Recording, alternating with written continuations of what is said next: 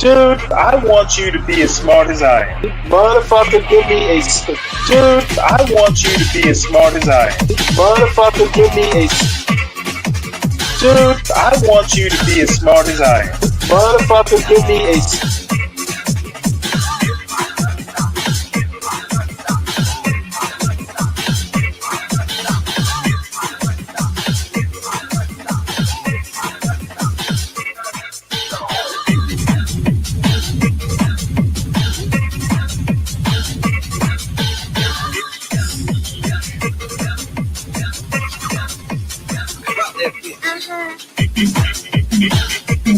Dude, I want you to be as smart as I am. Motherfucker, give me a specific.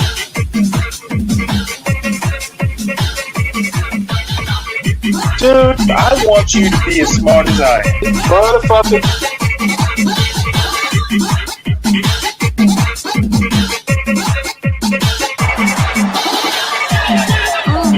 Come on out, you rapist!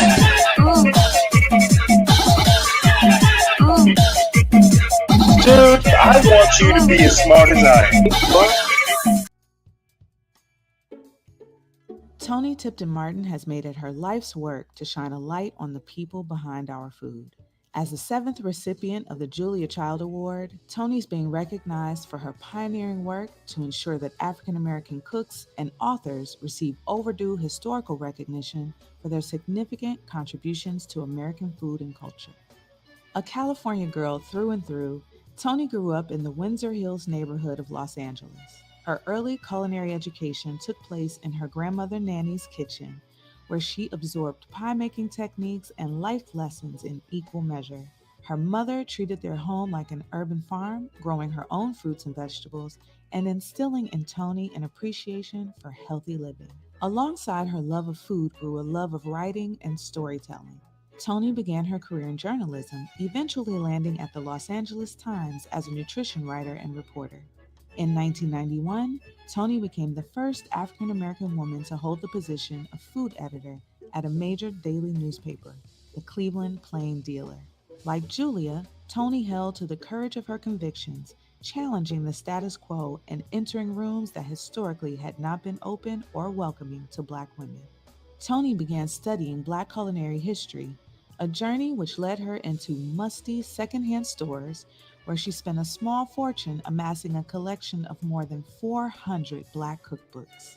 This collection spans nearly 200 years of Black cooking and reflects traditions that extend far beyond the stereotypical soul food that African American chefs have historically been pigeonholed in. This collection became the jumping-off point for much of Toni's most celebrated work. In 2005, she published a historic reprint of the Bluegrass Cookbook by Minnie C. Fox, containing the first known photographs of African American cooks. In 2015, Toni published the Jemima Code, 2 Centuries of African American Cookbooks, an annotated bibliography in which she surveyed and analyzed many of the books in her collection, recognizing the hidden figures of their authors. In 2019, Toni published Jubilee, Recipes from 2 Centuries of African American Cooking, in which she adapted many of the recipes from her collection for the modern kitchen. Jubilee won wide acclaim, a James Beard Award, IACP Cookbook of the Year, and was named a Best Cookbook of the Year by the New York Times, The New Yorker, NPR, The Atlantic, and more. The scope of Toni's work extends far beyond the publishing world. In 2008, she established the Sandy Youth Project to inspire families to celebrate their own cultural contributions and to eat and cook more healthfully. Former First Lady Michelle Obama invited Toni to the White House for her work to help families live healthier lives. She's also a co-founder and former president of the Southern Foodways Alliance and Foodways Texas. In 2020, Toni was named editor-in-chief of Cook's Country magazine and television show, where she continues to tell the stories of the people behind America's most iconic regional dishes. In the wake of the COVID-19 pandemic, America's reckoning with the Black Lives Matter and Me Too movements, Toni Tipton-Martin's commitment to equity and recognition of African Americans' significant contributions to food and culture make her a most fitting recipient of the 2021 Julia Child Award.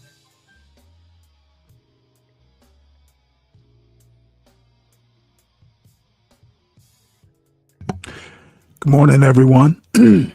Welcome to Stanley versus the World. Uh, Everyone, please make sure you hit the like button. Uh, and please subscribe to the John Galt Urban Landlord channel.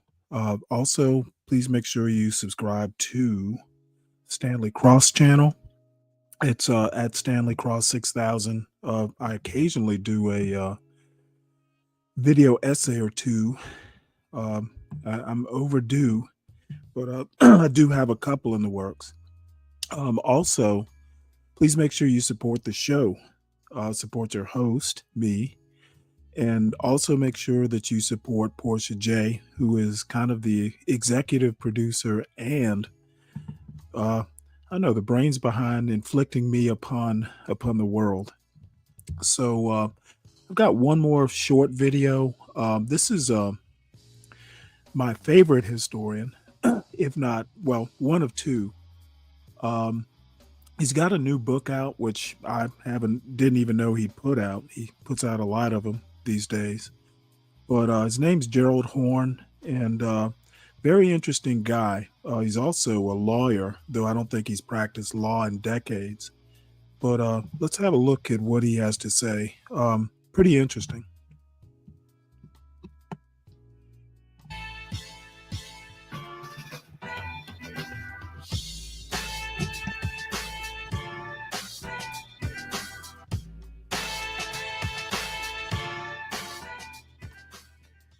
How Greg Carr summarizes Gerald Horne's latest book. This book just came out. This is Gerald Horne's latest book. It just came out a couple of days ago. African Americans and a New History of the USA. This is Gerald Horne's latest book. And what's interesting about this book is it is not a new book. When you look at its 16 chapters, it is the introduction of 16 different books that are of the nearly 40 books that Gerald has written. These are the introduction chapters. And what he's doing is when you read them together, Chapter 1, the dawning of the apocalypse, the roots of slavery, white supremacy, settler colonialism, and capitalism in the long 16th century. Chapter 2, the apocalypse of settler colonialism, the roots of slavery, white supremacy, and capitalism in 17th century, North America and the Caribbean. So what he's doing in those first two chapters is erasing the idea that we should start any of our memory in 1619. Now, John Clark would start our memory in antiquity. Gerald is not against that, but his focus is on the last 500 to 600 years. And what he's not doing, what he's doing is revealing something I've already said, but I want to tie it now to where we are as we kind of begin to think about this in context. What Gerald Horne is reminding us is that we should not think of ourselves as African people in relation to any of the criminal enterprises that came together to call themselves Europe. Certainly not picking sides into which European we identify with the most. A 1619 project says I identify with the English. A project that goes back to the 16th century say I identify with the Spanish first, or I identify with the French first, because they precede the English, the Portuguese, or the Dutch. We identify with it. No. Gerald's like, don't identify with any of these people. All of this is visiting, as John Clark has said many times and written many times, the sores of Europe onto the world. Which means even the people in Europe, the vast majority of people in Europe who had nothing to do with it, are being drawn into a criminal enterprise by a tiny group of people. Elon Musk has predecessors. It's always been a handful of petty tyrants trying to run the world. The technology improved. That's the major difference. And the crisis of the 21st century will be the same as the crisis of the 16th century. Understand, white Christian nationalism is not new. At its beginning, it was called the Catholic Church. And the Portuguese and the Spanish fighting each other, internecine conflict, as John Clark used to say. Please, of course, that goes on and on and on. But we're happy to have that clip from Greg Carr, you can listen and check him out on In Class with Carr on YouTube each and every Saturday. But with that said, that's a great introduction, I think, to Dr. Gerald Horne. Dr. Horne, as we said before, a prolific author of more than 40 books. He's an African-American historian. Currently is at the teaches at the John J. and Rebecca Morse, where he's the chair of history and African-American studies at the University of Houston. He can be heard on many, many community radio shows, including right here on WPFW every Friday with Esther's on the ground. He was on last week and often is on Building Bridges Mondays at 7 p.m. with Mimi Rosenberg. But welcome, Gerald Horn, and let's start with making sure the listeners know if you can announce where you will be on Saturday. First of all, thank you for inviting me. Second of all, Saturday, February 1st, 6 to 8 p.m., Sankofa Books across the street from Howard University on Georgia Avenue. Yes, and listeners are welcome to join us there. And Gerald will be talking about his two latest books. Perhaps you maybe start with summarizing those, but I want to make sure we also leave time for your comments on this first week we just went through with the Orange Man. But maybe, well, let's start with what the week we just went through, Dr. Horn. I don't know if you can summarize some of your top concerns about what we went through last week. I know it was a lot, but perhaps what are some of the things that really jumped out to you and is important for listeners to know from week one? Withdrawing from the Paris Climate Accord, making more likely the kinds of wildfires that you saw in Los Angeles and are still seeing in Los Angeles to this very day. Withdrawing from the World Health Organization, making it more likely that the next pandemic will kill more than the 1.2 million that COVID-19 claimed in 2020, 2021 going forward. There is the attempt to further militarize the border with deportations taking place as we speak, leading to ruffled relations with Brazil and Colombia, which I don't have time to detail, but will have enormous consequence in terms of hemispheric relations.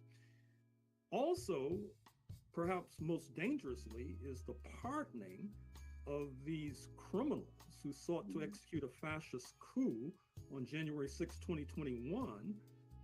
They are already threatening retaliation and retribution and bid fair to create a kind of private militia acting at the beck and call of Mr. Trump. And of course, we have very unfortunate histories with private militias. Think back to the Ku Klux Klan post 1865. And then there's the overthrow of diversity, equity, and inclusion, including toppling the executive order by President Johnson in 1965, which formed a foundation for affirmative action. It's fair to suggest that the DC workforce is in the crosshairs.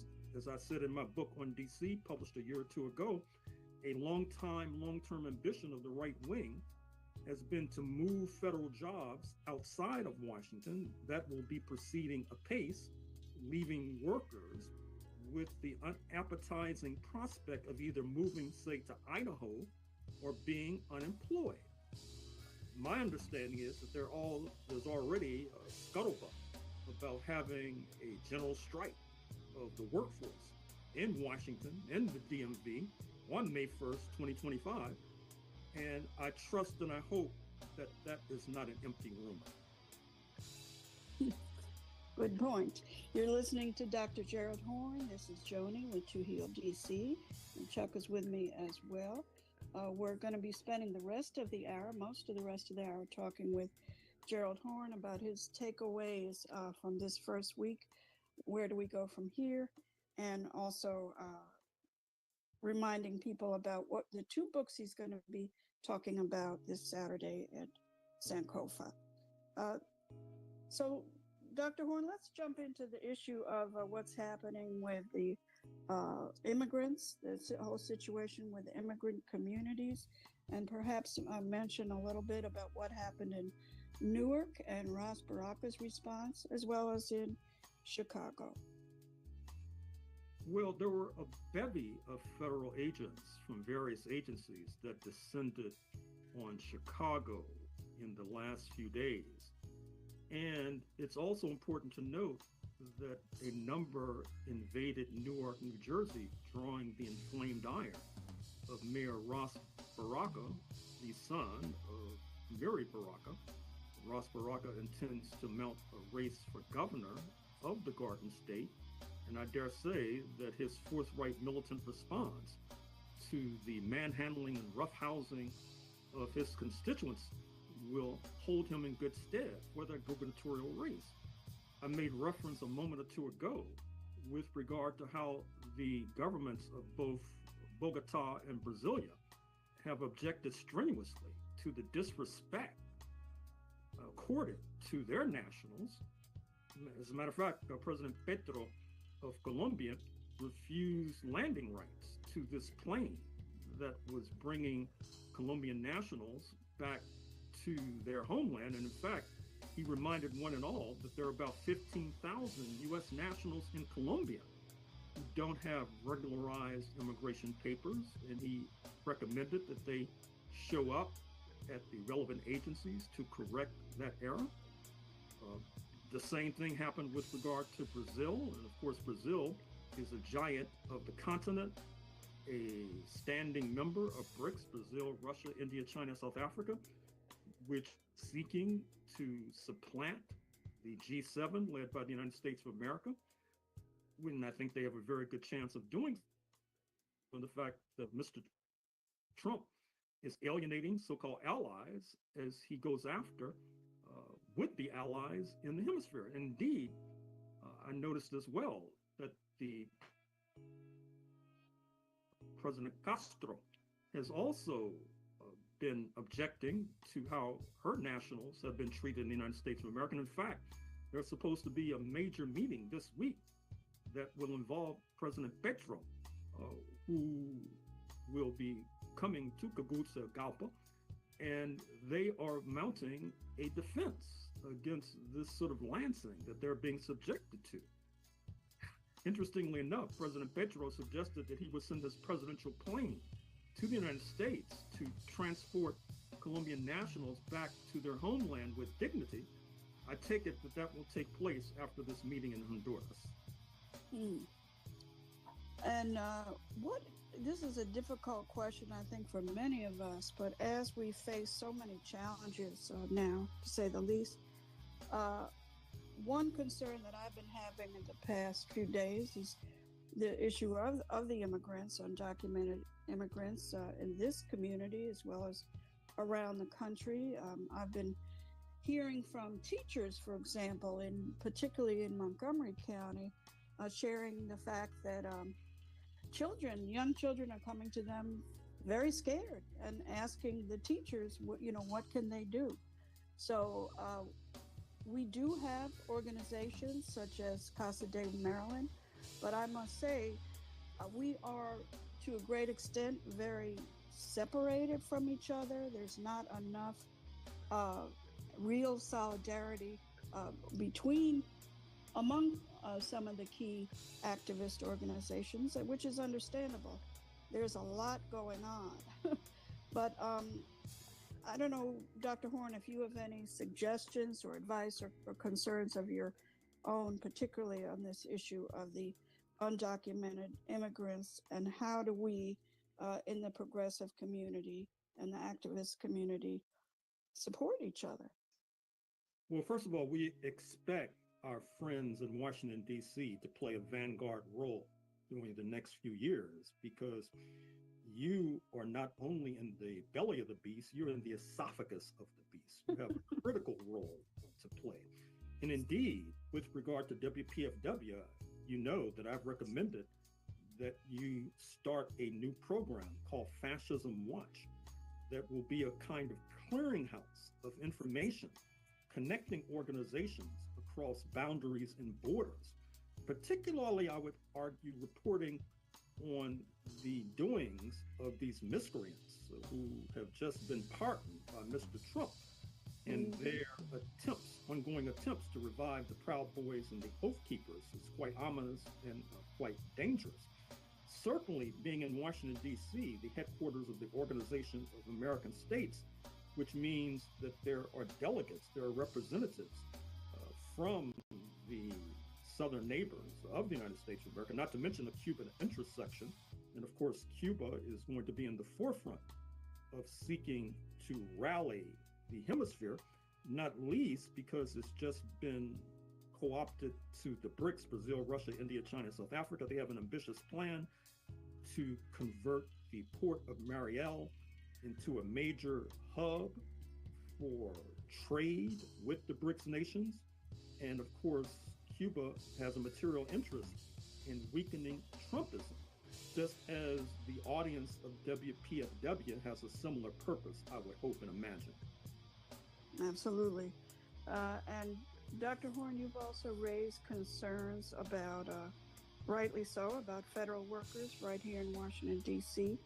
that are most likely going to be hit hard. And the importance of us, standing up in solidarity with this workforce.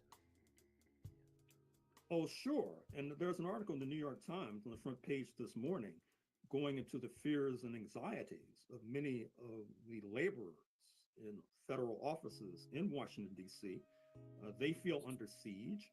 Of course, Mr. Trump has suggested that those who violate his edict with regard to overthrowing diversity, equity, and inclusion, that those who seek to pursue those policies be snitched on by internal spies, and who knows what fate will await once the snitching takes place. And so I think that is well past time, and I'm sure that's happening as we speak, that the unions step up for the members who are now under siege, because it's apparent that Mr. Trump sees a major stumbling block in terms of executing his diabolical and devilish plans. He sees a major stumbling block being the unions, particularly the federal workers in the District, Maryland, and Virginia. Absolutely. And I think during this first week, we saw one national union step up, NTEU, a National Treasury Employees Union, who filed a lawsuit against the Trump administration just on Monday evening, I believe, challenging the right of the administration to actually turn people, as you said, into snitching against each other. So we'll be watching that as we move along, and hopefully we'll be hearing from other unions that are stepping up to the plate.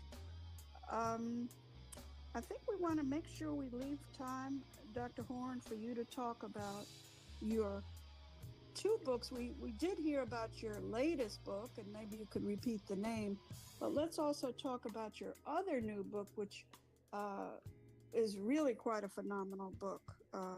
So tell us the titles of each book, and then talk about the one that we haven't heard about yet this morning, that gives the history of the Black Panthers, etc.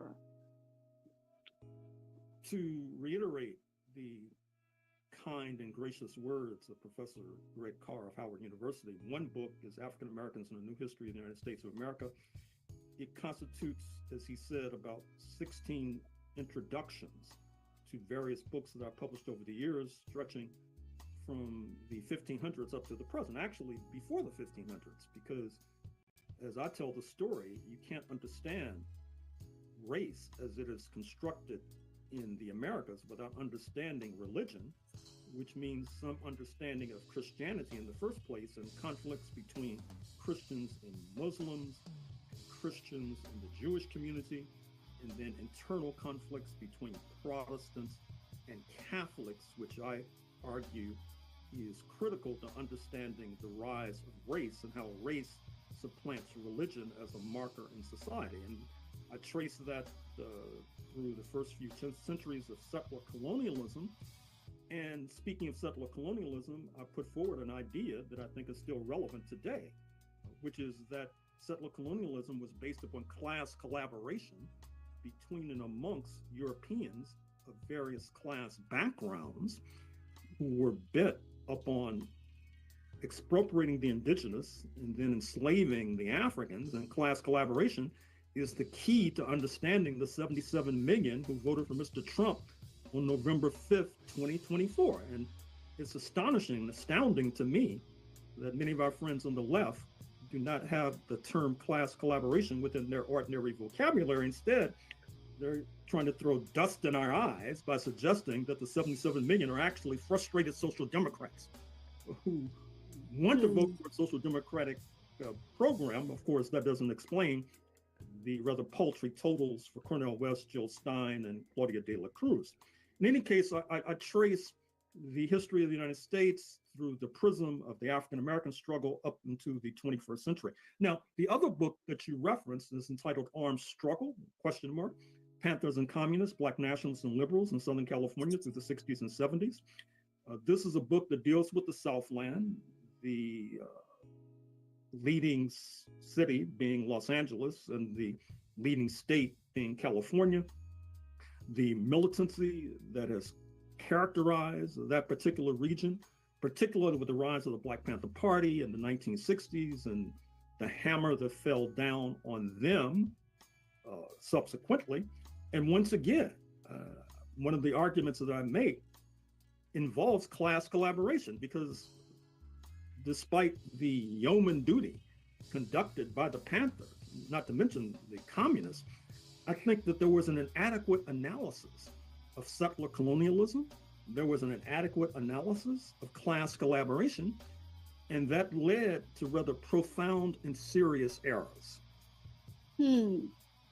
So explain a little bit more what you mean by that, particularly in terms of class collaboration not being focused on enough. Well, I think that oftentimes, believe it or not, there has been a kind of assumption that the United States, for example, is not unlike France. France had this revolution circa 1789. The United States had a so-called revolution around the same time, except the French Revolution contributed mightily to the abolition of slavery circa 1793, whereas in the United States, 1776, you had thousands of enslaved Africans. By 1861, on the verge of the US Civil War, you had millions.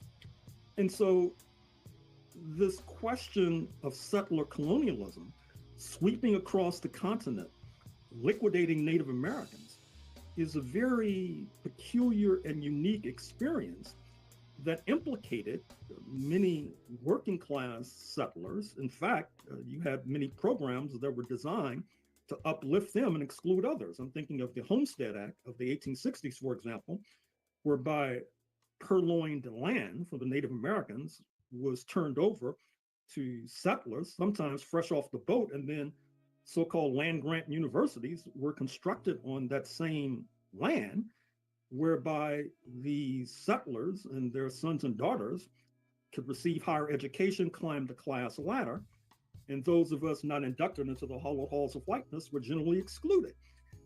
But instead of focusing on those salient factors, there has been this assumption that class unity prevails even in the face of realities that point in an opposing direction.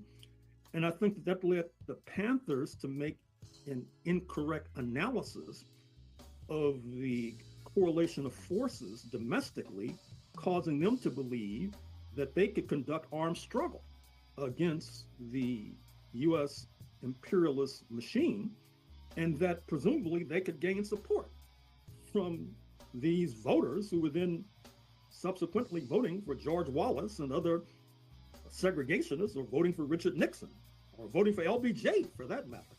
So this is part of what this book concerns, and this is part of what I'll be discussing on Saturday, February 1st, 6 to 8 at Sankofa. Yes, great. And Gerald, if you can, this may be not an easy question, but what advice might you have for activists in particular, or all people listening now? But let's speak to the, as you say, our friends on the left and all people out there that are going to be trying to stand up against the threats we will be facing.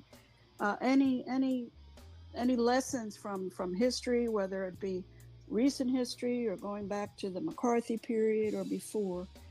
Any, please share your words of wisdom. Well, first of all, internationalism. That's a theme of both of these new books.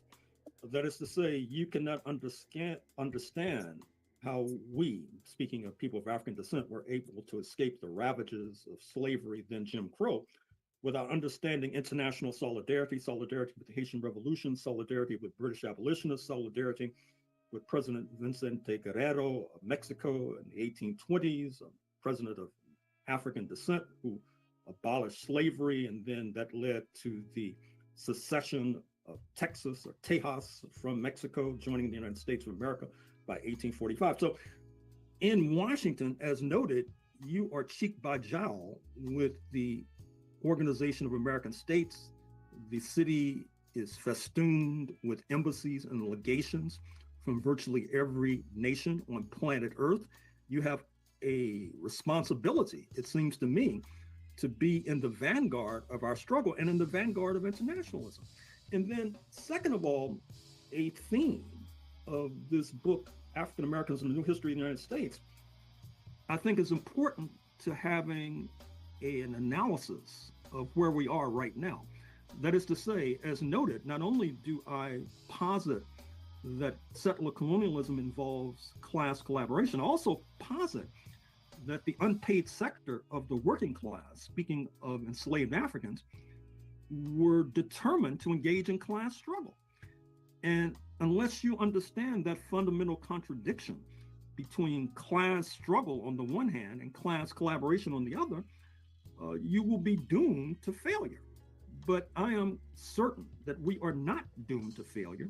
I am certain that our comrades and friends in Washington, D.C. will step up to the plate, to use your metaphor, and that gives me hope for the near term. Well, thank you very much, Gerald Horne, and you give me hope, and I'm sure you give a lot of the rest of the listeners hope as well. Again, Dr. Gerald Horne can be heard mostly every Friday, and certainly this Friday with Esther Averum at 10 a.m. on the ground. And you can come out and meet Gerald Horne at Sankofa this Saturday from 6 to 8 p.m. Thank you very I know that was kind of long and kind of boring, and no video to go with it. I didn't realize when I played it. But Gerald Horne is actually one of the more important historians. He tends to be a, quote, Marxist historian. However, he was one of the actual historians behind the 1619 project. And the one thing that I mentioned to SKC the other day, history is not a set of facts. The actual history, the story in history, is actually interpretation of what the facts mean. And historians tend to differ. The one thing that I got from this, 30-minute interview is that the U.S. is actually very interesting in that class and race intersect. And I mentioned yesterday using Wilmington, North Carolina, 1898 is an example. When there is class collaboration, race will always be the wild card. And America, this is why populist movements have tended to not work in the U.S.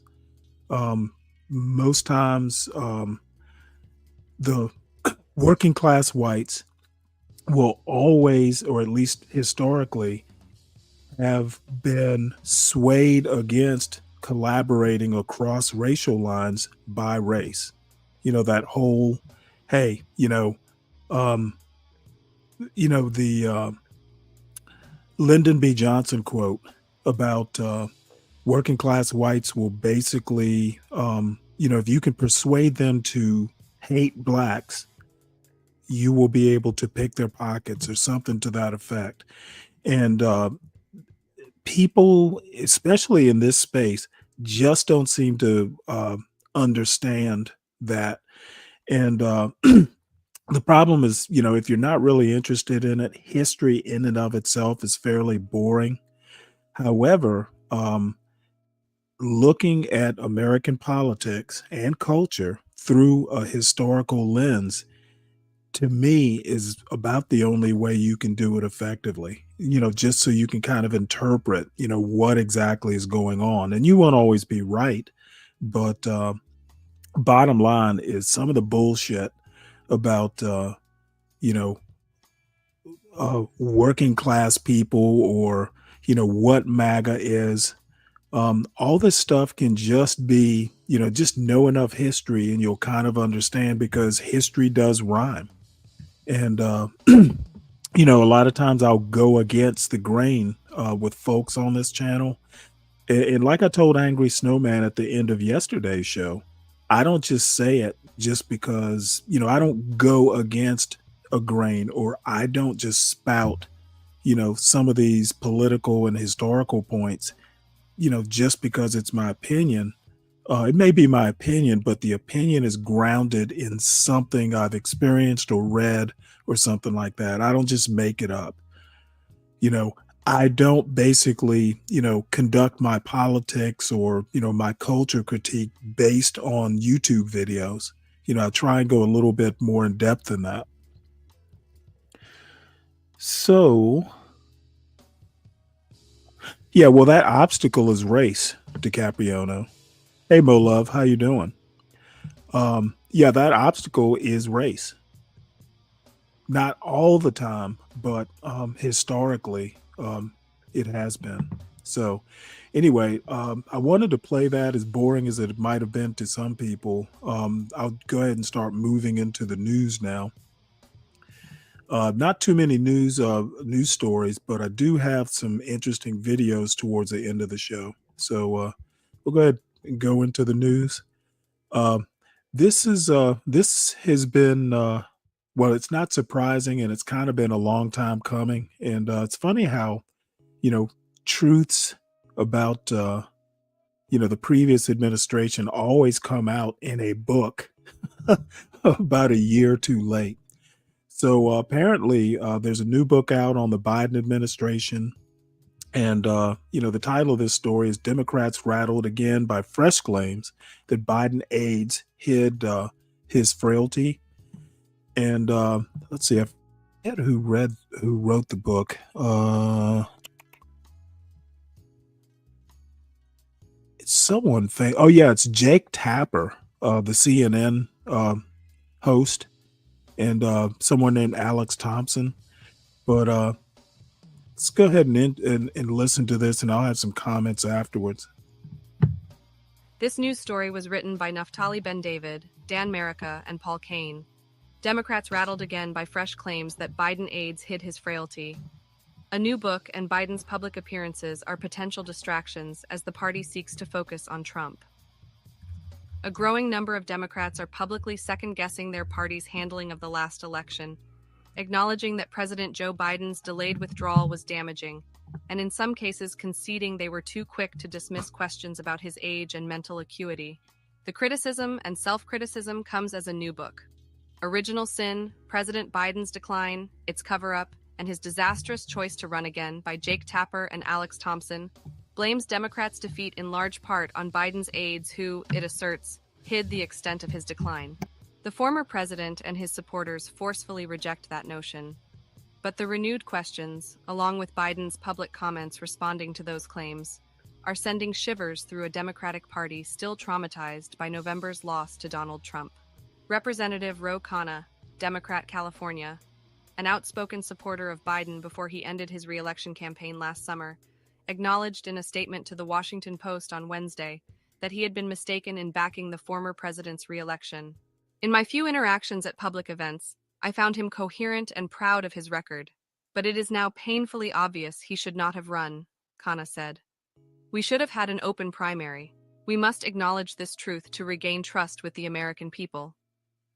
Kentucky Governor Andy Beshear, a potential Democratic presidential candidate in 2028, said in an interview Wednesday that it would have helped the party if Biden had ended his re-election bid earlier than July. In retrospect, If the president was going to drop out, dropping out earlier would have given any candidate a little more time, Beshear said. He suggested, too, that Democrats would have had a better chance if their nominee, then Vice President Kamala Harris, had drawn clear distinctions with Biden. It would also have taken a campaign willing to break with the president on certain issues, Beshear said. The flare-up comes at a particularly inconvenient time for Democrats, who believe the political tides are beginning to shift their way after the onslaught of Trump's first few months. Democratic leaders are now seeking to focus on a Republican spending bill, which they say will slash Medicaid, and on the potential economic chaos unleashed by Trump's tariffs. Biden, they note, left office 4 months ago, was not the party's candidate in 2024, and will presumably never run again. Trump, in contrast, has only begun a 4-year term that Democrats say is already causing irreparable damage. But other Democrats contend that party leaders should state openly that Biden should never have sought re-election. Such a confession is needed to regain the trust of voters, they say, given that Americans retain doubts about the Democratic Party, even as they sour on Trump. Khanna came to Biden's defense in February 2024, after then Special Counsel Robert K. Hur issued a report saying he would not prosecute Biden for mishandling classified documents, in part because a jury would see the president as a well-meaning elderly man with a poor memory. Democrats were infuriated by what they saw as an unfair shot at Biden, and Khanna appeared on CNN to rebut the description. I've seen the president twice in the past 2 weeks. I've had a conversation with him. He's completely mentally sharp, Khanna said. Former Transportation Secretary Pete Buttigieg, who ran against Biden in the 2020 Democratic primary and then served in his cabinet, said in remarks this week that the party would likely have been better off if Biden had not run. Maybe. Right now, with the benefit of hindsight, I think most people would agree that that's the case. Buttigieg, a potential presidential candidate in 2028, told reporters Tuesday. We're also not in a position to wallow in hindsight. We've got to get ready for some fundamental tests for the future of the country and this party. Original Sin includes several evocative anecdotes, asserting that in a June 2024 meeting, Biden did not recognize actor George Clooney, whom he had known for years, and that at one point aides discussed whether Biden should use a wheelchair in his second term. A spokesperson for Biden's office said the authors did not fact-check the book with them, adding that they would not respond to individual assertions as they trickle out. We continue to await anything that shows where Joe Biden had to make a presidential decision, or where national security was threatened, or where he was unable to do his job, the spokesperson said.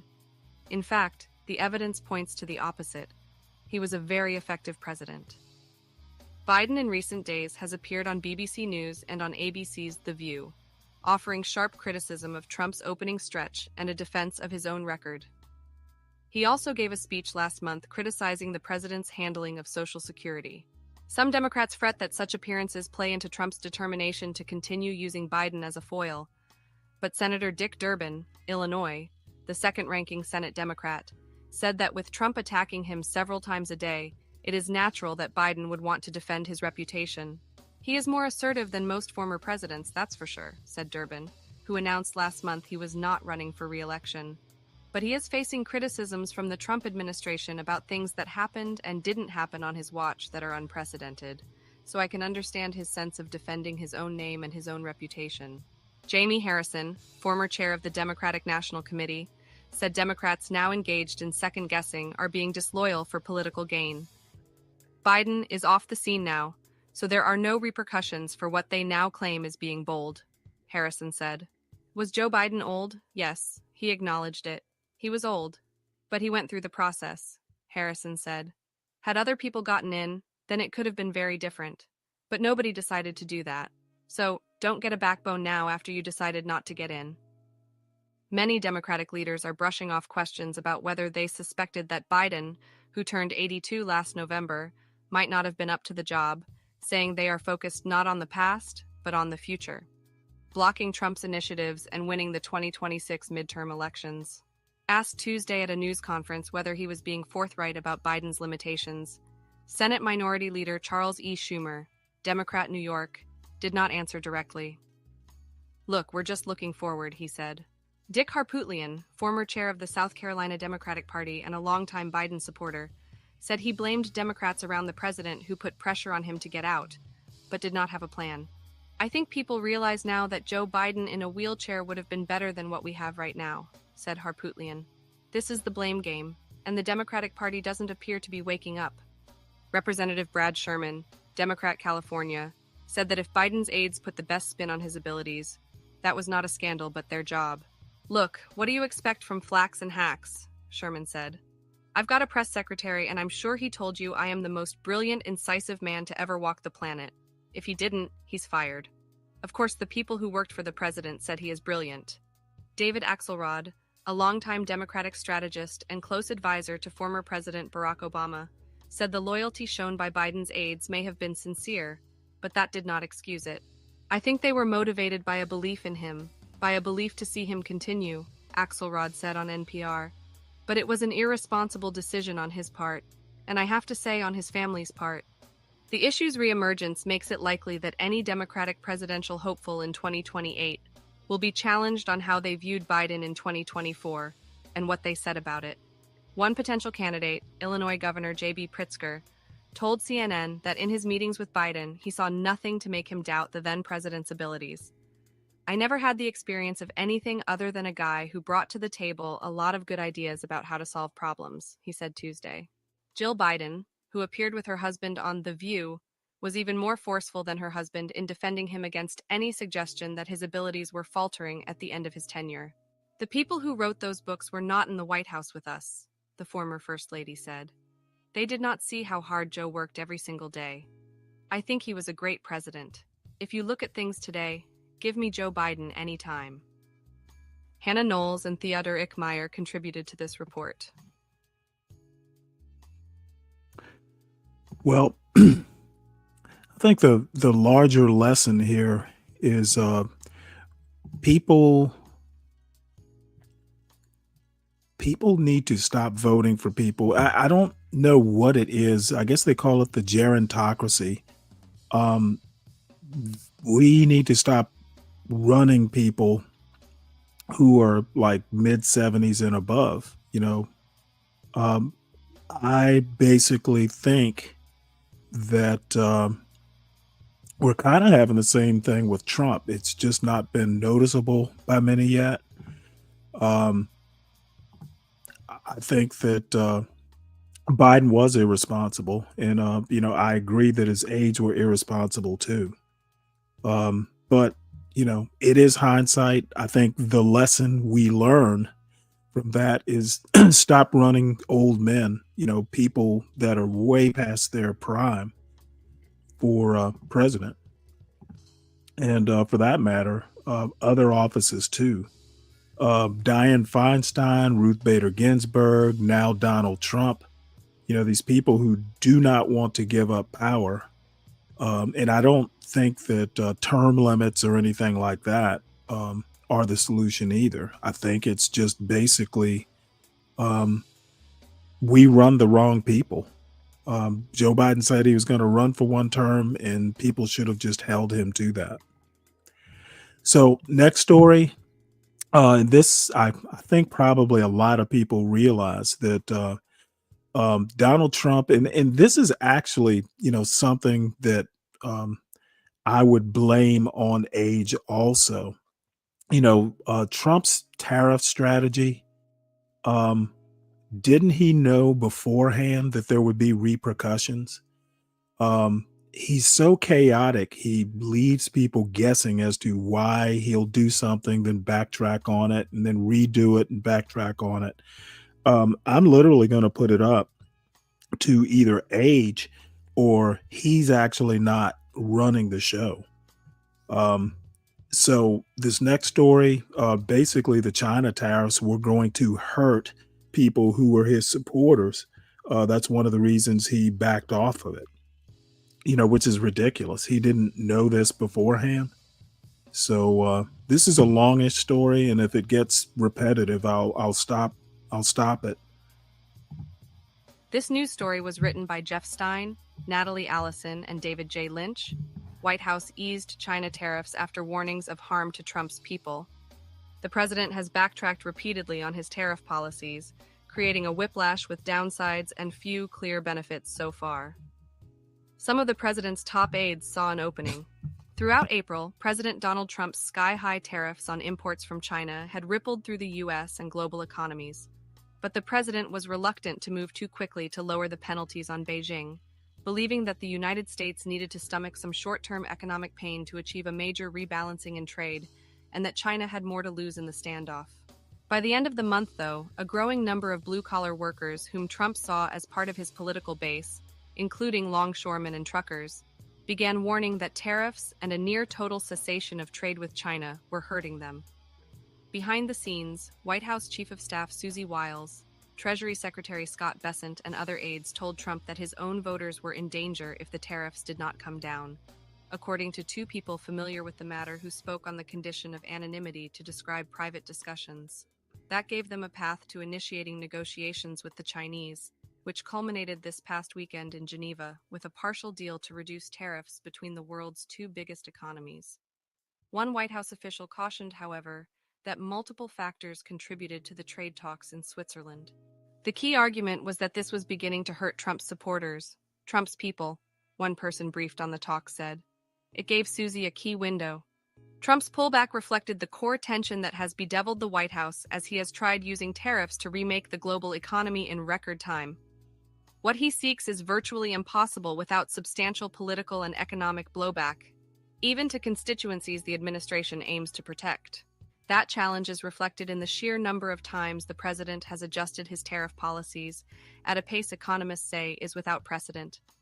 Since the inauguration on January 20th, Trump administration officials have announced new or revised tariff policies more than 50 times, according to a tally by the Washington Post. A separate tally by Reed Smith, a law firm, has found about 55 such actions. Trump has issued more than a dozen tariff-related executive orders, or about one per week. One aimed at Mexican drugs and migration, another aimed at Canada, yet another hitting China, and several that modified previously issued executive orders, among others. Some of his plans have been strikingly short-lived.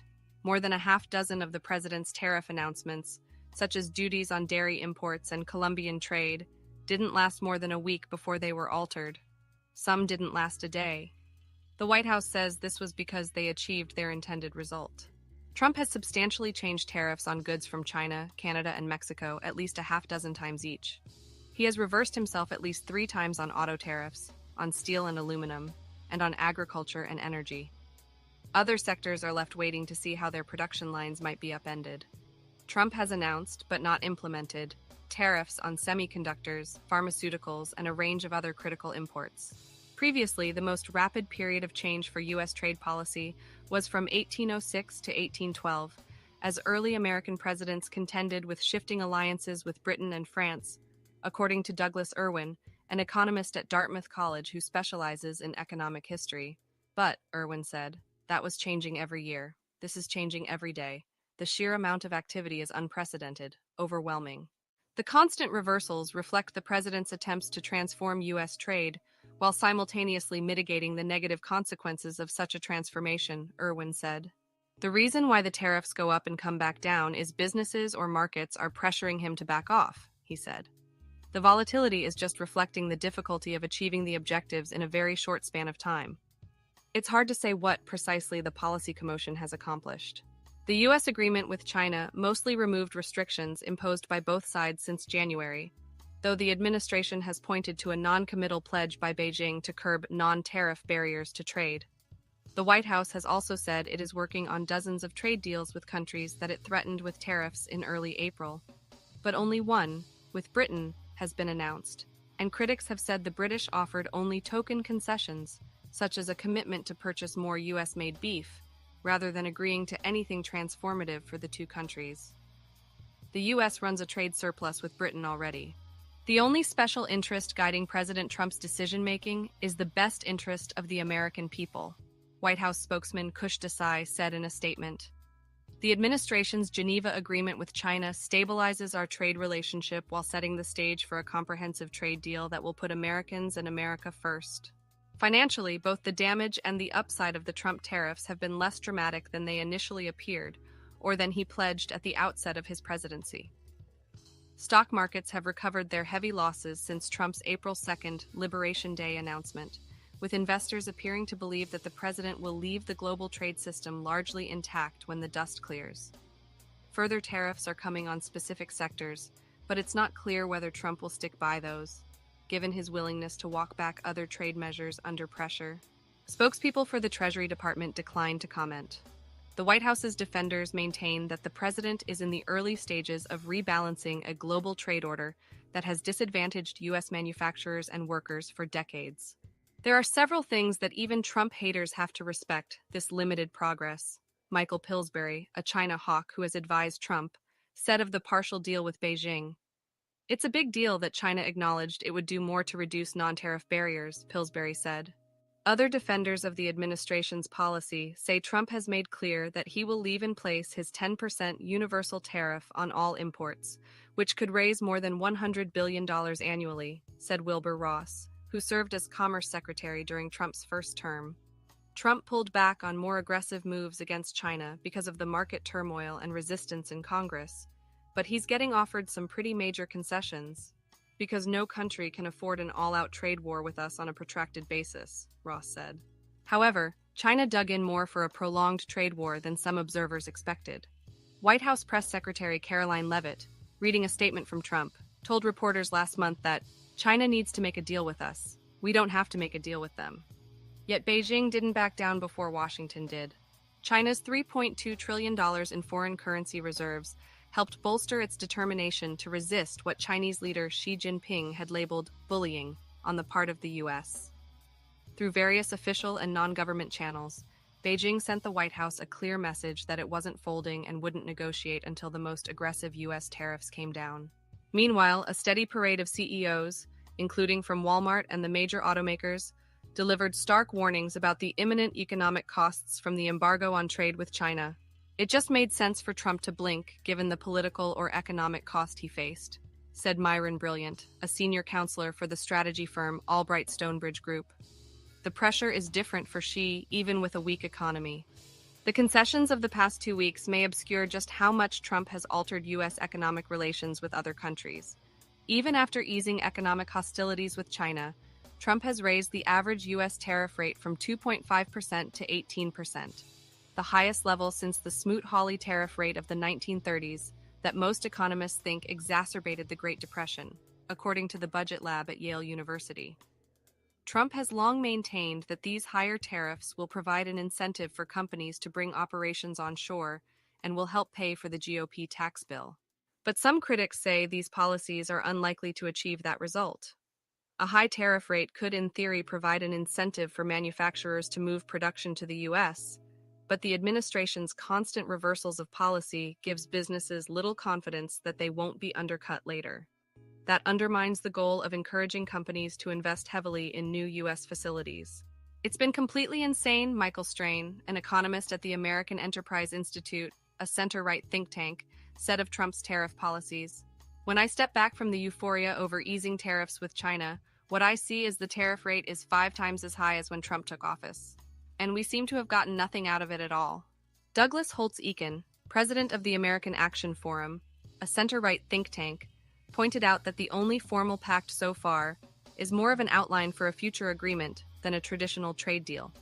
It's hard to imagine that Britain needed to be threatened with major tariffs for its leaders to agree to relatively minor concessions, Holtz-Eakin said. All we've done is impose tariffs and then unimpose them. We haven't accomplished anything, honestly, Holtz-Eakin said.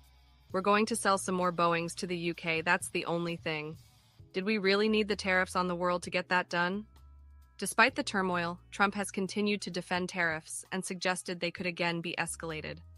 But it is increasingly difficult to imagine him raising the import duties to anywhere near where they were in the aftermath of last month's announcement, given his unwillingness to endure sharp market slides and business slowdowns. That may mitigate the damage to the U.S. economy, but it also weakens the administration's hand in negotiations with countries who know Trump's pain threshold. The fallout also highlighted just how many obstacles there will be to implementing Trump's tariff vision. In addition to public criticism from the International Longshore and Warehouse Union, the president faced defections from other players typically viewed as allies, struggling manufacturers, truckers with plummeting orders, construction firms fearing rising costs. CEOs from major companies made their complaints known to the White House. Republican senators closely allied with Trump pushed back heavily, and the president's polling numbers took a beating in a way that he may be unlikely to risk again, said Doug Heye, a GOP strategist who worked for former House Majority Leader Eric Cantor, Republican Virginia. We saw Trump underwater for the first time on the economy, and this was why, Heye said. It hits at something core to his DNA, the economy and business. That made these tariffs difficult for him to maintain. Yeah, it was his DNA, all right. I think it just basically makes him look weak. They're right. You know, I think other countries know his pain threshold. And the other thing that I know the EU did was they did targeted tariffs in retaliation. Basically, they targeted red states when they did their counter tariffs. So the thing that I can't figure out is why did they not know other countries were going to retaliate? And as I pointed out, China's the only country on earth that can literally go toe to toe. And this article pretty much confirmed what I thought. The U.S. blinked first. Okay, China did not come to Trump and say, hey, let's sit down and do a 90-day truce. The U.S. went to China. So I don't see how this is an effective negotiation strategy. And if we're inflicting pain so much on the non-China countries, Britain's the only one. And, you know, who expects Britain to put up much of a fight, you know, against the United States? Of course, they were first to have a trade deal. So this next story is actually good news. Yesterday, people, I know I had one or two people say, well, you know, shoot, looks like Gaza's in for a really rough time. Well, a rougher time. You know, famine is imminent, etc. Well, it looks like this says a new U.S. backed group says it will start aid operations in Gaza within weeks. The Gaza Humanitarian Foundation, led by U.S. military veteran Jake Wood, plans to begin aid delivery in Gaza within weeks following discussions with Israeli officials. This announcement follows weeks of Israeli blockade on Gaza, which blocks food, fuel, and medicine and worsens a humanitarian crisis affecting 2.3 million Palestinians. The foundation is nearing completion of securing sufficient aid to provide hundreds of millions of meals within its initial 3 months, temporarily using current delivery networks while developing additional distribution centers approved by Israel to enhance aid reach. UN humanitarian chief Tom Fletcher stated the U.S.-backed plan is far from meeting humanitarian law and noted the foundation must ensure aid doesn't get anywhere near Hamas. I don't see how that's going to be possible. International aid groups have widely rejected the plan, citing unresolved questions about funding, government involvement, and concerns that it may violate humanitarian principles and supplant existing aid systems. So, I don't know. Sounds like it's good, but it sounds like a bunch of the established aid networks are against it. Not exactly sure why.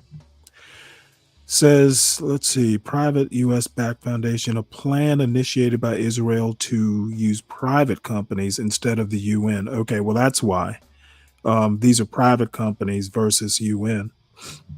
And, you know, if private companies are involved, there has to be a profit motive somewhere. So I'll have a look out for developments here. I think there's a way I can follow this story on Ground News. So I'll see, can I figure that out? Well, I'll figure it out. So next story. This is, we're going back to going back to the road to Trump's embrace of white South Africans. This is kind of an investigative piece, which I look forward to hearing. I haven't read it. So let us see here. Interesting. It's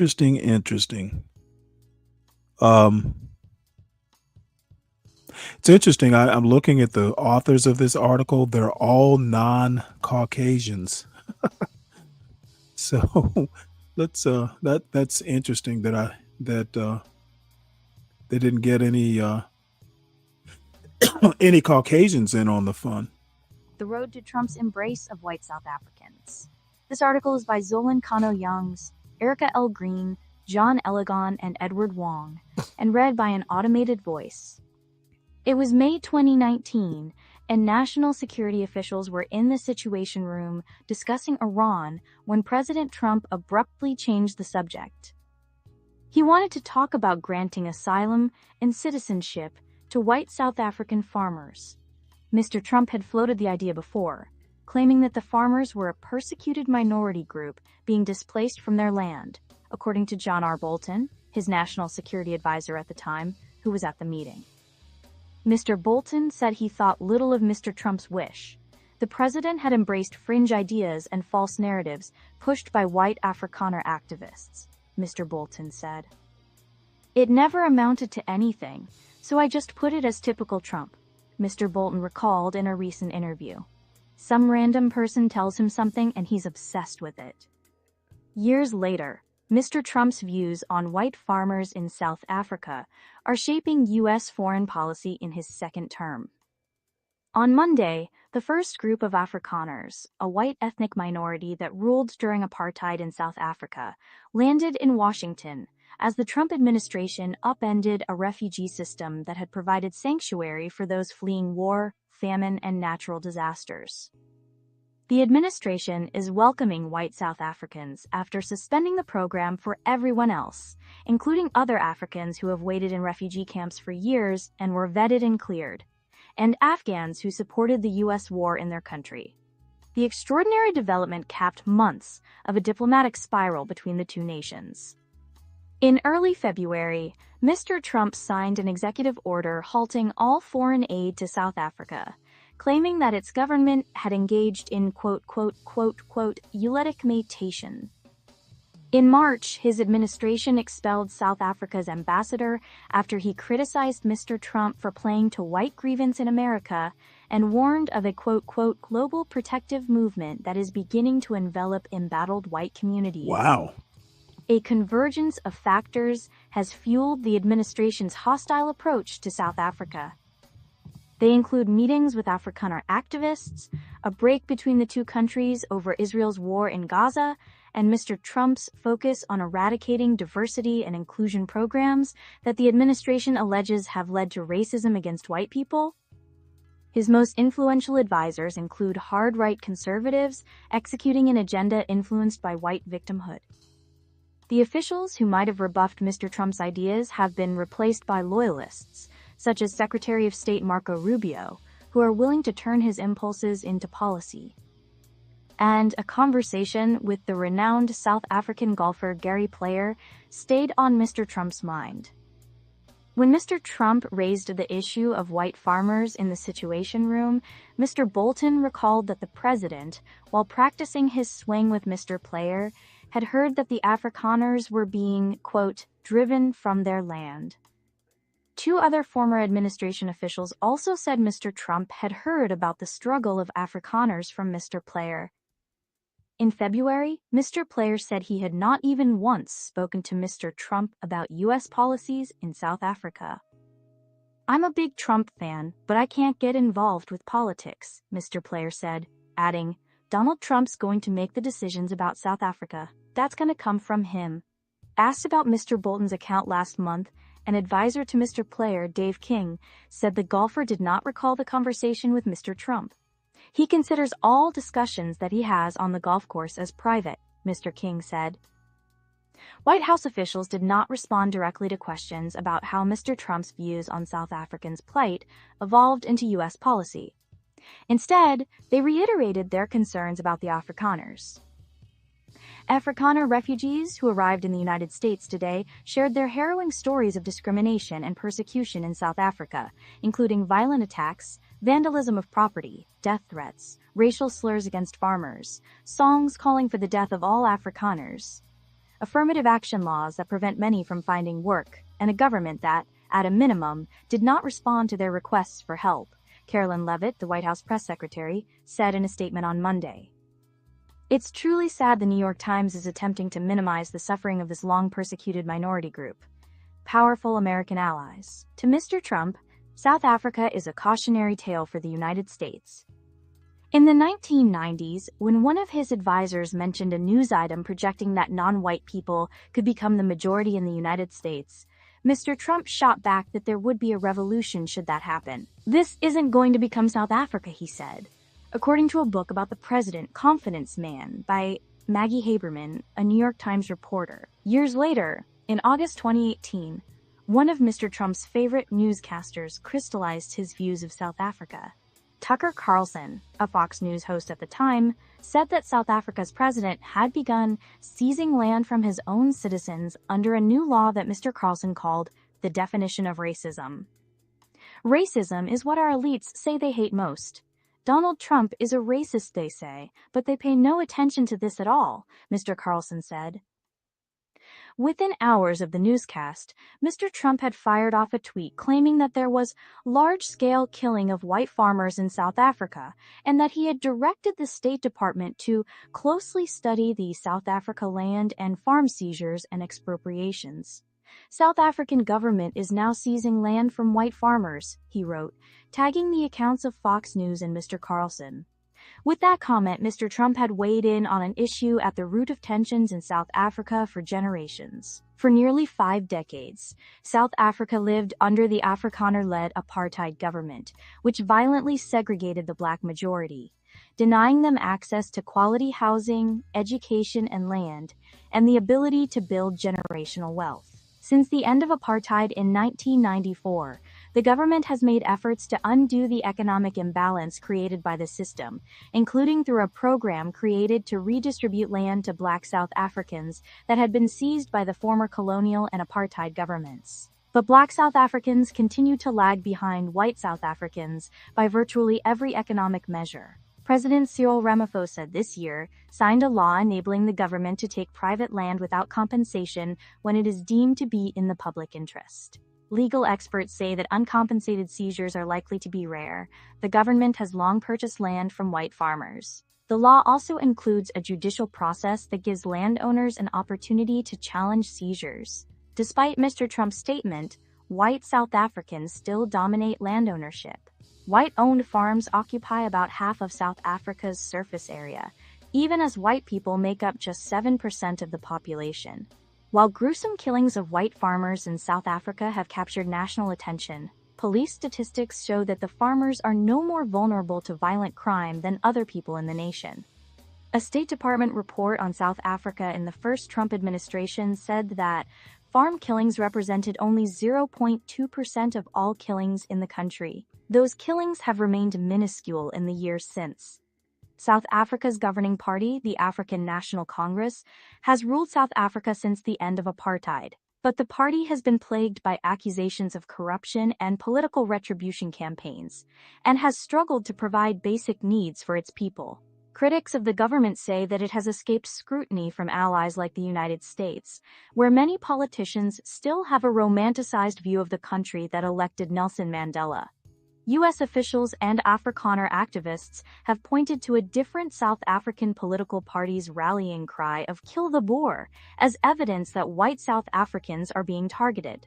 Boer means farmer in Dutch and Afrikaans.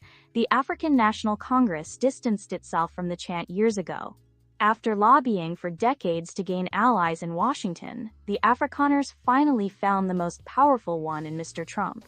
Ernst Roetz, a prominent Afrikaner activist who has been featured on Mr. Carlson's show, said activists have long wanted U.S. leaders to put more pressure on South Africa. South Africa is changing, he said, and the American administration has taken note of this. Divisions erupt and the ambassador is expelled. Mr. Trump wasted no time resurrecting the Afrikaner issue when he returned to office this year. And he was no longer surrounded by officials willing to limit his fringe ideas to social media. Elon Musk, the South African-born billionaire, who has become a ubiquitous presence in Mr. Trump's second term, has made baseless claims on social media about a, quote, genocide of white people in South Africa. Just weeks after Mr. Trump was inaugurated, Mr. Rubio announced that he would skip a group of 20 foreign ministers meeting in South Africa. He accused the South African government of using the occasion to promote solidarity, equality, and sustainability, the official theme of this year's G20. In other words, DEI and climate change, he said. Mr. Rubio and other Trump aides were particularly incensed that South Africa had brought a genocide case against Israel at the International Court of Justice. They consider the South African government a leader in rallying global outrage against Israel. In late February, Trump administration officials met with Afrikaner activists in Washington, who outlined their concerns. The officials asked about the murder rate of white farmers, racial quotas, and laws that have been passed to address racial inequities. They link it in a sense to their whole DEI issue in America, said Jocko Kleinhans, who leads international engagement for the Solidarity Movement, an Afrikaner rights organization that met with the White House officials earlier this year. They said there must only be merit. And while Mr. Trump's aides privately inquired about South Africa's handling of race, some of them raged over the South African ambassador's criticism of Mr. Trump's approach to race. The ambassador, Ibrahim Rasool, was quoted in a Breitbart article as saying that Mr. Trump was leading a, quote, supremacist movement against incumbency, those who are in power in South Africa. After reading the article in March, Mr. Rubio announced the expulsion of Mr. Rasool, calling him a race-baiting politician who hates America and hates Mr. Trump. Meeting at the White House, Mr. Trump's executive order shocked even Afrikaner activists. Days earlier, in a post on X, Mr. Ramaphosa defended the recently adopted Expropriation Act, writing that it was not a confiscation instrument, but a constitutionally mandated legal process. He said he looked forward to explaining the difference to the Trump administration. Why do you have openly racist ownership laws? Mr. Musk wrote in response, reposting Mr. Ramaphosa's message on his own account. 4 days after Mr. Musk's response, Mr. Trump issued an executive order halting aid to South Africa.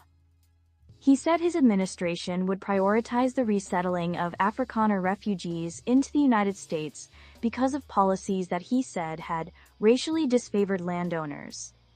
Mr. Kleinhans, the Afrikaner rights group activist, said that after the order was issued, many of his organization's members were concerned that things could get worse for them at home. He and other leaders in the Afrikaner movement decided to lobby the Trump administration to provide support for Afrikaners who wanted to remain in South Africa. He declined to say who from the White House met with the delegation, but a congressional official said the meeting included Brendan McNamara, the Director of African Affairs for the National Security Council, and Dan Dunham, a staff member in the Council's Africa group. The delegation also met with senior State Department officials. The South Africans told the American officials that while they appreciated the Trump administration's acknowledgement of the Afrikaners, they most wanted help fixing South Africa so that Afrikaners could continue living there, Mr. Kleinhans said. But according to Mr. Kleinhans, it was clear that the White House officials believed that the Afrikaners, the descendants of European colonialists, would be better off in the United States. Several people brought up the fact that many Afrikaners were already working on farms in America. Some mentioned business people they knew who were Afrikaner. White House officials seemed to believe that Afrikaners could quickly contribute to America's economy, he said.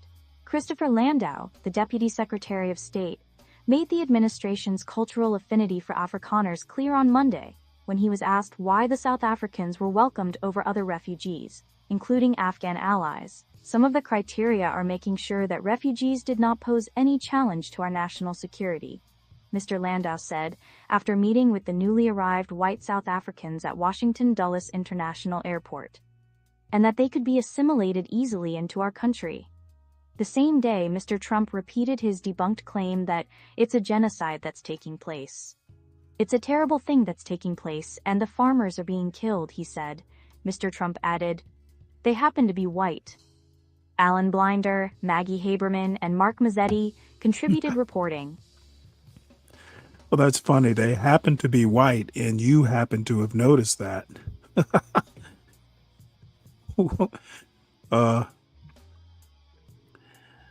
I don't know. I mean, it's pretty obvious that Elon Musk, is knee deep in this. So I guess my only thoughts are it is really scary to see an administration that is just so nakedly oligarchical, and literally, not only if Trump's not in bed with the billionaires, they have offices in the White House.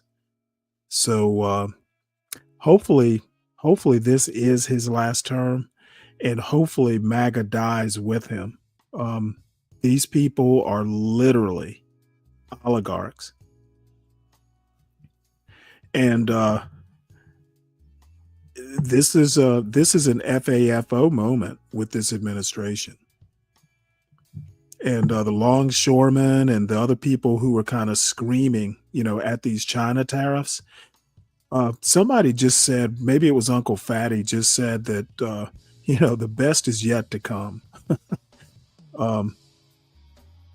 I appreciate Donald Trump kind of, experimenting, but this jerking back and forth honestly just makes him look indecisive. And after, this has only been like a few months of his presidency, this country's going to be fucking exhausted. This country's going to be exhausted by the end of the Trump administration. And I swear, if this keeps up for 4 years, MAGA is done. It'll go the way of the Tea Party. There will be people who pick up the remnants and form a new movement, but MAGA in and of itself is going to be dead. So, National Airport Pentagon hotline had been disconnected for 3 years. I didn't even know there was a hotline between the Pentagon and National Airport, but the Federal Aviation Administration was weighing suspending an agreement with the military over flights, and official testified before Senate. All these problems, none of them seem to be DEI related, with National Airport and Newark's Liberty International. All these things are equipment, and this piece of equipment, a phone, a hotline isn't working. None of this seems DEI related. This news story was written by Ian Duncan. National Airport Pentagon hotline had been disconnected for 3 years. The Federal Aviation Administration was weighing suspending an agreement with the military over flights. An official testified before the Senate. A hotline connecting air traffic controllers at Reagan National Airport and their counterparts at the Pentagon has been inoperable since March 2022. A Federal Aviation Administration official confirmed Wednesday, further evidence of poor safety coordination between federal agencies responsible for the airspace where a mid-air collision in January killed 67 people. The line is maintained by the Defense Department, and the aviation agency was not aware of the outage during the 3 years it was down. Franklin McIntosh, the FAA's deputy head of air traffic control, testified at a Senate hearing Wednesday. Aviation officials discovered the hotline wasn't working after May 1st, when controllers at National ordered 2 passenger jets to abandon landings because an Army helicopter was circling nearby at the Pentagon. We're insisting on that line to be fixed before we resume any operations out of the Pentagon, McIntosh said. Ongoing disputes over how to ensure safety have led to unusual finger-pointing among cabinet departments. Transportation Secretary Sean P. Duffy has accused the military of violating safety protocols, while military officials have insisted they have followed the FAA's restrictions. Key senators joined in with their frustrations at Wednesday's hearing of... I want to say this. People seem to be ignoring the utter disarray of Trump's administration. They want to point back to Biden and the chaos with the withdrawal from Afghanistan and the border and just things. Has anyone noticed that the Trump administration is literally in disarray? The Pentagon, hotlines broken, the military's being accused of not doing safety protocols, the cabinet members are sniping back and forth, Elon Musk having a fight with Marco Rubio and the other cabinet secretaries. This is a mess, and no one in MAGA land or John Galt urban landlord the John Galt urban landlord neighborhood seems to be noticing that it's a fucking mess. Creative chaos. I don't think this is creative chaos. Has anyone out there in the chat noticed what this administration is in disarray?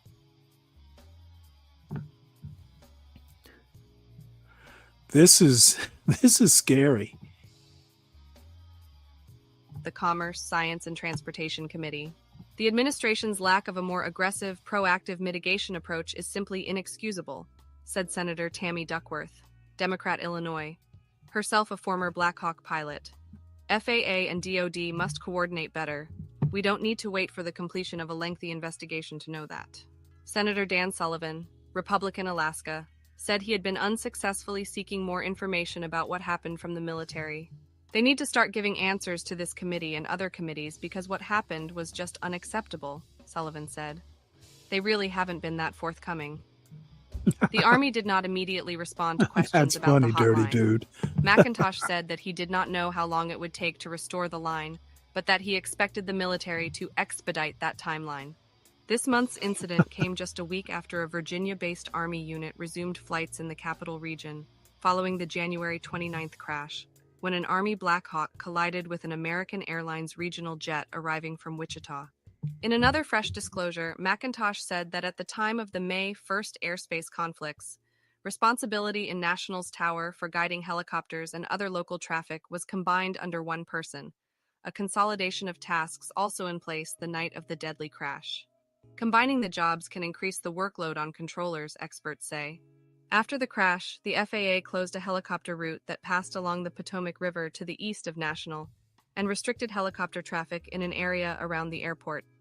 But military, police, and medical helicopter flights have continued in the region, causing ongoing disruptions to passenger traffic.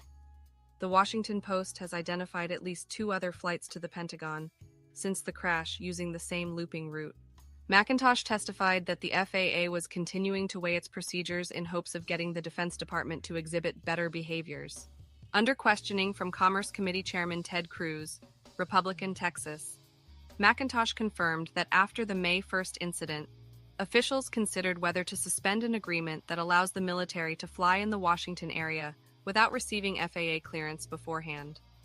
Before the FAA took that step, however, the Army unit in Virginia announced that it would once again suspend helicopter flights to the Pentagon while it carried out a review. We were extremely troubled by the incident that occurred, especially in light of DCA and the events that led up to the accident, McIntosh said, referring to National by its airport code. We were ready to deploy any option that we could use or we felt was necessary. Yet McIntosh acknowledged the prolonged hotline outage also raised concerns about the FAA's procedures. I think the next question would be why were we not aware of it and insist on it being fixed, McIntosh said. Scott Dunham, a retired National Transportation Safety Board investigator, said it's typical for nearby air traffic control facilities to have direct communications with one another. McIntosh testified that the 2 facilities were still able to reach each other by normal phones. But Dunham said that should be a last resort after the normal stuff breaks. Jeff Guzzetti, a former NTSB and FAA investigator, said the Army has been less transparent than civilian authorities since the crash, potentially due to the sensitivity of some of the missions it flies. but Gazzetti said the military will have to find a way to share more information. This fatal accident at DCA is shining a huge spotlight that the Army can't get away from easily, he said. Wednesday's hearing also examined the ongoing problems at Newark Liberty International Airport, which has faced days of delays caused by unreliable technology, a shortage of air traffic controllers, and runway construction. The Guardian reported Wednesday that while Duffy has insisted the airport remains safe to use, he also said in a radio interview that he had switched a flight his wife was taking to nearby LaGuardia Airport. The Transportation Department told the British outlet that the change was made for scheduling reasons, not because of safety concerns.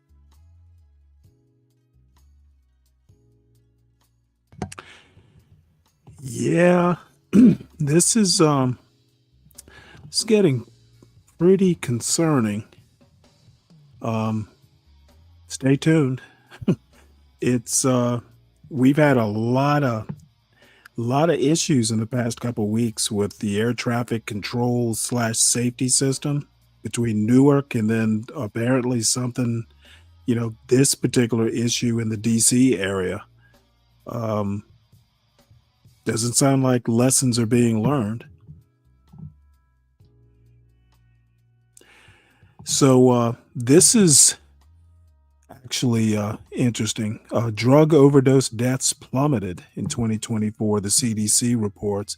Now, I'm kind of surprised that the CDC still exists. It's good to know that they're still putting out a report or two every now and again. Drug overdose deaths plummeted in 2024, CDC reports. This article is by Jan Hoffman and read by an automated voice.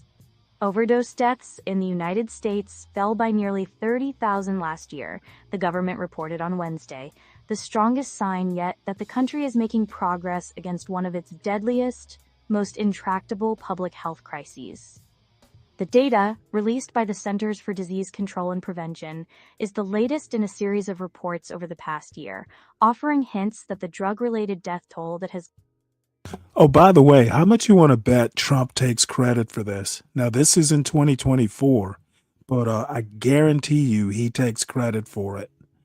Gutted families and communities could be starting to ease. Public health experts had been carefully watching the monthly updates, with skepticism at first and then with growing hope.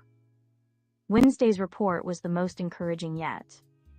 Deaths declined in all major categories of drug use, stimulants as well as opioids, dropping in every state but 2. Nationwide, drug fatalities plunged nearly 27%.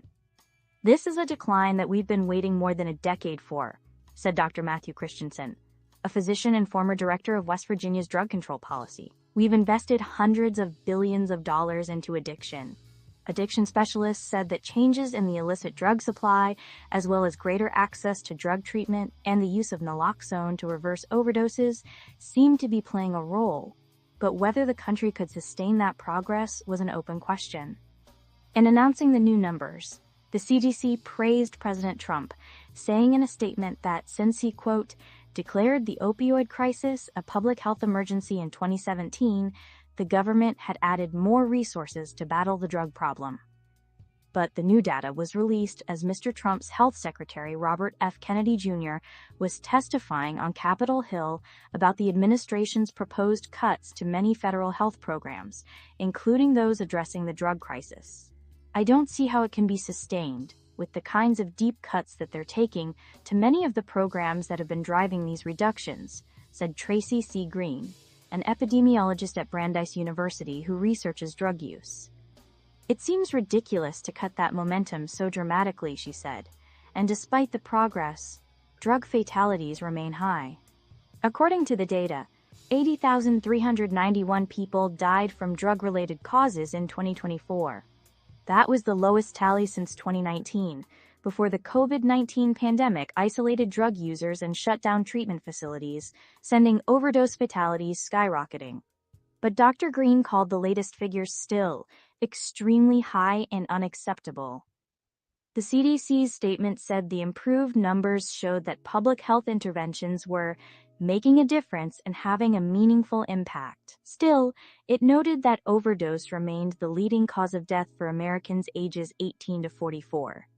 While a constellation of factors could be accelerating the drop, experts do not know which have had the most impact. Dr. Christensen said that addiction was a particularly elusive crisis to combat because it had tentacles in a patient's economic, familial, cultural, social, and medical background. An array of interventions includes not only emergency responses and treatment, he said, but a continuum of care that wraps in housing and job training. Now funding is being rescinded, and we still don't know what the appropriate level of intervention is for each particular community, town, region, and state, he said. People and programs are going to fall through the cracks. According to the preliminary budget circulated among federal agencies, the CDC's opioid surveillance programs may be cut by $30 million and folded into a new subdivision, the Administration for Healthy America. The Substance Abuse and Mental Health Services Administration, the federal agency that coordinates and monitors grants for support programs and provides training and data analysis, is facing a cut of over $1 billion and will also be folded into the new subdivision. According to the agency's most recent survey about substance use, in 2023, 27.2 million Americans ages 12 or older had a drug use disorder. 28.9 million had alcohol use disorder, and 7.5 million had both. At Wednesday's hearing, before the House Appropriations Committee, Representative Madeline Dean, Democrat of Pennsylvania, whose son is in recovery from opioid addiction, took Mr. Kennedy to task, noting his own history of heroin addiction.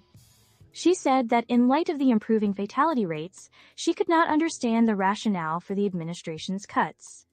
Addressing Mr. Kennedy, she said, "You know these families. You are these families. Help us save more lives."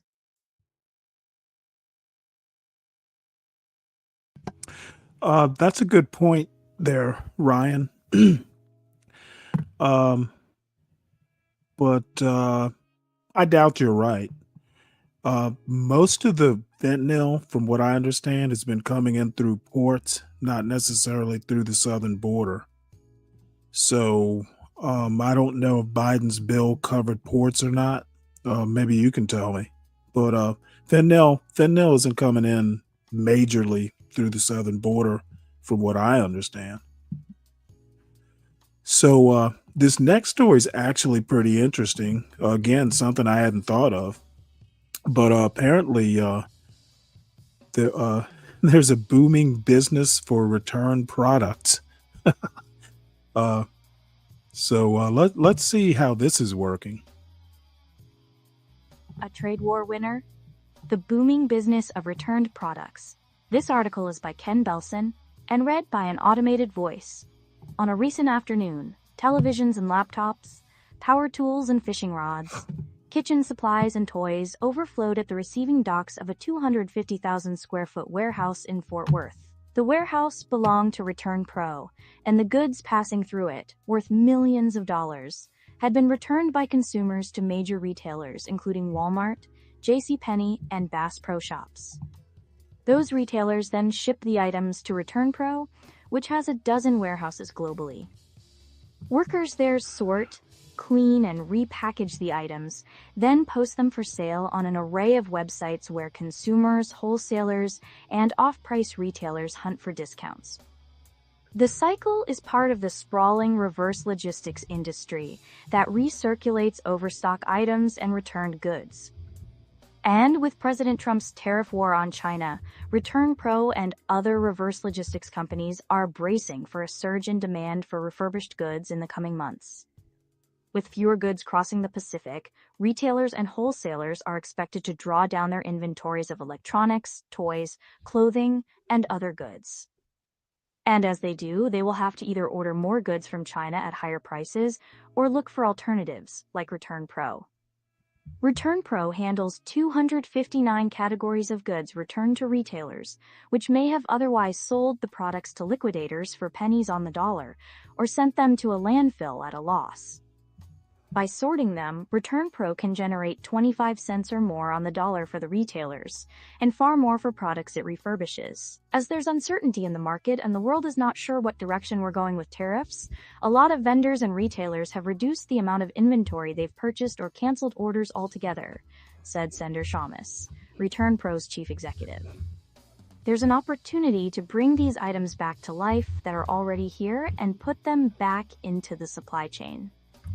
Each day, ReturnPro has more than 500,000 Chinese-made items listed for sale on its various websites, including VIP Outlet, Go Wholesale, and Direct Liquidation. There, wholesalers, mom-and-pop stores, retailers that sell overstock items like Five Below and TJ Maxx, and even consumers can find refurbished products made by Apple, Milwaukee Tool, Hamilton Beach, and other top brands. ReturnPro sells more than 70% of the returns it receives on consignment from retailers, with up to 300 truckloads worth of goods sent every week to wholesalers and liquidators. Roughly half of the returns that ReturnPro receives are made in China, and ReturnPro tries to sell the products in its warehouses within 60 days. It's a continuous cycle of one man's trash is another man's treasure, said Zach Rogers, an associate professor of supply chain management at Colorado State University. When inventories plummet, the sort of normal cycle of continuous replenishment is going away, and these goods will have to come from other places. The returns business has been booming. According to the National Retail Federation, an estimated $890 billion in goods were returned last year, more than double the amount in 2020, when retailers made it easier for stuck-at-home consumers to return products. Mr. Shamus, a gregarious Toronto native known as the godfather of returns, said his company's software used algorithms to help retailers determine the potential resale value of returns. Low-cost items like cell phone cases, for example, aren't worth shipping to ReturnPro. The company may deem some damaged items beyond economic repair, in which case they would most likely be sold to a liquidator or sent to a recycler. But items like computers, hunting gear, and coffee makers, which have higher resale values, are worth refurbishing, and ReturnPro will do the work. The company, which used to be called GoTRG, charges retailers to use its software and collects commissions on what it sells for them.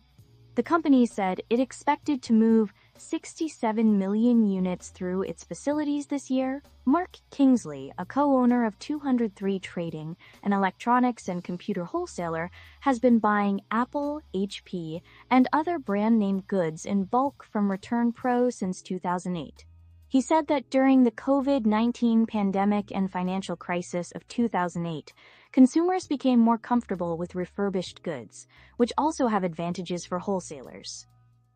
One nice thing about dealing with refurbished equipment is that you're not really subject to the pricing set by manufacturers, so you're able to go out and find deals all the time, he said. Wes Berry, an executive vice president at ReturnPro, said retailers he had spoken to had been setting up war rooms to discuss whether or how much to raise prices to offset higher tariffs, and where to find alternative vendors for goods, including those made in the United States. In the past, retailers typically sold overstock items when new models arrived. Now, he said, they may hold on to them longer, which could drive up the value of goods in ReturnPro's warehouses.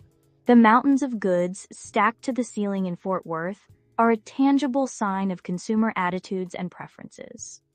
A spike in returns can suggest that consumers are tightening their belts, or that companies have flooded the market with products that turn out not to be popular, or that have defects. A dozen Vizio televisions sitting on one bay were returned by retailers to make space for newer models.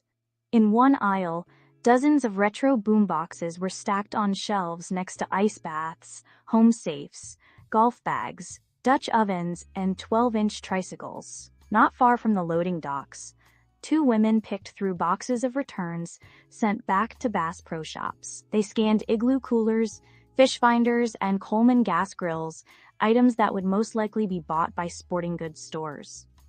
There were crossbows and air guns too. Buyer's remorse is the most common reason for the returns. Some goods arrive in damaged boxes and have to be repackaged. Many consumers buy big televisions for Christmas to watch the National Football League playoffs only to return them after the Super Bowl. More generators are returned after hurricane season, and Christmas trees and snowblowers come back after the winter.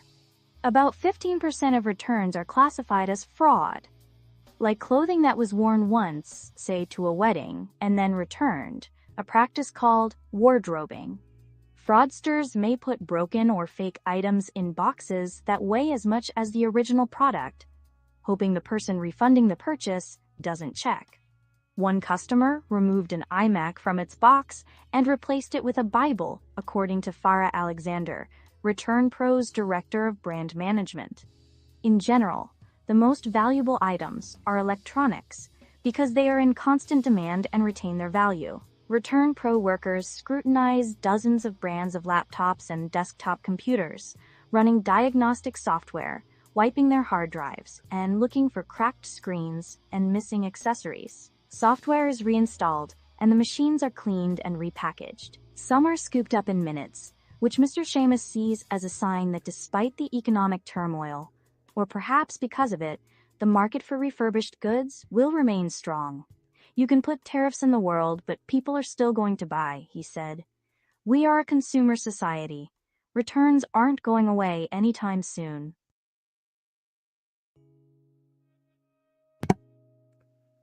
It's very interesting. I think Blacks Who Defy said his brother's actually in this business. Next time I run into him, I'm going to have to ask him. As a matter of fact, I'll save this article. And saw him a couple times last week online. As a matter of fact, I will email it to him. I have his email address if I recall. I forgot to talk about this after the Gaza story. I'm sorry, after the South Africa story. Uno De Niro. I thought autism was usually diagnosed like really early, like like 6 months. Kids don't develop socially. I thought autism tended to be caught fairly early. Maybe I'm wrong, but I don't know about that computer use stuff. I mean, I don't see how, something like stimuli, an external stimuli like a computer, could lead to autism. How does that lead to permanent damage? Are you saying that, dealing with that stuff? Because I know the brain's still plastic at really early ages and toddlers and stuff. But if computers are the problem, then, it always goes back to my automatic go-to. It's are you saying autism is a parenting problem? Because if kids don't grow up with computers like attached to them. They have to be given. And so anyway, definition of genocide, and this has come up a couple times in the past few days with Orthodox guy. I just happened to think of it when I was looking at that South Africa story. There is nothing in this definition that talks about land, people being, having their land taken away from them. Genocide is still genocide. And the UN definition, this is a little quote from it, and I'm not going to get deep into it. But Orthodox guy, if you're listening, it says here, genocide involves any of the following acts committed with intent to destroy, in whole or in part, a national, ethnical, racial, or religious group. As such, killing members of the group, causing serious bodily or mental harm to members of the group, deliberately inflicting on the group conditions of life calculated to bring about its physical destruction, in whole or in part, imposing measures intended to prevent births within the group, and forcibly transferring children of the group to another group. Are you saying that taking land from a group would basically cause serious mental harm? If that's the case, then you know what? There are a lot of things historically that should be reclassified as genocide. So if you are listening, Orthodox guy, or you run into this at a later date, maybe we'll talk about this. I see nothing here. And again, I don't know that much about what happened to that group of people that Trump brought over here. But if all that happened is their land got appropriated, I guess you could argue that causes mental harm. But in that case, I would just call them pussies. You know, join the group. I mean, there were plenty of Africans in South African history who had land taken away. So, this genocide thing isn't hitting the way way you think it is. So, all right. Well, let us move on. Uno Dinero, this is something you just mentioned, and I just brought this story up because you made me think of it. So, top priority for Pope Leo, warn the world of the AI threat. So, I'd be interested in your comments when this story's over there, Uno Dinero. Top priority for Pope Leo, warn the world of the AI threat. This article is by Motoko Rich and Adam Satariano and read by an automated voice. The parishioners at St. Matthias Schoenberg Church in Berlin worry about artificial intelligence. Congregants fret that their children are finding false information on chatbots or social media. Teachers at the parish school regularly monitor for AI-enabled cheating. And in this parish of 12,000 Catholics from more than 100 countries, those who make a living as interpreters fear their jobs will soon be obsolete. Now they have an ally in the new pope. Less than a week into the role, Leo XIV has publicly highlighted his concerns about the rapidly advancing technology. In his inaugural address to the College of Cardinals, he said the Church would address the risks that artificial intelligence poses to human dignity, justice, and labor. And in his first speech to journalists, he cited the, quote, immense potential of AI, while warning that it requires responsibility to ensure that it can be used for the good of all. While it is far too early to say how Pope Leo will use his platform to address these concerns, or whether he can have much effect, his focus on artificial intelligence shows he is a church leader who grasps the gravity of this modern issue.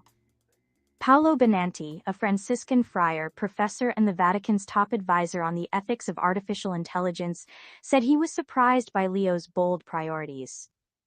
Father Benanti remembers that just 15 years ago, when he told his doctoral advisors that he wanted to study cyborgs and human enhancement at the Gregorian, the pontifical university where he now teaches, his advisors thought he was nuts. And now it's the first topic of a pope, he said in an interview at his monastery this week.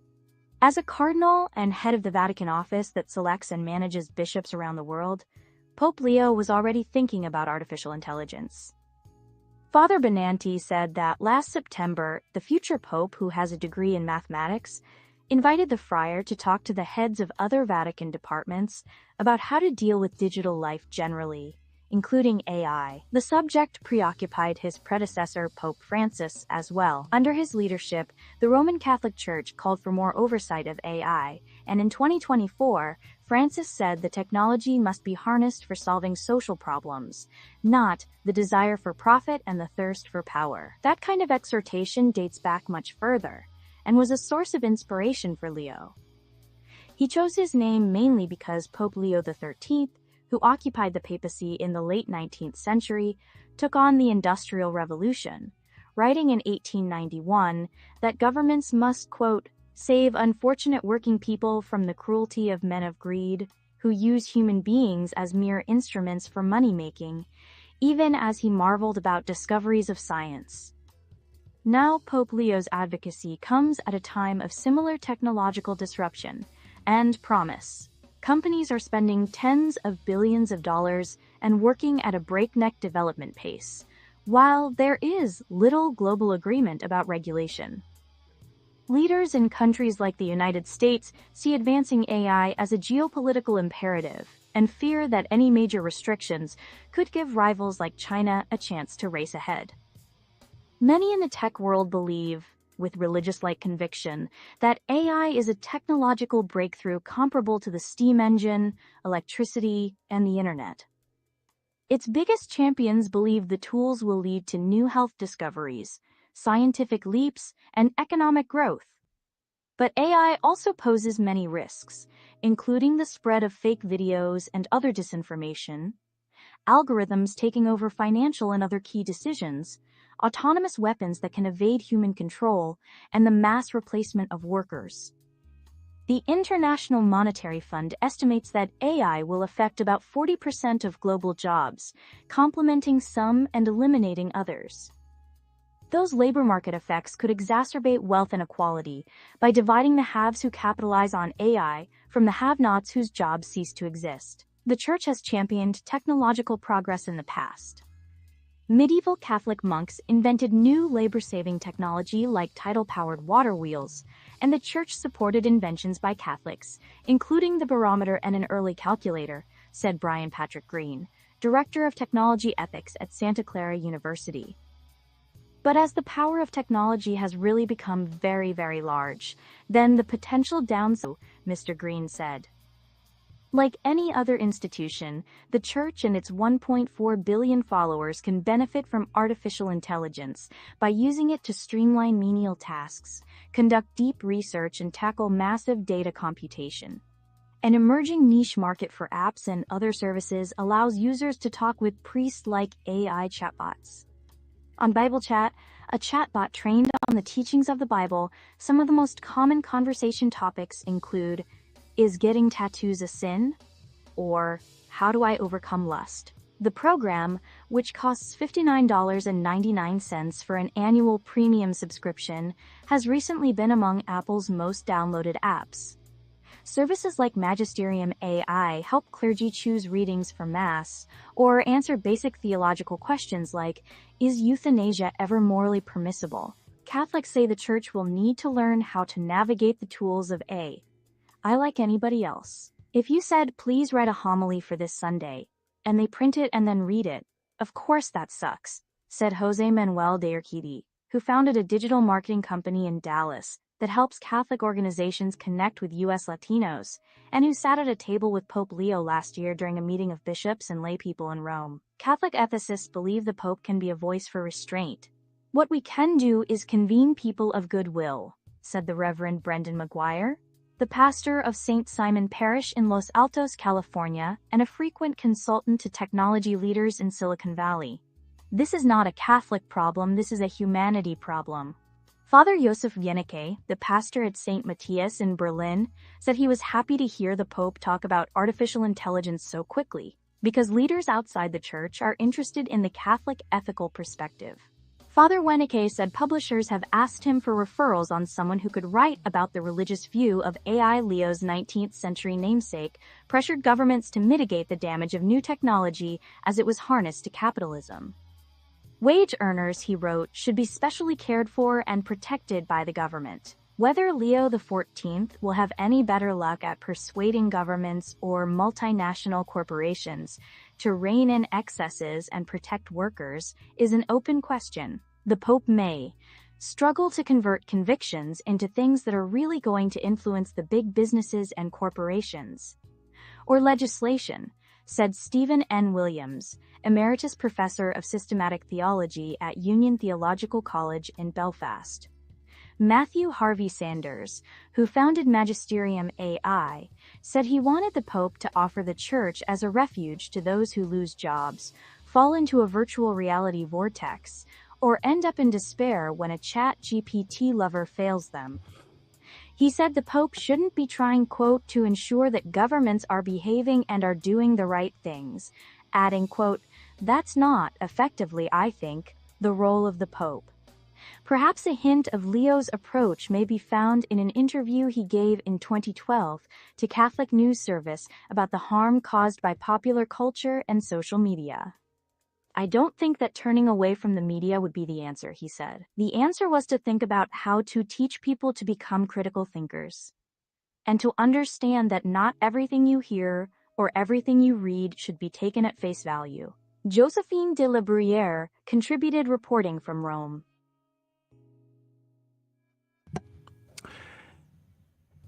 Yeah, it's funny. I'm wondering if priests can be replaced. That would be something. Oh, is that right, Broke Genius? That's interesting. Good for you. Let's see. I don't know. I don't know. How did everyone who didn't grow up with video games like myself learn to make decisions? So let's see here. I'm having to choose between two stories here. Today, the Supreme Court will be hearing the case against the executive order Trump wrote getting rid of birthright citizenship. And I'm going to double check while the story's playing. I'm hoping that the case is early enough. I don't think it'll be early enough to hit this show, but if it is happening before noon, or even if it's happening in the afternoon, I may just actually fire up a show just to hear that case. Me and SKC talked about listening to it online and just commenting as the case went. If I can't do that, then I'll definitely have it for tomorrow's show, and I plan on listening to the whole thing, so it won't it might take up a whole show depending on how juicy or saucy the lawyers get. So let's see this little video here. Birthright citizenship, that's Trump signing the executive order with looks like a felt tip marker. Oops. Birthright citizenship is headed to the country's highest court, the Supreme Court, announcing it'll hear oral arguments next month on Trump's efforts to enforce his executive order that would end automatic U.S. citizenship for children of undocumented immigrants or foreign residents. Almost immediately after President Trump signed the order in January, multiple federal judges swiftly blocked it nationwide. But the Trump administration says those judges didn't have the legal authority to do that. Now the justices will decide if lower court judges have the power to issue broad injunctions that block the president's policies. NBC News analyst Danny Ceballos joins us now with more on this. Danny, good morning to you. So the Trump administration had asked the justices to lift these injunctions and let this work its way from the ones that it received from the lower courts, but they instead decided to hear arguments. How should we look at that decision alone? Yes, I mean, no matter what, this is a case, birthright citizenship, that will end up finally at the Supreme Court, but it's going to take time. And as you can see, we're not litigating the actual issue of birthright citizenship. We're really litigating a different issue, which is, can these district courts, these lower courts, do they even have the power to issue these nationwide injunctions and prevent the administration from carrying out this executive order? But eventually, sooner or later, we will get to the purely constitutional issue of whether or not birthright citizenship, or jus soli, is the law of the land. Something that almost everybody in the United States thought, well, of course, that's what we're taught in civics class. But according to some, even some academics, that may not be exactly the case. So on this issue, like setting birthright citizenship, as you mentioned, aside for a moment, just of if the courts were able to do this, what do you think the likelihood is that the Supreme Court rules in the Trump administration's favor? Because this is obviously an important issue for courts and judges. Yes, and in a way, it feels as though they have to address to some degree the issue of birthright citizenship, because it goes to the issue of whether or not the executive branch has the power to issue executive orders that cannot be touched, in their view, by injunctions from the district courts. So really the issue to be decided is whether or not district courts have this power to issue nationwide injunctions. And by the way, nationwide injunctions themselves have always been controversial, because our federal district courts are these little geographic areas. Sometimes they're the size of a state, sometimes they're smaller than a state. There's a real question as to whether or not, or to what degree, one sitting judge, say, down the street in the Southern District of New York, can issue an injunction that affects people in Oregon or Hawaii or Alaska. So that's an issue that's always been controversial, and I expect we'll see it addressed here. So keeping all of that in mind, if the court does side with the Trump administration on this, how will that play out? What will happen next? The next step will be procedurally, we'll move towards deciding the issue of whether or not birthright citizenship exists for everyone. And this is really the issue. The Trump administration is not seeking to do away with birthright citizenship for everyone, just a category of people that the Trump administration says who were born here but not subject to U.S. jurisdiction, whatever that means. And in fact, the entire debate comes down to just those few words. What did the framers mean when they passed the 14th Amendment? What did they mean when they said people born here and subject to jurisdiction thereof? There's a lot of debate about it, and especially because it. Okay. The framers of the Constitution did not. A 14th Amendment came after the Constitutional Convention, so I'm not exactly sure what he means by framers.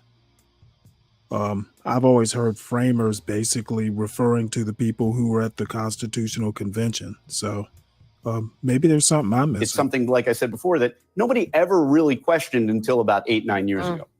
A lot of implications there for how that plays out. Danny Ceballos, thanks so much. Thank you. All right. Well, we'll get into a longer story here from the Washington Post. So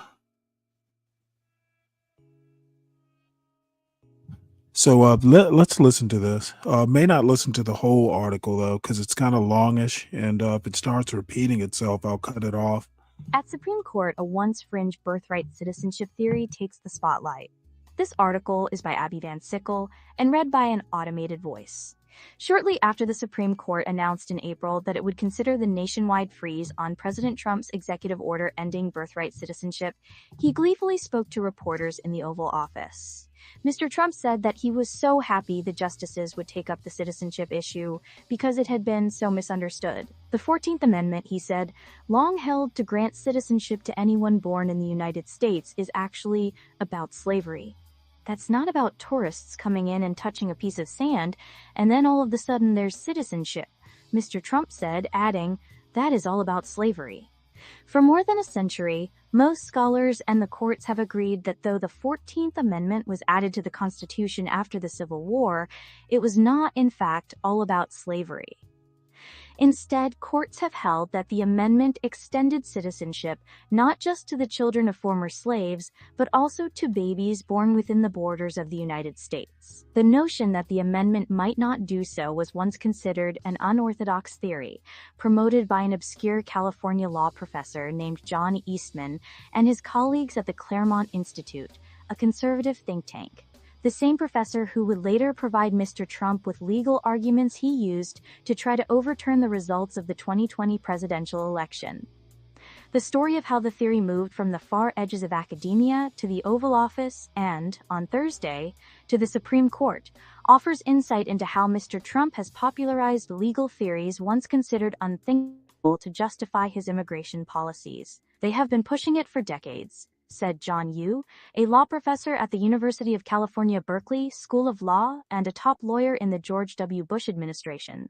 It was thought to be a wacky idea that only political philosophers would buy.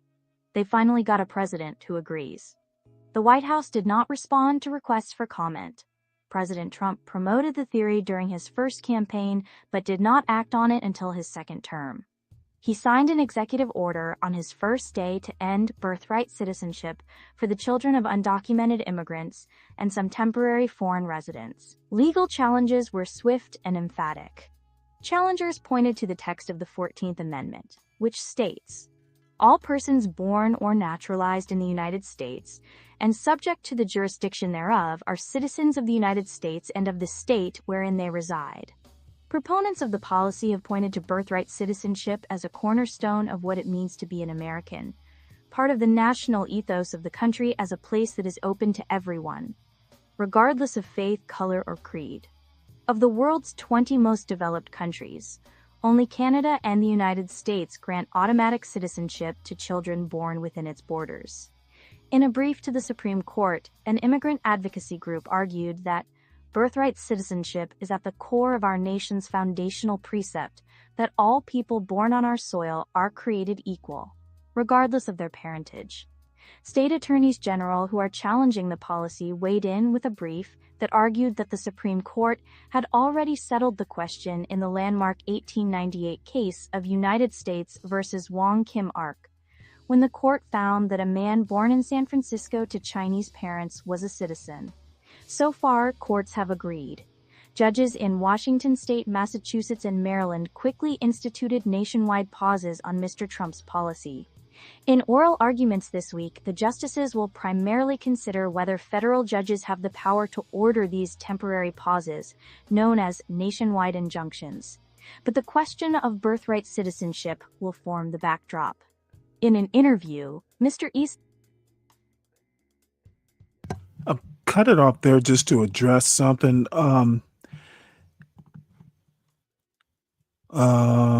It was automatic. It was actually about giving former slaves automatic citizenship. No, that's actually incorrect. It wasn't just about slaves. There were groups of Indians, for instance, something about Indians and Indians and taxes.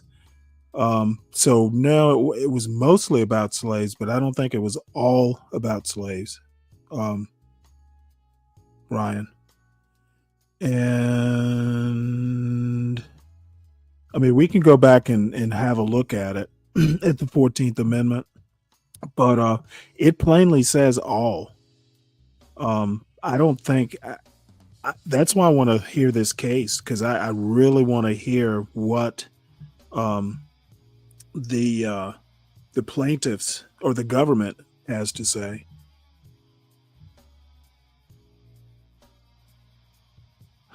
Well, yeah, but the thing is at the end of the Civil War, there were Indians that were there's some issues with Indians that I can't really exactly recall.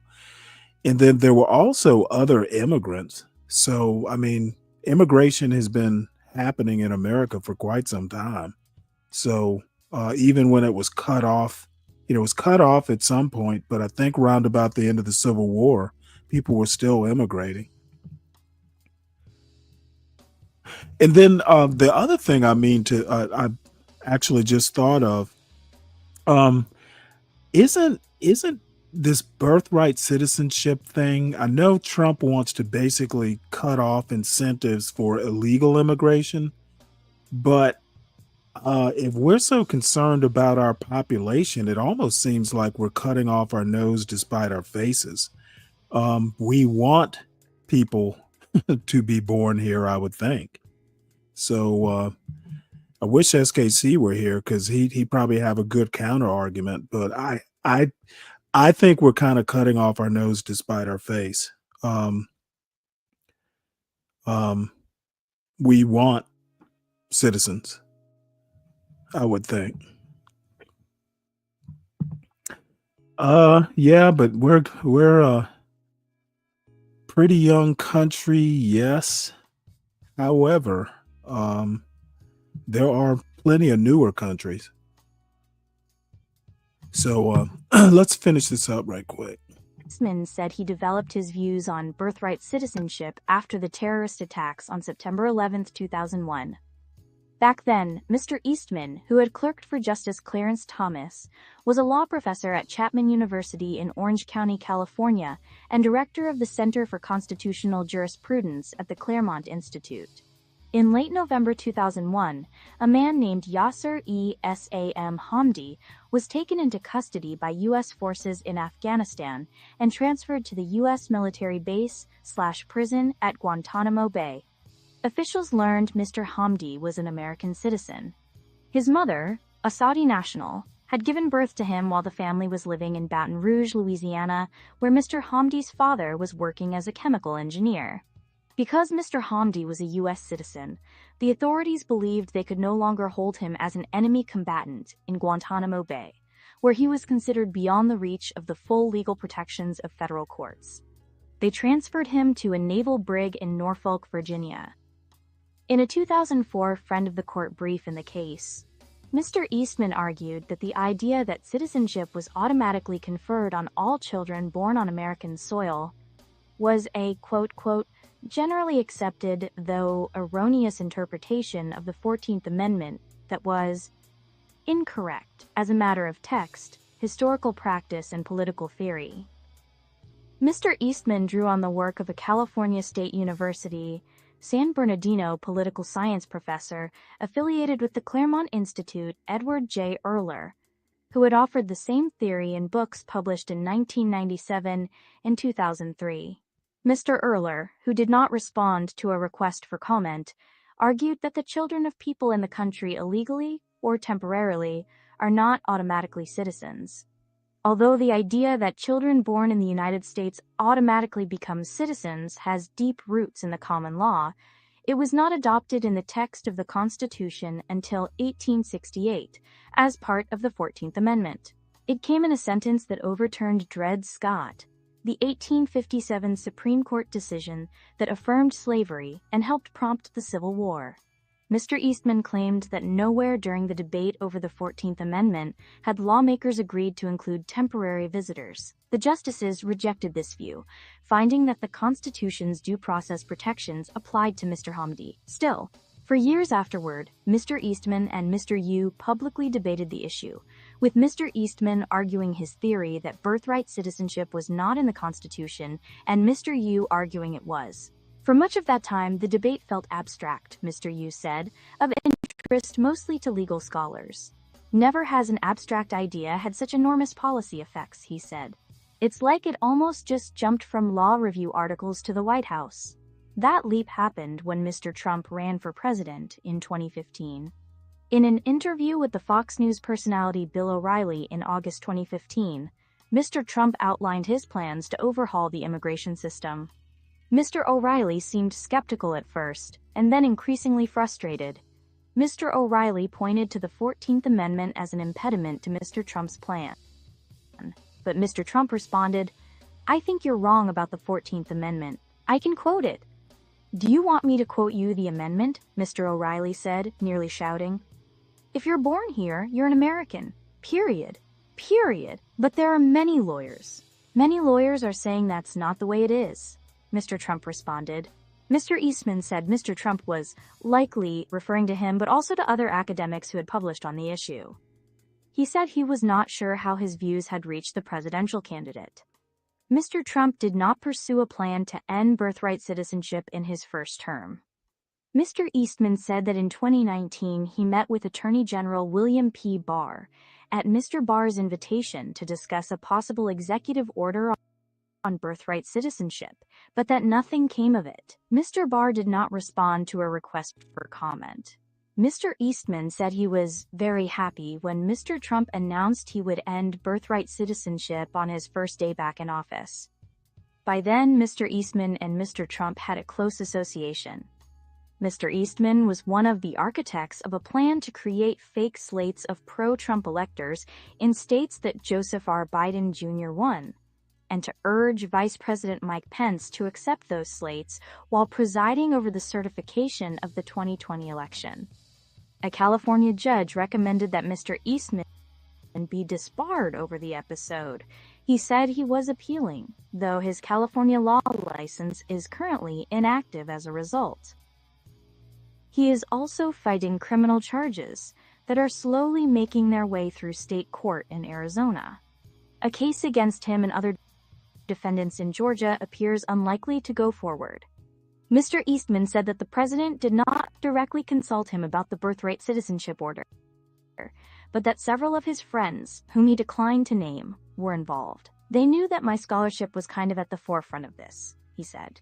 Mr. Trump's order fueled new interest in examining the underpinnings of birthright citizenship, said Ilan Werman, a law professor at the University of Minnesota and author of a book on the 14th Amendment. President Trump has a rather uncanny ability to move Overton windows. Issues that people thought were off the table are on the table, Mr. Werman said. Mr. Worman argues that a close read of the 1898 case and the historical record reveals that the Supreme Court has never firmly held that children born to those illegally present are citizens. A flurry of friend of the court briefs have brought some of these ideas to the justices, including one from Mr. Eastman. In a brief to the justices in late April, he argued that although the justices had agreed to hear arguments only about the nationwide pause on the president's policy, that they should also decide the merits and end birthright citizenship. There are a lot of people in the country waiting for resolution of this issue, he said. Is the executive order valid or not? And the longer we wait, the more consternation it's caused. Alan Foyer and Danny Hakim contributed reporting. Julie Tate contributed research. Well, like I said, it's gonna be a fun one.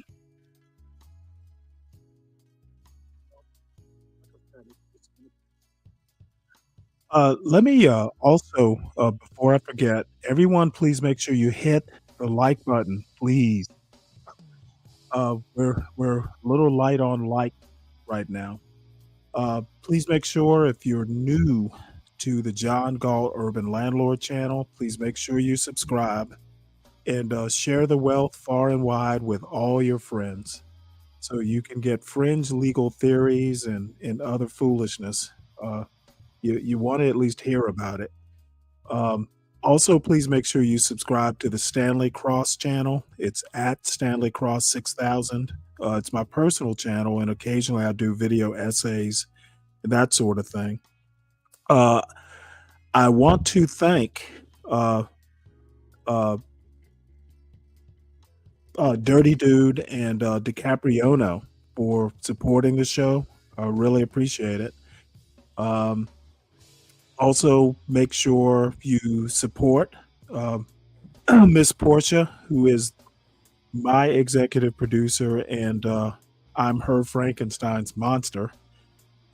She has inflicted me upon you all, and I haven't talked to her for a couple days. I see her dropping stories into the Slack every now and again. Hopefully she's doing okay. Let's see, what else? The next story, this is a weird one. There is a Harvard scientist, Russian-born, who has been criminally charged with smuggling in frog embryos. So I couldn't resist. We have to explore this one.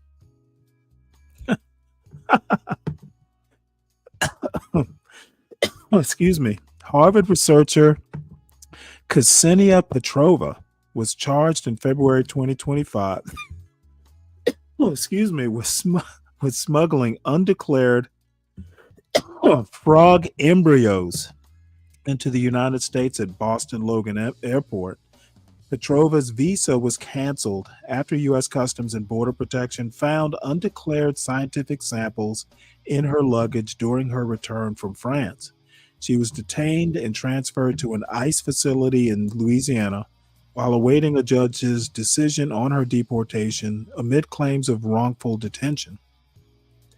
Experts describe the chemically fixed frog embryos as harmless and commonly found in educational labs, while Petrova asserts she did not intend to smuggle and was unaware of declaration requirements. The case raises concerns about federal immigration enforcement's impact on international scientists and may influence U.S. scientific collaboration and talent retention. I guess I could kind of understand. I mean, who knew you would have to declare frog embryos? It's not like they have any value outside of a lab. So I kind of feel for her. So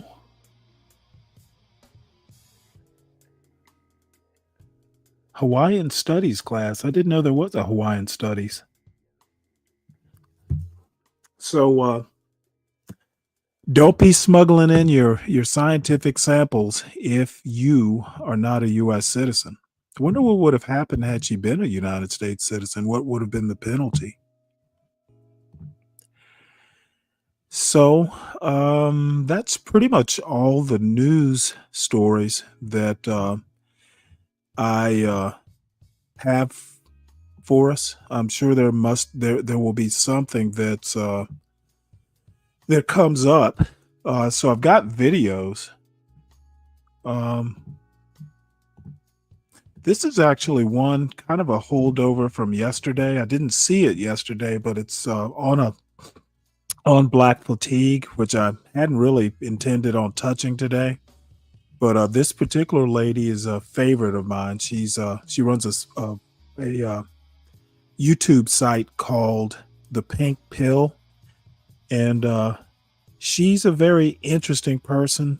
If you ever run across her videos, or again, her site is called The Pink Pill.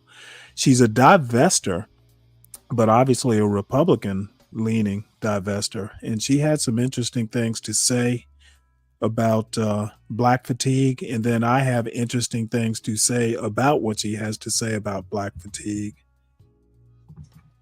As a fellow member and victim of black fatigue, I want to raise my right hand in solidarity to all the other black people who have stood up and said that they too are tired of all the foolishness. Some of us have been here for a long time. Some of us have tried to say things and been shot down, called horrible names by people who look just like us. And then we have a certain party who also reinforces this behavior that allows for one group to denigrate the other with no consequences. How long did you think that you were going to be able to call people names and then people were not going to start calling them back? And how narcissistic is it that you feel entitled to call people names, but then when they're called to you, you want to cry victim?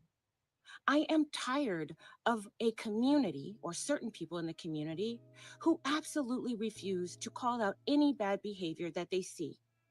Egregious things that are obviously wrong that we simply will not admit to because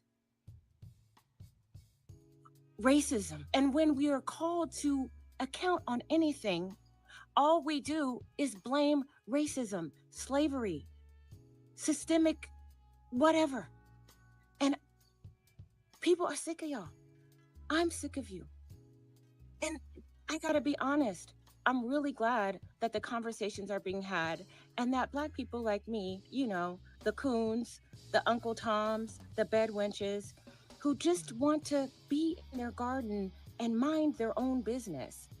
And then they have to scroll on social media or go to Walmart and see people who look like us acting a complete fool. You guys are a disgrace to the people who actually went through all of the horrible things that you think you're going through right now. Do you think that your grandmothers and great grandparents suffered and endured oppression that you could never understand would want to see you behave in this way after they did that hard work? Some of us have been alive long enough to know what our grandparents wanted. They wanted us to have dignity. They wanted us to build ourselves up. They didn't want us to be perpetual victims. They didn't want us to make excuses for bad behavior. You know it and I know it. And if anybody wants to speak up on what their grandparents said, I would love to hear it because it seems to have been forgotten. You know damn well this is not what they wanted. You know damn well that this is not what they fought for. For those of us who have Black fatigue, we remember what our forefathers fought for. We remember why they shed their blood in the streets, not to stay mad, not to be perpetual victims, but to pick ourselves up and have the opportunity that you have that they never had. Do you know how grateful they would be if they could live in the world that you live in right now? And what would they say? What would they do? I'm sure that ungrateful would be in there somewhere. Ashamed would be somewhere in there. We have really dropped the ball on this. But I'm glad that we're picking it back up. And you know what else we need to start picking up? A mirror. Start looking at it a lot. Yeah, well, while I appreciate the sentiment, the part about her just wanting to be in her garden, minding her own business, I suggest she follow her own advice. Okay. Um, we are not in the 1930s where, blacks in the South especially lived in closed, segregated communities. And we had to, all band together for mutual protection. Okay. This is 2025. And for better or for worse, we are way more diverse in 2025 than we were in 1925. And I am not my brother's keeper. Okay. If people want to act a fool, it is on them. They have nothing to do with me in this. You should be a credit to your race bullshit ended back in the 60s, maybe into the 70s. Um, Again, for better or for worse, I'm not responsible for some jackwagon who wants to do what are they, freak ups or freak outs or whatever Diddy's parties were. Fucking Diddy has nothing to do with me. Fucking Carmelo Anthony has nothing to do with me. And this fake unity bullshit that people want to pull, it's black conservatives who for years have been criticizing this groupthink and this soul brother bullshit. They literally have encouraged people to be free thinkers and to be your own man and all this shit. And then all of a sudden they want to pull, well, Carmelo Anthony is embarrassing, or, this behavior in the hood is embarrassing to the race. Fuck that. Okay. Black conservatives have always been erratic in their politics and in their advice to the race. On one hand, they want to preach to black people, black Americans, about their behavior, but then on the other hand, they appreciate being tokens. So, Thomas Sowell and the other black conservatives, Glenn Lowry, etc., are not even well known in the broader black community. And I don't think there's a black community. I think there are a bunch of communities, kind of loosely, it's almost like an I can't even say the word, archipelago of, black communities, and, there's loose connections. I'd almost call it a confederacy, not a community. Maybe that's what I'll start saying, the Black Confederacy. I know nothing about Houston. I know nothing about Chicago other than they exist. So I won't be held responsible for some fool in Chicago who wants to shoot up his neighborhood. It is not a reflection on the black community, period. And black conservatives like the pink pill. I love her to death, but you must be consistent. On one hand, you don't want to be like them. You want to be a divester.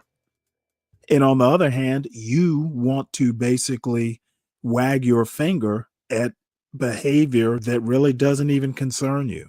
So the black fatigue is bullshit, especially if you are black. And the black fatigue is bullshit, especially if you are white. Sorry, but there's a lot of problems in America, and a lot of them are white people problems. What white people need to do is rein in their Be Braves and fucking like the Be Braves in the white community need to be dealt with by the white community. And you know what? They may very well tell me that, hey, Be Brave isn't our problem. and they would be right. So bottom line is the time of the black community kind of like being its own council or its own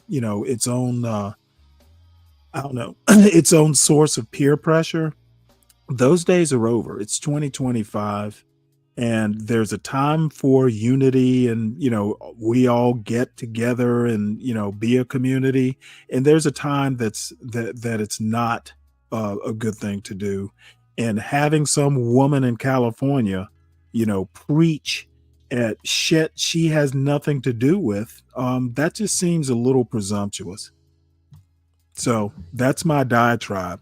The black fatigue is is basically bullshit. And if you wanna stop the fatigue, then you know what? Mind your own business and let adults, if adults want to act a fool, then let them act a fool. And I don't actually agree that what's happening in the hood affects all black people. It doesn't. Now, if the argument is, oh, hey, everybody in the black community gets judged by what's going on in the hood, well, then that's a white people problem and they need to fix their problem. Okay. But what happens in the hood has nothing to do with me, because I don't live in the hood. The Huns ain't really white, Stanley, blah, ha, ha. No idea what that means. What Huns? The Germans? I don't know where you're going with it, Ryan, but I don't get the joke. Sorry. So anyway, that diatribe is over, and hopefully that's, at least she was kind of interesting. And like I said, I'm kind of a fan, even though I don't watch her much these days. I am kind of a fan of hers. I was kind of surprised that she even noticed the black fatigue phenomenon. But I refuse to lose sleep over what P. Diddy is doing, or what's happening in the hood in Chicago. And the fools who basically want to follow up that foolishness, as of yesterday, Stanley, you can't be pro-black because you married a white woman. Well, number one, I've never thought of myself as pro-black. I'm just black, and I care what happens to the black community, or from a legal perspective, or from a prejudice, culture, race perspective. But I'm no more pro-black than I am pro anything else. I'm not anti-black, and in some minds that makes me pro-black. But I think, to repeat what I said yesterday, I'm more black than a John Galt. Okay, because number one, I'm not ashamed to use my real name. The Stanley Cross you see is my real name. I don't hide behind some fictional character. And the other thing is, I think a real black man marries who the hell he wants. Okay, my ancestors did not fight the good fight for me to have another black man tell me how to be black. They sure as shit didn't fight for that.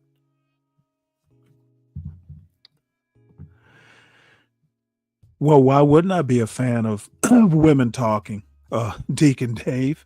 I have no problems when they talk, especially if they're making sense. And she was not. Let's see. My mom will probably have a lot of influence in the white community because she's born and raised in America, is from an aristocratic family, and was in the civil rights movement. No idea. Well, good for your mother. Let's see. There are not racial communities from what I can tell. There are racial communities, regional and socioeconomic communities. I think those communities are regional. There's not a coast to coast black community. Back in the Civil War, for instance, there were 4 million black, African or African descended slaves. most of the black people in the United States were in the South and Southeast specifically, basically from Georgia over to Texas. With a few in South Carolina, a lot of them in South Carolina, as a matter of fact, more black people in South Carolina at the time of the Civil War, I believe, than there were white people. But the bottom line is that back in those days, you could make the argument that it was one big community, even though that was arguable. Today, where the distribution, it's still mostly in the South, but there are a lot of pockets in Chicago, the big metro areas. Blacks are way more diverse culturally, geographically, politically, just a lot of different ways that there is diversity in, people who are, I'll call legacy Black Americans. And what happens in LA does not affect me here in Georgia. And the insistence that it does is just fallacy. All right, well, let us move on. So I don't know. Let's listen into my favorite elder. Or not. Okay, so the consequences of electing Donald Trump president of the United States for the second time are now upon us. And now we have to live with it. We have to deal with it. Now, y'all know I'm a part of the 92%. I did not vote for this man. I made it clear before the election, during the election, that I will never vote for Donald Trump because I believed him to be a person who did not like black people or who would not work for the best interest of black people. But, we got all of this. I'm not going to vote. I'm going to vote the couch. I'm going to vote for Trump. There were these black men, Trump, Trump, Trump, Trump. And now I see on social media, black men, and I know all black men didn't vote for Donald Trump, and I know all black men didn't vote the couch. But there are a lot of black men now complaining because he's bringing white South Africans to the United States as refugees. So we've got a bunch of Somali refugees, Liberian refugees, Congolese refugees, refugees from all over Africa, all over Afghanistan, all over Iraq. But we're going to get upset about these white South Africans who come here because they're racist. Well, what have we been seeing with all the rest of these people who have come here as immigrants? They have shown disrespect, even contempt for us. And when we say, well, if it hadn't been for us, you wouldn't even be here. They don't believe that. Those Africans and Caribbeans, they don't believe that. They believe the white man wanted them here. So they have been very disrespectful to us. They get on these social media platforms and call us lazy. They call us criminals. And when they take resources that belong to us, they'll say that, well, we're jealous of them. We're jealous of them. So I don't know what you call an enemy. They've been calling us everything that the white supremacists have been calling us. I just saw a video and I heard another content creator talking about it. A Jamaican woman was in police custody. And I don't know what she was in custody for, but she was on, I don't know if she was outside on the ground or on the floor in the police station, but she was pleading to the policeman, don't kill me. I'm Jamaican. Go kill one of those black Americans. Now, what kind of degenerate coward do you have to be to say something like that? Because they had her in custody for something she had done, not something a black American had done. But she's going to try to throw black Americans in it, hoping to save herself by saying she was a Jamaican. And then a few days ago, this African woman over there saying that we don't love black Americans over something to do with something else that happened with a black American and a white American, something that didn't have a damn thing to do with her. But there she was on social media looking like a drag queen talking about what she didn't think about black Americans. I don't see the difference. I've been living around white people all my life. I live around white people now. If I go to the grocery store, if I go to the mall, if I go to Best Buy, Wherever I go, I'm surrounded by white people. The other day, speaking of Best Buy, I was at Best Buy. I was surrounded by black people and white people, salespeople and shoppers. But what did I hear from a bunch of Hispanics? The N word. They were just screaming out the N word to the point that I had to go to the manager. So I don't know the difference between a white racist and a non white racist, or a person who is anti black that's white, or a person that's anti black that's not white. I don't know the difference. Not far from where I live is Appalachia, because Appalachia, however you look at it, it either begins or ends in my home state of Alabama. About 93% of the people in Appalachia are white, and the overwhelming majority of them are poor. Those people have always been there, and they pretty much stay to themselves and mind their business. They don't bother us, and we don't bother them. And these people that are coming from South Africa, I expect them to be about the same way, because these are poor people. I don't care how you cut it. They're poor people coming to the United States to get in on the tail end of what they used to call the American dream, which it really isn't anymore. But they'll probably be better off, or maybe they'll be better off than they were in South Africa. And if they're not, they'll probably go back, because they're going to call that home, regardless of what anybody else says. South Africa is the only home they know. So this is the first batch of the white South Africans arriving in America, and this white man trying to give a speech, and he doesn't know what he's talking about. Welcome. Welcome to the United States of America. We respect what you have had to deal with these last few years. We respect the long tradition of your people and what you have accomplished over the years.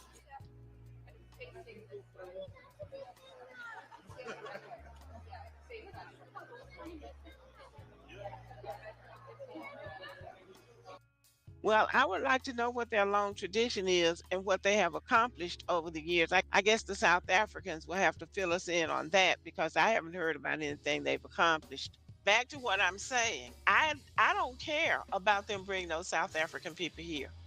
I don't see them as somebody that's going to be a threat to me any more than the ones that are already here. But as Black Americans, we need to continue to do what we're doing, to learn how to get on one accord with each other. Some people call it on code. Support each other and take advantage of the opportunities that we have without worrying about these other people. Because these South African people might come in and get jobs driving a truck or working at Burger King. I don't know what they'll be doing, or they might be just like 97 million other white people. They might just get on welfare and get them some food stamps and call it a day. I don't know what they plan to do, but I can't see them being any. If they weren't a threat in South Africa, I can't see them being any more of a threat here than the ones that are already here. So I think that we just need to settle down and be the best Americans that we have always been, because we really are the best citizens, and continue to be the decent people that we are. And this too shall pass. Some of them probably won't even stay here, because this is going to be a culture shock for them. White people are in a majority, but they're just a few white people that are the ruling class of this country. Most of these white people in the United States have white skin, and that's about it. Because even they say they don't have any white privilege. Now, we see them as having white privilege, but when they're up against another white person, they don't have any privilege. I'm saying this to say that we should not panic over anything that's going on, because we already knew what this man was about.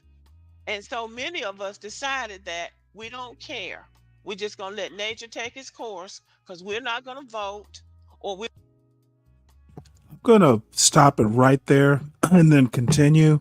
She's absolutely right.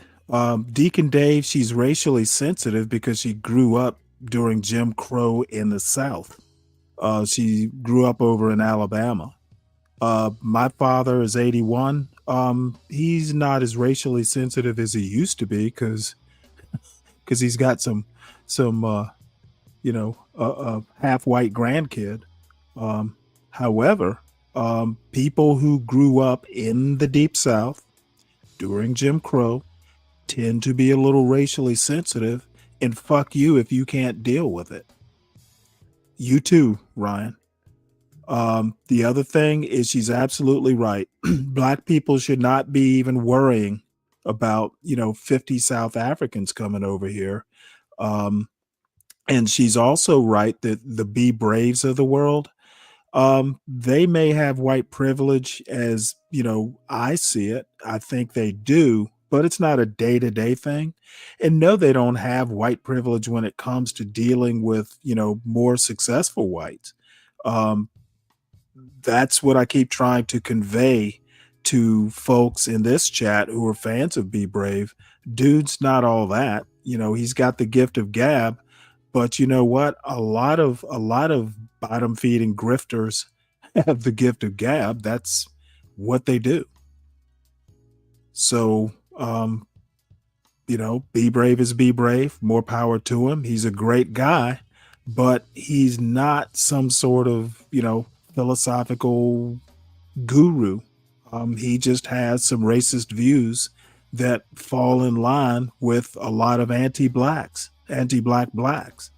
So, he says what people want to hear. I disagree that she just watches YouTube and stereotypes everyone. And if she does, Ryan, don't we all? Almost everyone that I've talked to on YouTube stereotypes in one way or another. So you are stereotyping her, for instance, Ryan, as a race baiter. Yes, really. She's as racist as Be Brave is. No, I don't think she is. I think Be Brave has her beat by leaps and bounds. Let's see. Yeah, and you know what, Uncle Fatty, to that point, I don't have a problem with people being billionaires or anything, as long as they're not, like Google used to say, don't be evil. I think one of the bad things about the American dream is everybody wants to be a millionaire or a billionaire versus just being comfortable and happy. There's nothing wrong with having drive and enough drive to be a billionaire. What I have a problem with is people who don't particularly, I got married late, had my son late, and I learned after I had a family, I was basically 40 or so when that happened. I learned that, what, I just work to live. I don't live to work. And for people who are minimalist, as I sometimes am, I've never wanted to have a plane or a Mercedes. It'd be nice, but you know what? A Mercedes is a lot of work. Foreign cars are a lot of work. Just give me something that's reliable. And I'd much rather, go fishing or hunting or read a book than, hang out, 16 hours a day in a boardroom. It's just not me. But for people who do like that sort of lifestyle, more power to them. We need people like that. I just wish America could be a little bit more truly laissez-faire and just kind of let people be who they want to be, as long as they're fairly productive and not a drain on the system and, aren't committing crime. So anyway, I'm kind of drifting away here. I don't think she's racist at all. I think, if anything, she's like Be Brave in calling herself a race realist. So it's funny how the Ryans of the world think basically America should ignore race. The only way to get rid of race problems in America is just to ignore the history, ignore the racists, just act like there's no differences or no problems, and they'll just automatically go away. To me, that is literally the worst thing you could possibly do. So I happen to like Lady Boulay, and fuck the people who don't. I'm in that kind of mood today. Screw you. So if that pissed you off, let's finish this up. But if this pisses you off, the next one might piss you off even more. And I hope it does. We're going to vote Trump, or we're going to vote for Jill Stein, or we're going to vote for Cornel West. And all of that was a vote for Donald Trump. So the ones of us who did not vote for him and did vote for somebody else.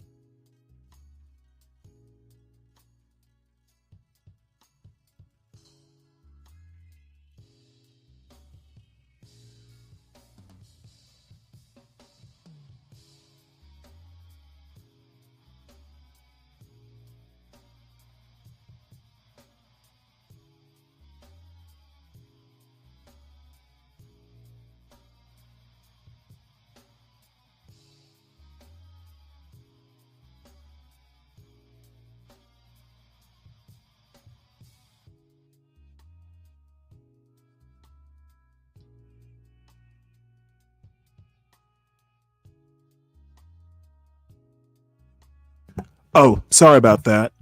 I was going to say, Samuel, it is the worst thing not to solve problems. Problems don't solve themselves. And problems we have culturally in America are not like, a broken fingernail that, the nail just kind of grows out and eventually it kind of fixes itself. No, actual problems require proactive measures. And race in America will involve proactive measures. It just ignoring it. There's a lady that I talked about the other day. She's a professor. She has a theory of racelessness, and essentially her proposition is, hey, you know what? You just can y'all hear me now?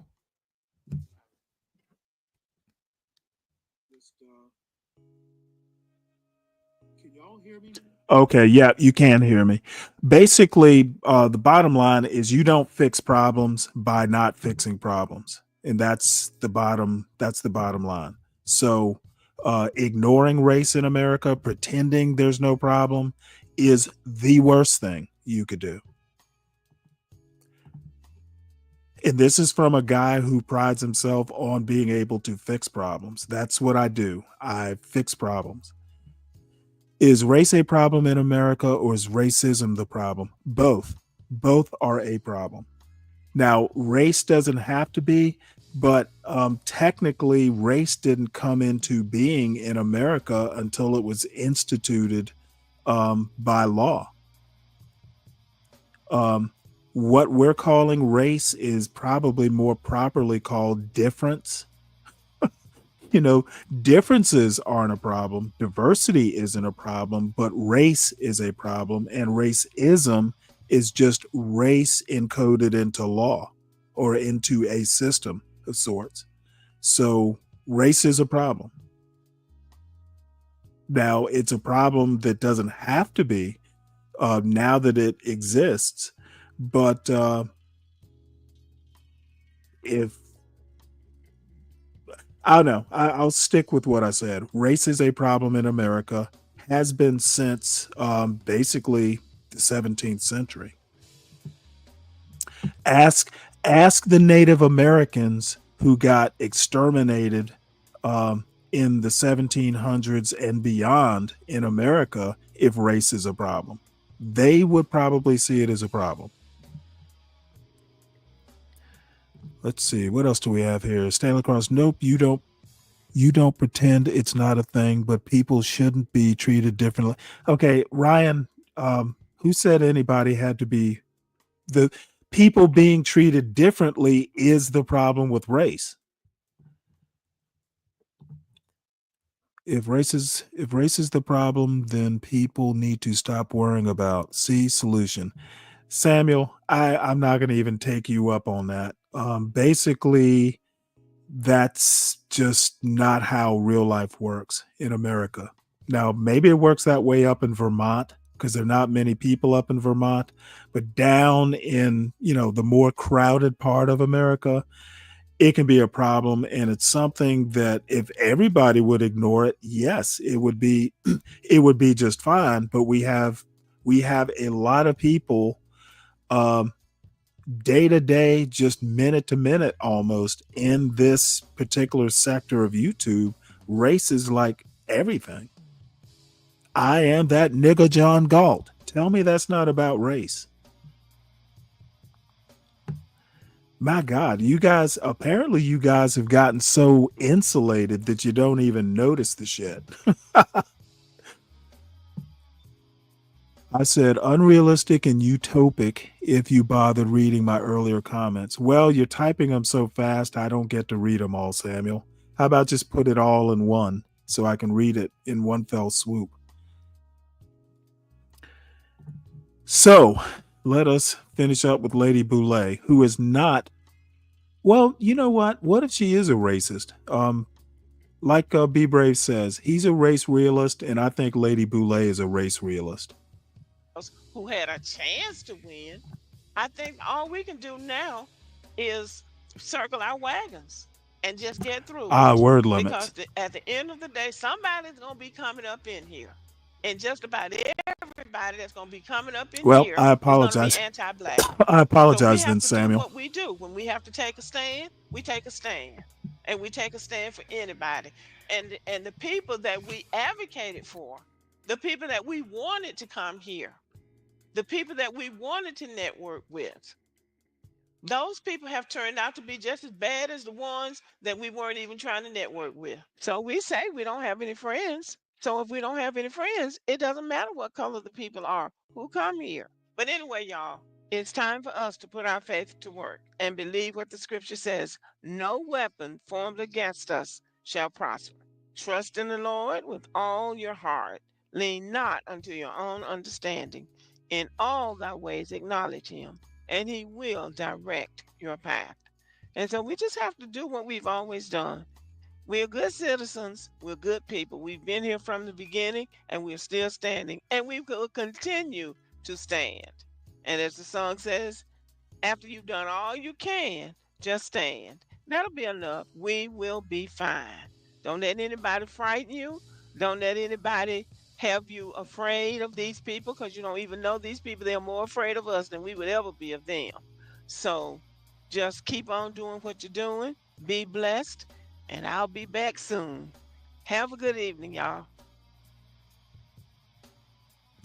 See, I think it was a pretty positive message. She's just basically saying, why is everybody getting, so wrapped around the axle with, 50 Afrikaners coming to America. And I think she's right. I think people would be much better off if they tended to their own business and pay attention only when they have to things they can't control. And you know what? You can't control what Trump does, except maybe every 4 years. And,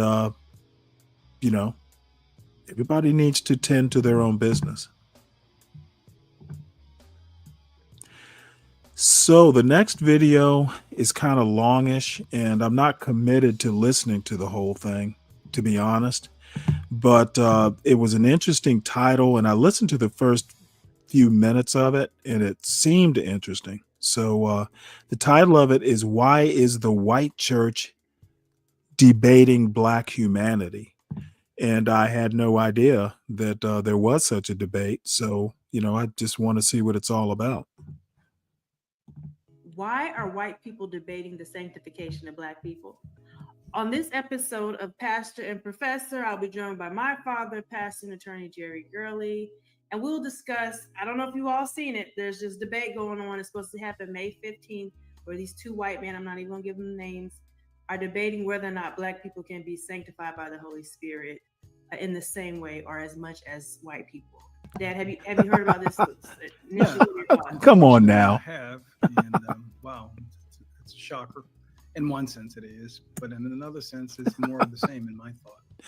What's wrong with that?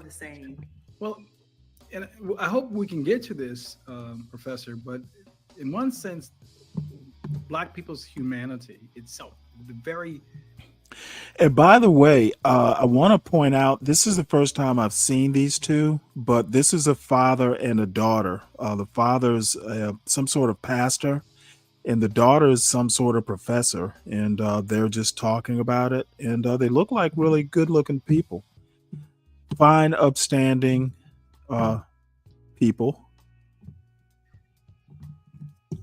Inherent nature of what it means to be a Black person, a person of African descent, that is under suspicion, has been under suspicion in terms of whether or not we are fully human.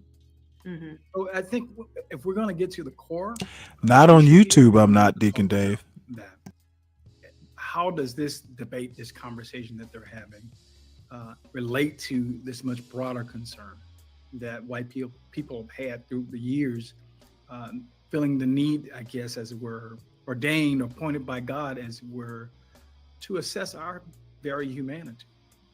Right. And you're pointing to some things that I think are important. First off, when I saw this debate topic, I'm like, why are we having this in 2025? And I'm like, well, it makes sense because of everything else going on. But this is not a new debate, right? We've seen this type of, are Black people, can they be saved? What does that Can they even be mean? sanctified? Dating back to at least the time of slavery. Taste for right? chicken. When you have first coming over, like, can we actually Okay. save Black people? Fried chicken? Then if we baptize them, can we then enslave them? And so this is a recycled sort of debate and process. So can you just sort of briefly explain, I know I just said it briefly, but like explain this history of Black people from the time of slavery, debating our soul, debating our humanity, and how that fits into a religious context? Well, so you've touched on quite a bit. I know. Things there. Just take one. Well, let's just start with how the issue of Black people and Christianity came up in the context of slavery. It was a common practice in Europe for European Christians not to enslave other European Christians. Mm-hmm. And I think for that matter, Christianity doesn't have the market cornered on that kind of cooperation between people who are of the same faith. I think to some degree you could find a similar type arrangement or approach as it relates to Islam, right? In Asia and in Northern Africa. So there was this thing that if you were a Christian, it's thought then you can't be enslaved because you can't enslave a fellow Christian brother. Right. But because, of course, the Europeans were greedy and selfish and really not committed to Christianity, those that were involved in the slave trade, they sought to find some type of carve-out. And the carve-out that they settled on was that maybe, just maybe, Black people aren't as equal in terms of their humanity as all other human beings. So immediately and strategically, they put our very humanity under suspicion and under observation to be determined at some later date. But while they were trying to decide whether or not we were fully human, then of course they had the right to treat us like we were less than human as animals, like horses and cows and pigs. And in some cases, obviously less, we were treated less than those animals, right? Those farm animals, those dogs and cats. So, but you have to understand that this is all in terms of how Christianity related to the treatment of African slaves. These people were trying to reconcile their stated faith with their lived faith, which really was no lived faith at all. It was just hypocrisy. But so they had to bend the rules. They had to bend their concepts of Christianity, right, to adapt or to accommodate the fact that they love money, they love power, and they love material possessions more than they love God, and certainly more than they love their fellow human being. So that's the broad framework that we proceed from in terms of how it became a conversation. We'll talk more about it, but I don't want to get too far ahead of you and what you're thinking. Well, no, and thank you for that. That's very good, because within the context of just slavery, you also think about the indigenous population here too. So you had a lot of, and I was just reading a chapter in the book, and I was like anti-racism in the church, and the chapter, I think it was chapter 3 in particular, dealing with slave trade and these types of discussion, and you saw a lot of edicts going out from the church that say, okay, yes, you can go and explore, right? Now you can go do these different things, you can colonize different people, and then how that even impacted the indigenous population here in America. So it's not even just that Black people are seen as sort of suspicious. You also see that in the Native American population, where by blessings of the church, you have white people going out, colonizing, enslaving different populations, different groups and races of people in the name of the church, and they have been blessed by that. So there's this sense that I am doing the work and the will of God that has sort of carried one colonization, this idea of dominating other people, but also it continues to this day. It's kind of undergirded, even though we've separated, although I think there's a reemerging of church and state, but we initially separated church from the public sphere. You still have that kind of religious doctrine and idea undergirding the thinking of people, that there's this idea that what I'm doing is divine. I should be here. I should be in power, not just with Black people, but with even the Native populations that I stumble upon. And again, it was something that was blessed by different edicts of the church. Well, I would go one step further and say, actually, I know for sure, because I've actually done a study on this. There was one particular pope who addressed this topic because there was some tension between, I believe, Spain and Portugal. Mm-hmm. So when they were going along the west coast of Africa, how they were going to proceed, whether or not Portuguese could enslave Spaniards or vice versa. And of course, the church came down, I believe, with a no to that question. But in terms of what the church gave its blessing to, was that any non-Christian people who therefore were considered savages and less human could be subjugated, and their lands could be taken, because in fact, in one sense, because they were savages, they forfeited the right to have the land. They forfeited the right to have freedom, to be treated as human beings. This was actually a formal bull. That's what it's called. The edicts that were put out or promulgated by the Catholic Church in the 1400s and the 1500s were called papal bulls. Papal, mm-hmm. Pope, P-A-P-A-L, B-U-L-L, not a bull like an animal, but that was what the document was called. It's an official edict of the church, as you said, and one specifically dealt with this. And so that's how the Portuguese in particular, as they went up and down the west coast of Africa, from Congo to what we know today as modern day Nigeria, had total confidence that they could do all the savage and animalistic and unhuman things that they did to the indigenous African people. And then, of course, as you pointed out, to Native Americans, right, to Asians. When they went to Asia, wherever they went with the confidence that they were blessed by God. They were chosen by God to do this. In exchange, they would also, of course, share the gospel, right? Bring those poor, lost, dark souls to the saving knowledge of our Lord and Savior, Jesus Christ. Hallelujah. You're in me, buddy. You're in me, buddy. I feel you, buddy. But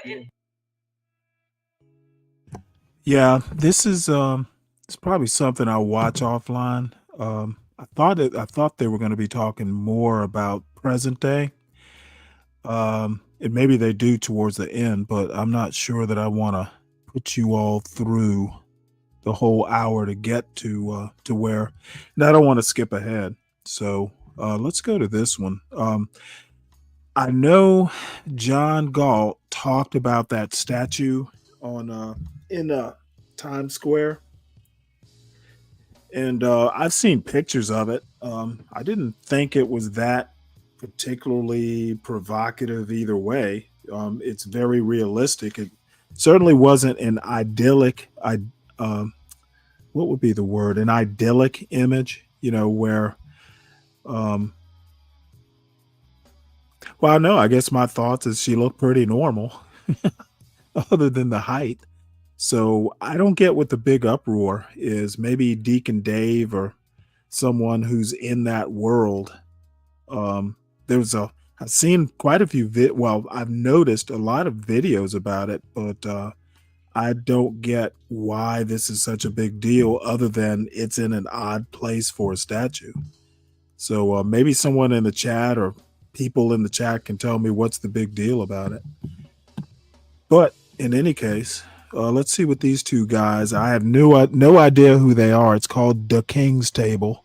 80,000 viewers, so they're not chopped liver. Let's see what they have to say. I'm your host, Big Truck.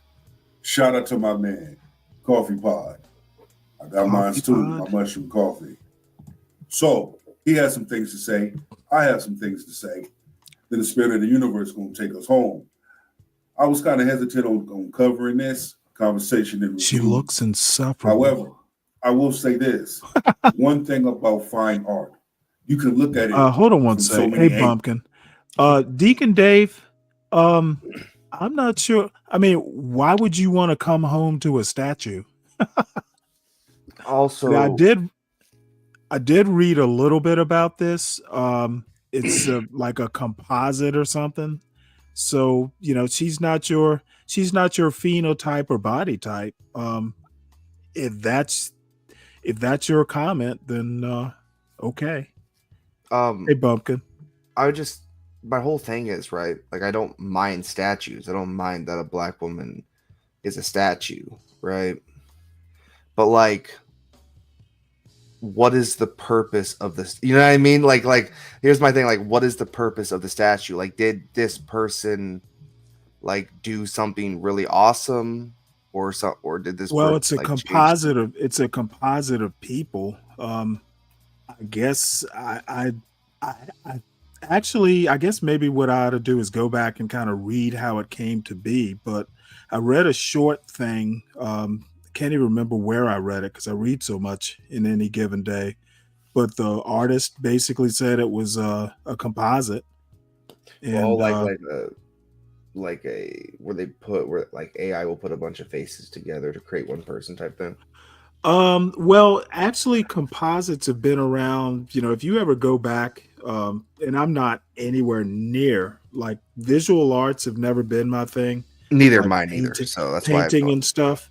However, statues, sometimes there would be like direct portraits, but I've heard of artists just saying, hey, you know what? It's no one person. It's just like a bunch of people, that I've seen, over the years. Okay. It's like you might put the face of someone and the body of someone else. Sculpture is kind of its own thing. As a matter of fact, I think it's a plastic art. There's something. Sculpture and painting are not quite the same thing.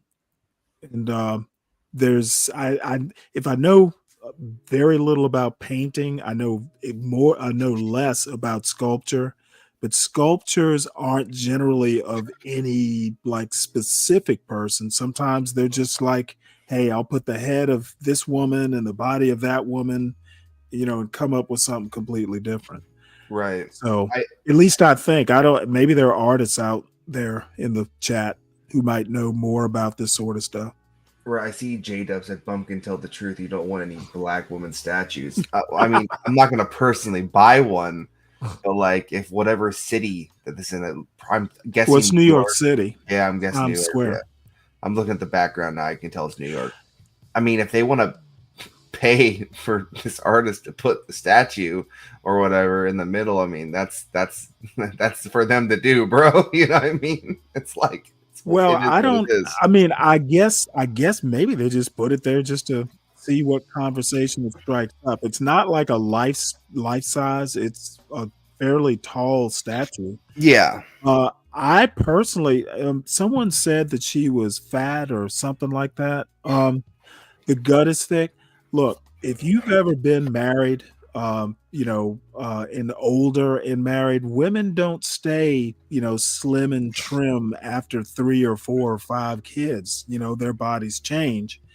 And you just have to deal with it. There aren't a lot of Holly Berries, in their 50s in the real world. It takes a lot of work to get there. Be honest with you, I don't really like slim and like super, super slim chicks anyways. I'm more of a curve guy myself, to be honest with you. I mean, that might be a little bit too much for me, but I mean, I am too.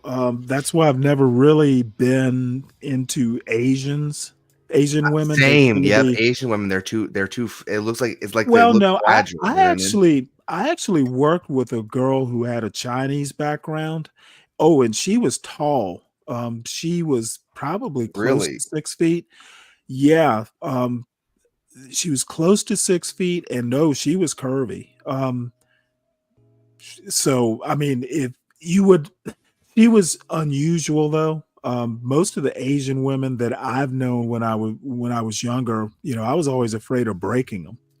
It's like I can't date you. I might break you. Exactly, bro. You see me, bro. I'm a big dude. You know what I mean? I'm like 6 foot, almost 6'1". I'm broad shoulder. I'm a big dude. Okay. Right. There ain't no way. No, Asian, not hell no. Absolutely not. So I've seen kind of like a closer up picture, and I mean it's just a statue. I Right. don't know why people get, and this is what I mean about this country just being just obsessed with race. I mean, I just don't know. It's gotten, and I'm sure it was put there to be controversial, but some of the comments, I caught a little bit of it on John Galt's show. I think it was yesterday. And I what I heard made me just stop listening. it was that bad. Yeah, I mean, I'm gonna be honest with you. Like, I could see it, right? If there was like some political message behind it, if it had like a plaque on it or whatever, or said something, you know what I mean? Then I could see, actually talking about it. But it's just a statue. Like, I'm not gonna talk 3 hours over a statue. It is what it is, man. An artist created a statue. They let that artist put the statue in New York.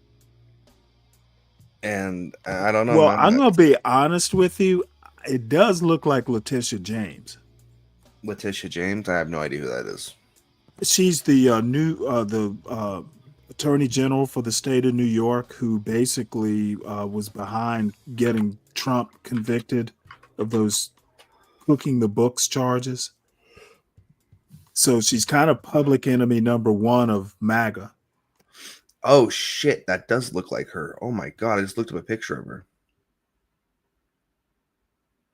Yeah, so I think maybe that's why it's getting, this much controversy. Now, I'm going to tell you, being a 60-year-old, and I got married in my 40s,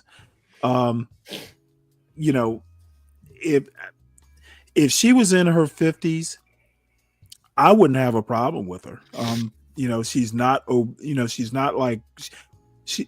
My thing about women is if you have a gut, that's just a total turnoff. That is true. That is true.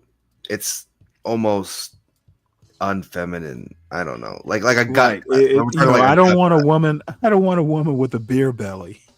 Right. No beer bellies. Right. I mean, if there's a little cushion, that's fine. I don't, you know what I mean? But like a gut though, hell no. Yeah. And I mean, after a woman has a child, it takes a lot of work, if it's possible, to, get that flat stomach again. And I'm going to be honest. And this is just, having been married.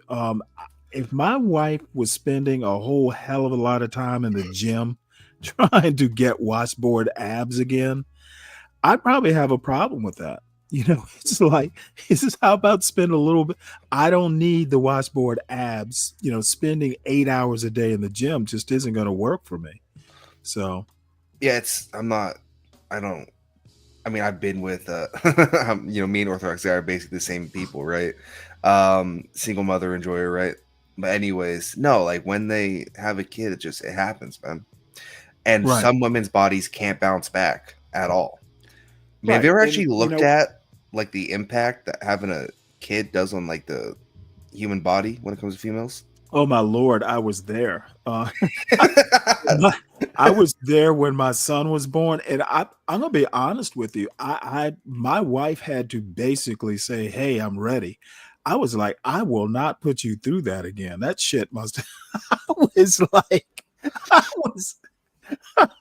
But it's I was crazy. like, Stanley, it's crazy because they like some. I mean, not all, obviously, but women like have this natural. They want to have children, right? Right. But like, I'm gonna be real with you. Well, I don't. no, I mean, it wasn't my wife complaining. It was like, oh my God, I can't believe I did this to you. I'm sorry. I'm sorry, honey. But I mean, she was fine, but it was just, I was 41. I think I was 41 when my son was born. So, at 41, maybe I was just a little bit more traumatized than I would have been had I been younger. But anyway, 41 is a little later in life, but it's not that bad. Oh, I didn't meet my wife till I was 38. So, hey, well, I mean, the younger you are, if I had it like, my son turns 19 next month, I would not recommend waiting. If he waits till I'm 41, there's little chance I'll meet my grandkids. So, well, you generally 30, like genetically, you generally want to have children when you're younger, because especially if you're a woman, because well, of course you have more likelihood to bounce back, because after this, right? Well, not only that, but I mean the eggs are younger. There's an expiration date on them eggs. Yeah, and less likelihood of problems with the child as well because of the Right. egg. Yeah. Well, that's why we didn't have a second because she was 40, so we didn't want to press our luck. My grandfather, right? And we can play this. But my grandfather, he was born when his parents were 55. His mother was? His mother was 55 and his father was 60, I believe. Wow. Yeah. It's wild. It's wild. I'm like, fertile is the only that's the only word I can think of. Wow. Right, like should not have existed. Did he have brothers and sisters? Yeah, he had I believe he had 5 brothers and 2 sisters. Wow, and he had to have been the youngest. Oh yeah, he was the youngest. Yeah, he was the youngest. But I wonder if he was a little accident. Oh, for sure. He knew that. He knew that for sure. Oh, well, there's nothing. I mean, look, if you're not using protection or anything, it's always a possibility. Now, at that age, I personally would think, hey, there's no way this is going to happen. So, right. but it did. Well, good for you. You wouldn't be here if it hadn't. So that's true. It's true. All right. Well, let's see what these young men have to say about this. I can't wait. Well, it's a wake up call, so I want to know what that wake up call is. Be sure the pads in your helmet and beep this out. If you ever wondered, have you ever had a notion in your comic book reading ass mind, what would happen if ever by chance? This is the standard, right? This is what they want to be acceptable. So it's a statement of you don't have to be special to have a statue that represents you. This is the artist, a British, I think like is a British-born sculptor. Miss Coffee, what can you tell me? We're going to talk to our AI assistant barista, Miss Coffee. What can you tell me about this statue and also the man behind it? So there's this new statue called Grounded in the Stars. It's huge, 12 feet tall, and it's of a Black woman standing strong and confident in regular clothes. Nothing flashy, just real. It was made by this British artist named Thomas J. Price, and the point of it is to show that everyday Black women, not just historical figures or celebrities, deserve to be honored and seen in public spaces too. Now picture this, Times Square is full of statues of old white men, generals, war heroes, all that. This one, it's different, it's bold. It's saying this Black woman matters. She belongs here too. And to go even deeper, the statue is facing some of those old statues like, yeah, I'm here. And it's challenging the idea of who gets to be monumental. He also included some animated art on the big screens up top, showing men's faces reflecting on identity and emotion to get people thinking beyond the usual. So this woman does not exist. You can look at it from so many angles. It's also showing a large number of Black women of who they are. You see, a representation of who you are. This is the type of woman that we see every day, especially in the hood. I mean, you can look at it and tell, you know, that ghetto, that hood, talk to the hand, you know, that attitude, modern feminist. You know what? He's reading a lot into that. I don't see that. She doesn't look that hood to me. I've seen plenty of black women in the suburbs wearing a t-shirt and jeans. Yeah, t-shirt and jeans isn't in. But here's Yeah, the thing, right? as a matter of fact, she does. I mean, she does remind me of like a teacher in jeans. Yeah, you know, like on a Friday or a field trip or something. Yeah, I will admit to that. As the resident racist, you know. But here's the thing, right? The Well, no, artist. we have plenty of racists in the John Galt urban landlord space. You're among friends. Oh God, but the artist did from that AI reading. I don't know how real it is, but I did see a plaque, so it sounds like he did try to politicize this. Oh, did he?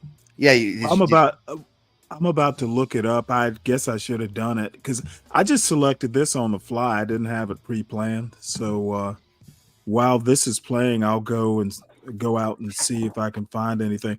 But I mean, you know, it looks like it's like a performance art thing, multimedia. If he's got like videos of or graphics of people reacting to it. But no, she doesn't strike me as hood though. Now I hear she's either got braids or something like that, so that might hoodify it a little bit. But I mean, she doesn't strike me as particularly ghetto. But these guys are gonna see. This is the wonderful thing about art. You can kind of project your own biases onto it. Like I would have never thought hood, but this dude is. So yeah, we'll listen to it and then I'll see if there's anything different that I can find. I mean, it's right there. You see it when you look at that statue. Like I said, it tells many stories from many angles. Is this a slap in modern black women's face? Could be. But to a large number of modern feminist women, that can be your Negro wake-up call. Using black women for that representation. And this is why, you know, you wonder why there are conversations when it comes to family structures. Because I thought about this. I said, why not anything else? Why not a sculpture of the black family unit? Can we do that? I don't even think we need the fancy sculptor from London. It says here, he was born in 1981, raised by a British mother and a Jamaican father, heritage. Okay. So this is supposed to be a representation of people of color being included. As a black person in the US, I look at this and I say, this is what I hope my daughter does not turn into. This right here, an angry plus size black woman. Instead, this is being celebrated. And the black women who are seeing it are like, wait, that's she's me. angry. I saw a few chicks who are like, why are they depicting us in this way? When we talk about that wake-up call, when we talk about the reality check, when we sit up here and we have all these conversations about how black modern feminist women behave. Why are we talking about when this? we have these conversations? Why? We see Like why we got a dude reacting to another dude? I'm sorry. I don't know. You know what? This is fascinating because it sounds like this could be a couple guys on Hood Servatives channel. Just bashing a statue of a woman. And I see Deacon Dave is going exactly. So yeah, this is definitely a red pill version of this a red pill art critique. Some people are incapable of being honest. See, this is the other thing, and this what Dave says here reminds me of something that that John Galt said to me yesterday, where if you disagree with them, they automatically think you're not being honest, like they have the fucking truth. And I'm gonna be honest, that is moronic. Just because somebody disagrees with you doesn't mean they're being dishonest, doesn't mean they're lying. And I've noticed that in this red pill, like anti-black space, that if your opinion, in my opinion, your nightshade opinion doesn't, to use John Galt's word, if it doesn't line up with a red pill analysis or an anti-black analysis, then you're lying. You're not being honest. And thank God I'm not drinking right now, because I'd be going, fuck you. I only tell the truth because it's more fun. It's fun telling the truth and seeing people's reaction. Right. I'll be right back. Hold on. Keep rocking out. Okay. On social media, seeing this right here hits the nail on the coffin now. Is it right? No, because he could have put a black family sculpture there. He could have put a black family. Right? Well, why don't you sculpt one? This is family value. This is what a real black family household unit is supposed to look like. But he didn't. This is what he chose to do. Or maybe the other side told him to do it. Again, this the other side? I even went to Miss Coffee and asked her. I said, can you generate a few different sculptures of strong black men or maybe a black family unit? And it came up with some better ones. Look at that. Isn't this more positive and empowering? That is amazing. That is amazing. Now that's a family structure. That's a team. Y'all know that's a 50-50. team. That's what 50-50 look like. In today's society, I would love to know if either of these guys are even married. Have to accept that they are men, because it's not just the women out here who celebrate this. There are men out here who look at this and they go, yes, our black women make better leaders than us. They should be leading us. They should be put in a position of masculinity and leadership. the strong black man, the strong leader. When we look at these sculptures, yes, the sculptures tells a story. Maybe he doesn't believe in a father and a mother being an ideal when it comes to parenting and family structure. This whole thing seems like a whole political movement by the left. And I would argue that the left probably told him to do it. It's not really no blame, no shame on him. However, this is a reality check for a large number of modern feminist black women. In my opinion, this is that reality check. Y'all want to go on social media and behave the way you behave. Well, guess what? Now you're centered where everybody can see you for who you really are. This is a large number of black women, modern feminist black women's wake-up call. This is your Negro wake-up call. For those modern feminist mammies out there, Spider Monkey, 99 Cent, My Bookie Pirates. Either way, the conversations will be had. Points to why, when men are dating out here, when they're wanting to build a relationship with a lot of women, there's this idea of like, why do women think, oh, I'm a goddess?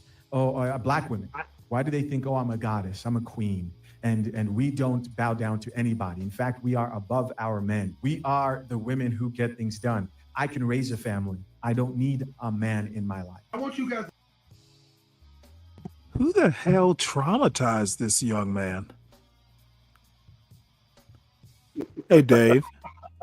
No, seriously, these two sound like they have had some bad experiences with black women. Who hasn't? I haven't. I honestly, I I'm have being not. funny. I don't. I don't. Hey. Well, and this is my thought. I mean, I remember like this girl I dated in Norfolk, not too long after I got there. I literally, I went to a deli down on Colley Street in downtown Norfolk. She was a waitress there, and you know what? I didn't know anybody in Norfolk. I was just walking around the neighborhood. And you know what? I fucking asked her out. I liked the way she looked, and we were kind of, flirting back and forth. So I'm like, hey, come around tonight. I live like right around the corner, and she did. So we dated for I don't know, maybe almost a year. And yeah, she tried. She was a little ratchet, and she tried that. Hey, if you're gonna be my man, you're gonna spend some money on me. I looked at her and I just laughed. I'm like, I basically told her, you know what? Wait for it. I'm not gonna go and buy you all kinds of bullshit. You know what? I don't even remember what I told her, but I shut that down right quick. It's like, you know what? I'm not rich. So, if you need a rich guy, you need to be moving on. Um, so I think what it is if you're a man, your woman's going to know that. And she's not going to, she will get in line and you won't have to tell her to. It's all in how you carry yourself. And, if something, starts going a little awry, you do a course correction. It's like I literally told my wife this once because she just, for some reason or another, was getting a little, and you know what, I'm pretty easygoing. Normally you just do what you want to do, but she was being annoying. I literally told her, you need to know your place. And I walked off. That's I'm like, misogyny, isn't it? well, no, I mean, look, like I Yeah, said, according to their definition, it is. well, no, I've never defined misogynist. If all I have to say is you need to know your place. If you want to be the breadwinner and the decision maker, then I'll quit and you fucking get a job. Because she had a PhD, she could probably make better money than I was making. So bottom line is, I want you to be involved. And I don't even remember what it was, but for me to go that far, I had to have been annoyed. You need to know your place. And I didn't yell or any of that shit. So Stanley, we be fighting bitches out here in my generation. You don't understand, dude. You don't understand. Well, I mean, these chicks are wild. Yeah. Well, you know what? Then you might have to go older. No. The women do calm down a little bit the older that they get. Yeah. I guess I could think about maybe like 30, maybe 30.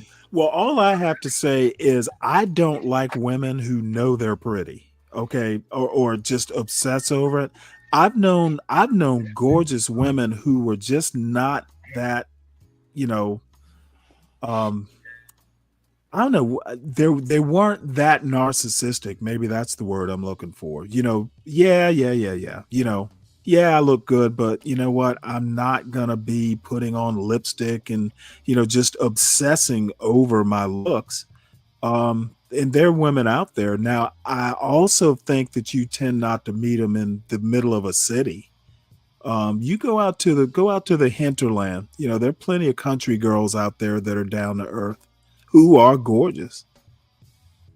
Yeah, they are, but even they're a little crazy too. You gotta remember, I grew up in the country, so you're competing with a different breed of men out there. Well, all I have to say, and I'll be honest with you, I have to give you the benefit of the doubt that when I was growing up, people didn't grow up with the internet and they weren't exposed to a bunch of foolishness. So I did grow up at a time where, probably things were a little bit more grounded. Yeah. Yeah. So I guess I have to say I kind of feel for you, but there's got to be women out there who are normal. I mean, my son has a girlfriend, and I haven't met her, but she seems fairly, you know, um, I mean, as far as I know, she's not crazy. I guess I'll know soon. Well, all women are crazy. Hold on. It just matters how crazy they are, Stanley. Hold on. Well, yeah, it might have to. Yeah, you're right. It's like peeling back the layers of an onion. It gets crazier. It gets crazier.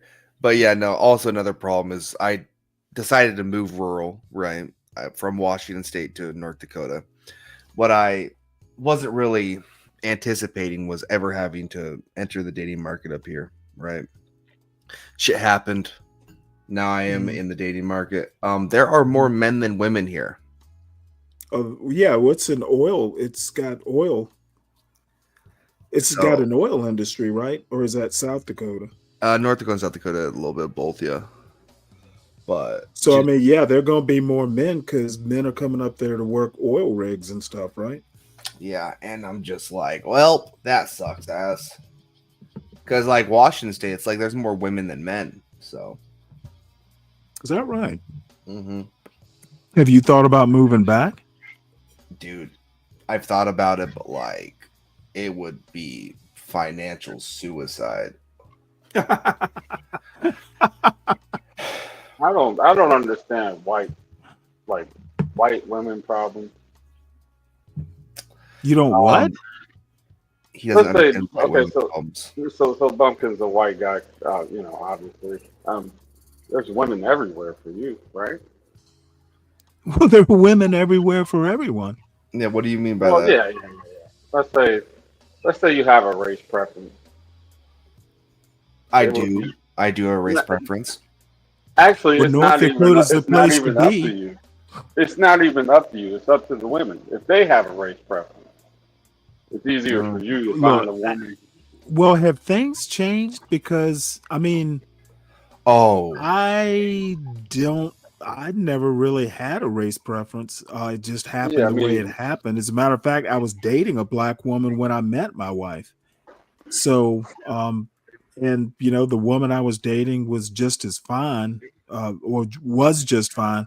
Now the complication was she was from Miami and I was in Virginia, so it was kind of long distance. And my wife literally lived, 60 miles away. Yeah, so there was a little bit of convenience there, but it was really night and day. My wife was way more just like me. She had a sense of humor for starters. My girlfriend at the time did not. But I mean, race preferences just kind of work out. You only approach the women you find attractive. So I don't Exactly. That's why I don't even mention it. Yeah, I don't see. As a matter of fact, that might be a turnoff if you tell a woman, "Hey, I prefer you because you're white." Nobody says it. That's not the most romantic thing you could say. It's implied. It's like, Ohio may be different than Georgia and other places. It doesn't matter where you are. The women have a preference for a certain type of man. That's who they will talk to. Well, maybe. Well, yeah, but that's been that way forever. That's for the most part in general. As a matter of fact, I would almost say women are less picky about race these days, especially like my brother's 13 years younger than I am. And my son is, 41 years younger than I am. I think there's less racial stuff than when I was in high school. Of course, I grew up in Savannah, and at that particular time, it wasn't like race war type of stuff, but there were the town was definitely, kind of divided. Like there was a black debutante ball, there was a white debutante ball. Things were pretty much separate but equal. even in the 80s. So, there were maybe one or two mixed race couples. Because I went, my circumstances were a little different. I didn't go to a public school, and it was an all boys school. So it wasn't, but even so, I only know of maybe one or two mixed race couples in the early 80s when I was in high school in Savannah, Georgia.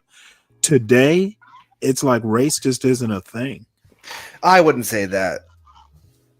Right. I wouldn't say that. Someone that. Well, I know I actually would, but the South is kind of different. The races have been commingling for 200 years. So, I would venture to say it's a little bit more race bifurcated, black and white anyway, than it is in the South.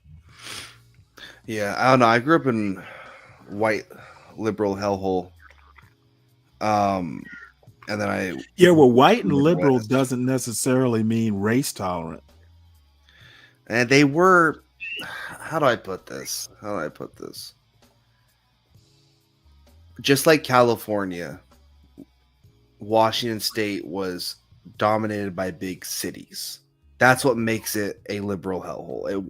Like if you go 50 minutes out of any city in Washington, was it liberal or is it cosmopolitan? Both. Like Seattle, I can't stand Seattle, man. I got a question for you, Bumpkin. Just you can be honest. It's just us here. And the entire audience, which is being live streamed. It's just us. They don't matter. But would you date a woman that had a black ex-boyfriend? Is that a? I know it sounds dumb as fuck, but would you? Probably not. It's a thing, though. It's a thing. Wow. Yeah, it's a thing. Even though it's none of this shit matters. Like women have a past. Well, ask him why, because Sam I Am was the first person I ever heard say he would never date a white woman who had dated a black man, and I think he prefers white women, right? I'd be surprised if he didn't. Is Sam white? Sam I Am? I don't know his last name. No, is he white? No. Oh, he's a black guy. Okay. And he won't date a white woman that had a black ex. I can understand that. But I'm not gonna. Well, his explanation was that he would think that her morals or her aesthetic or something was corrupted. Like she would be ghettoized by dating a black guy. And I didn't ask him, well, what if she was dating someone like me? Because frankly, he's more ghetto than I am. I am so glad we're not pretending like this doesn't matter. Well, it doesn't to me. No, it doesn't matter. I'm trying to figure out why it matters to you or Sam or Bumpkin. No, it matters because it's actually a thing. Genuinely speaking, if that sort of like race blindness, because listen, I date to marry, right? I date to marry and then eventually have kids. So if they're already like that racially blind, like I'm not saying I want like a woman that's like a super racist, right? So you want a white woman who prefers white men? Yes. And if well, I guess North Dakota would be a good place. Have you thought of moving to Idaho? Montana? Yeah. Pretty much. I mean, if I'm expecting to marry this woman and have kids with her, I don't want her teaching my kids, race blindness. So you can forget about it. By the time your kids graduate, that's not going to matter. Hold on. Race blindness. Okay, who's teaching race blindness or color blindness? I don't agree with color blindness, but I do think tolerance blindness doesn't necessarily doesn't imply tolerance, in my opinion. What? Yeah, Said that didn't. color blindness does not imply tolerance, in my opinion. Yeah. Dating and fucking someone outside of your race is a level of what's the term you use? So you think black men have cooties? No. It's just like it might rub chose. off. She chose. Like I don't know how else put this. Like she chose. She chose. She didn't like it. Now she wants to come back. I'm not going to be the one that she comes Well, back. it's hard to actually not make racist preferences like that sound not stupid. Okay, you have to. So you don't have to explain it, because I don't think it can be explained, is my point. Stanley, I don't care. I don't call me. Oh, well, honestly, no, I didn't think. you can call Hey, me I stupid. didn't don't think. actually I care. did not think you did care. That's why I was comfortable saying what I did. It is what it is. I'm not even making a judgment. I'm just saying you don't have to explain it. I was wondering if you could explain it, but the bottom line is, Sam I Am's a black guy, and I would call him a racist. You prefer a racist? You mean like hard R in the bedroom, or just a preference racist? I mean, if you, and you know what, it's actually kind of, probably not right to say a preference is racist. I don't, maybe racist is the wrong word. I don't think preference is racist. No, I don't think it's racist. However, it is weird that if a woman didn't have the same preference you did, then you would not be interested in dating her. Now that's where it becomes racist. Yeah. Your preference is not racist. Having a preference for her preference, like she can't have a preference if she should only prefer white people, that's what makes it racist. When you're imposing, your she should have your preference. You're imposing it on someone else. Instead of her, hey, you know what? I used to date a black guy, but you know what, Bumpkin? I prefer Bumpkin. Not because you're white, but because you're Bumpkin.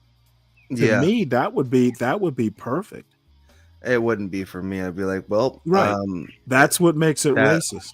I don't think it's racist. I'm not imposing anything on her at that point. Well, you don't have to think it's racist. I think it's racist. Well, no, you're not. Well, you said you're imposing, right? Right? You said you're imposing. Well, no. You imposing, like she has to have your preference, is you basically saying she has to be like you as far as preference goes.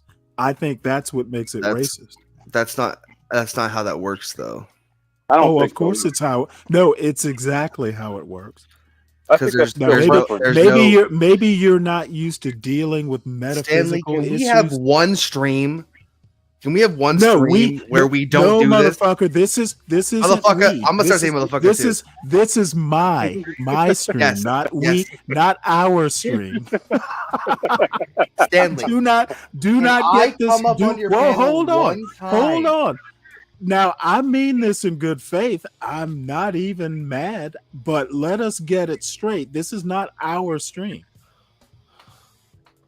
Stanley, pretend I'm Be Brave. When I started to come up here, you don't get mad. Hey, you made me return. Look, it is You know that? It is what it is. Like I said, I'm not finding anything wrong with it. It is your preference.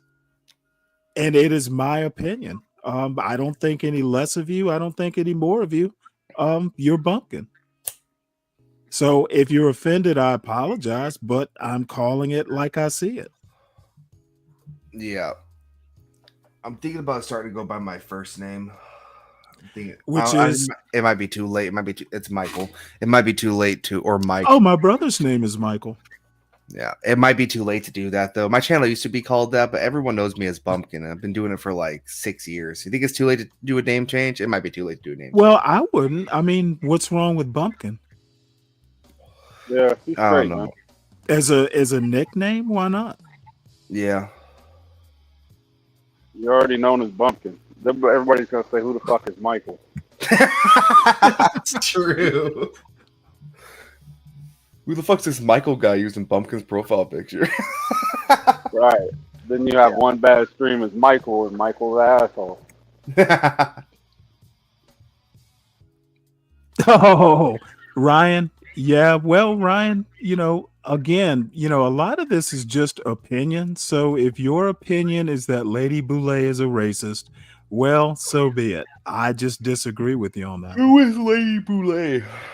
That lady that comes on talking race all day. She's this person that even like I don't know whether it's because I've been showing her, but all of a sudden, Hood Conservative has come down on her, and what's his name? BGS has come down on her. I don't know. Now I don't know BGS, so maybe he found her independently, but he reviewed the same video that I showed that morning. So I think Hood Conservative is in his orbit. But anyway, a lot of people find problems with her for different reasons. Ryan thinks she's a racist. I think BGS thinks she's a feminist. Which is there such a thing as a 70-some-year-old feminist? Maybe. I guess that would be about her peer group. But I don't agree with everything she says. But I mean, she seems reasonable to me. Now she's Southern, so that may be why. She reminds me of my mother, frankly. Yeah. I mean, also with feminism, there are several waves of feminism. Right. Well, I don't think I don't get bogged down in waves of feminism. I leave that to the red pill dudes. I tend to take people as they are. I try not to put them into categories. Feminism doesn't bother me until it gets extreme. And, the first wave or second wave feminists, probably around my peer group, I don't have a problem with them as long as it just doesn't get untenable. Stanley, I got a question for you. I've never asked this question, okay? What's that? What's your opinion on, let's say, Linwood and Jay Prince? I think Linwood. Well, Jay Prince, you know what? I've never talked to him. That dude, I don't. It's so bad with Jay Prince. I don't even have an opinion. I think he takes. I wouldn't even call him ghetto. I would call him. There was a Pop the Balloon, Augusta, Georgia, where I didn't know this was possible, but you can be ratchet and country at the same time. Oh God. It's like they managed to be country and ratchet. That's what Jay Prince is. He's country and ratchet. Oh God. Yeah, Jay Prince. Listen, I know you like to call everyone stupid, which is fine, but Jay Prince is on. Oh no! I only do it if it's deserved. Yeah, but Jay Prince is on a different level of stupidity. Like you can just see. I don't think he's stupid though. You think it's an act? No, I think he's genuine. Well, I don't think it's an consider act. him stupid. Well, let me put it to you this way: I don't think it's an act, but I think he knows himself. Okay, Yeah, I think he's very self-aware. Okay. So I wouldn't call him stupid. I would call him cunning. Really? I'd call him I ignorant. watched him. He was on. I think it might have been Sharon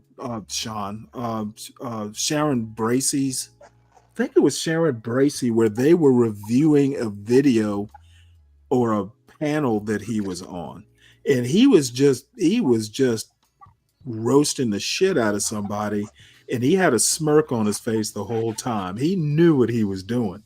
Yeah. And but I think he's country and ratchet. However, I wouldn't call him stupid. And then Linwood is what people sometimes accuse me of.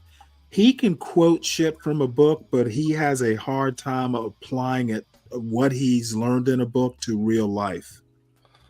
Like he's into Francis Cress Welsing and Neely Fuller, and that's so 1970s that it, to me, Neely Fuller is, there's nothing Neely Fuller or Francis Cress Welsing says that's applicable to American culture in 2025.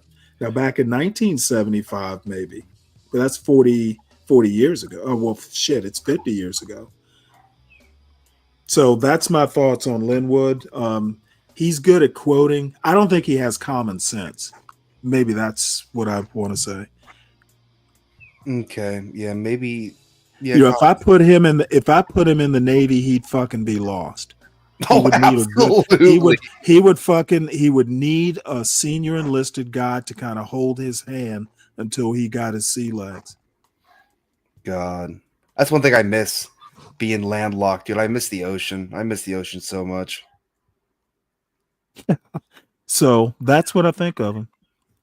Hey, what about the statue, Stanley? What are your thoughts on the statue? What do you think of it? I think it's a statue. If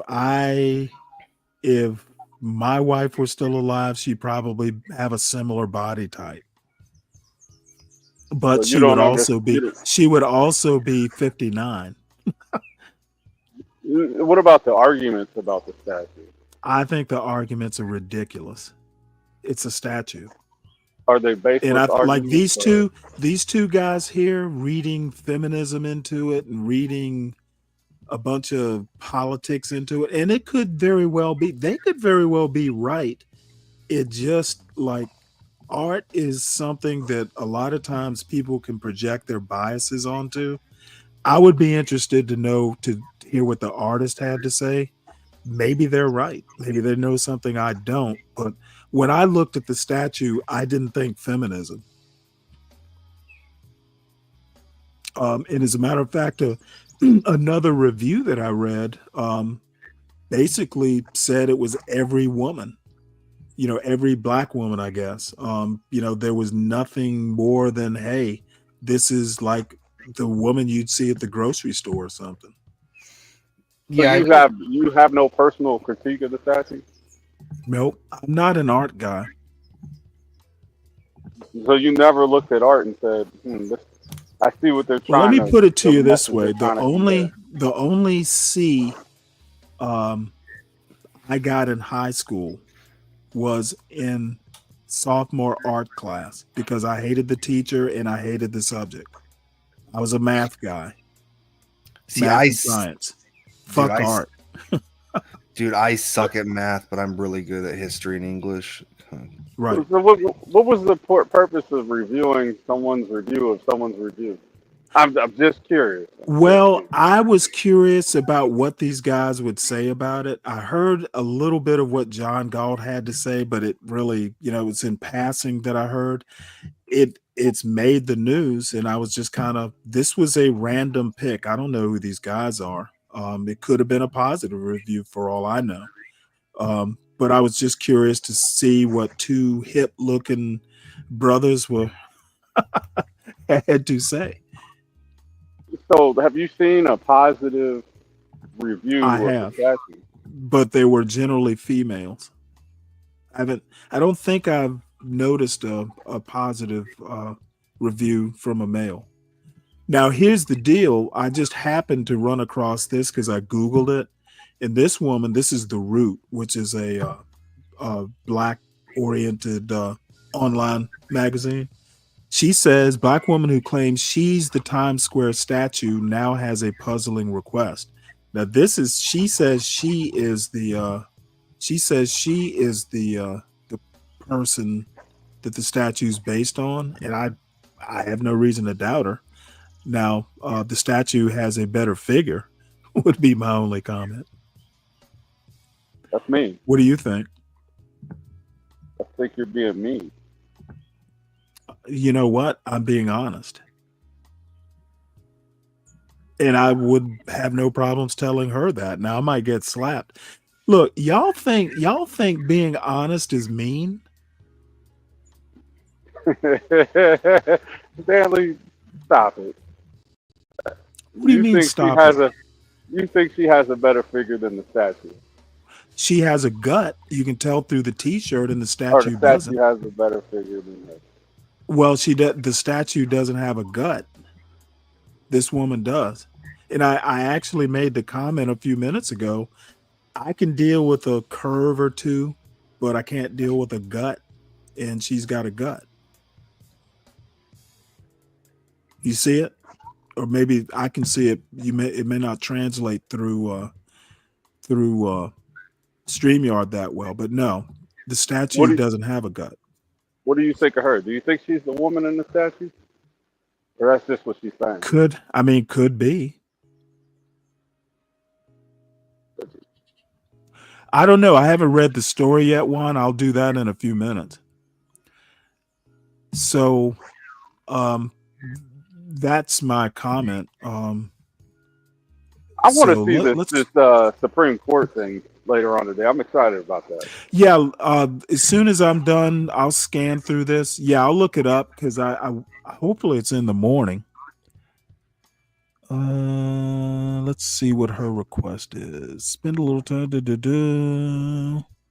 Grounded in the stars. Let's see. Hey, it's me and the statue, she claimed. She goes on to say that while she's happy to be the subject of such a piece of art, she doesn't like that the statue is wearing wearing jeans and a t-shirt like she's wearing now, adding that she'd rather be immortalized in bronze while wearing something that doesn't give an I'm just running to the store to grab some toothpaste vibe. Although I do really appreciate y'all putting me in the middle of Times Square, y'all could have did me a better look. Who is y'all? The woman goes on to model a few looks. She said looks she would have preferred the statue wear.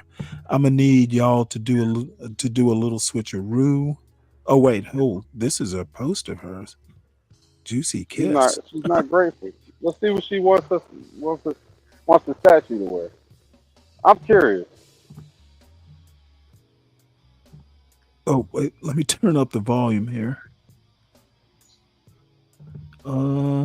Shoot, where? Oh, there it is. So, and this is all the notes that Let I me got start out at of one that. video. Even though I watched the whole live, I know I made some, but these were. Oh wait, this All isn't right, so her. I wrote down all the highlights from Uncle Netta and Tia Kim's live. So I'm gonna show y'all. Hold on. Wait. So, and this is all the notes that I got out of one video. Even though I watched the whole live, I know I'm missing some, but these were the ones that I could remember and the ones that I seen in the video. You look like an orange when you peel it. That's original as fuck. That's very fucking original. Cause he does. You better stop burning your face up, bitch. That neck is on fire. You gotta really highlight fire. This should be underlined because the way you had to hear how he said it. Damn, Sid, I didn't know you was doing an You anti-black charcoal segment. match light looking ass brisket back bitch. God damn. Family got that dope. Let me tell your bad body ass something. You botched body ass hippo shaped motherfucker. God damn. You look like you got on a wetsuit, bitch. You scuba diving. She made sure she indicated the kind of wetsuit it was. You ugly smear face, white wall, black. In one part of the video, she called crab boil face ass bitch. Proceeded to say, are those sister locks or nigga locks?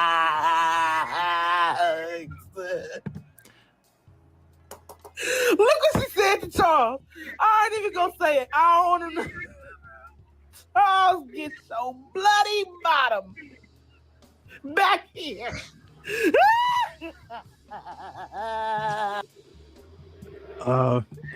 Is all that really that funny? It's not. It's not. Yeah, it's not. Thank you for saying it, Stanley. I'm trying to figure out what's so funny. What's funnier? I mean, it could. Yeah, it could be that statue maybe lady? she's. Yeah. Oh. Now I'm trying. Wait. Maybe she's just glad for the attention. Yeah, probably. I will be back. Wait, hold it. Let's see what this one is. Yeah, go ahead. I will be back on panel. I gotta go. Okay. Pick up food. I'll be right back. All right. Oh wait, hold it. You know what? Hold on one sec, guys. Here we go. Let me start this over. This is actually the lady who thinks she's. Both of them are, but this is another video by her. Times Square, and I have one person that I want to address, Miss Shara 7.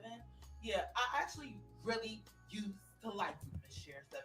You got some good advice, but one thing you is not gonna do is talk about my statue, call me a pick-me-sha just because you didn't get picked.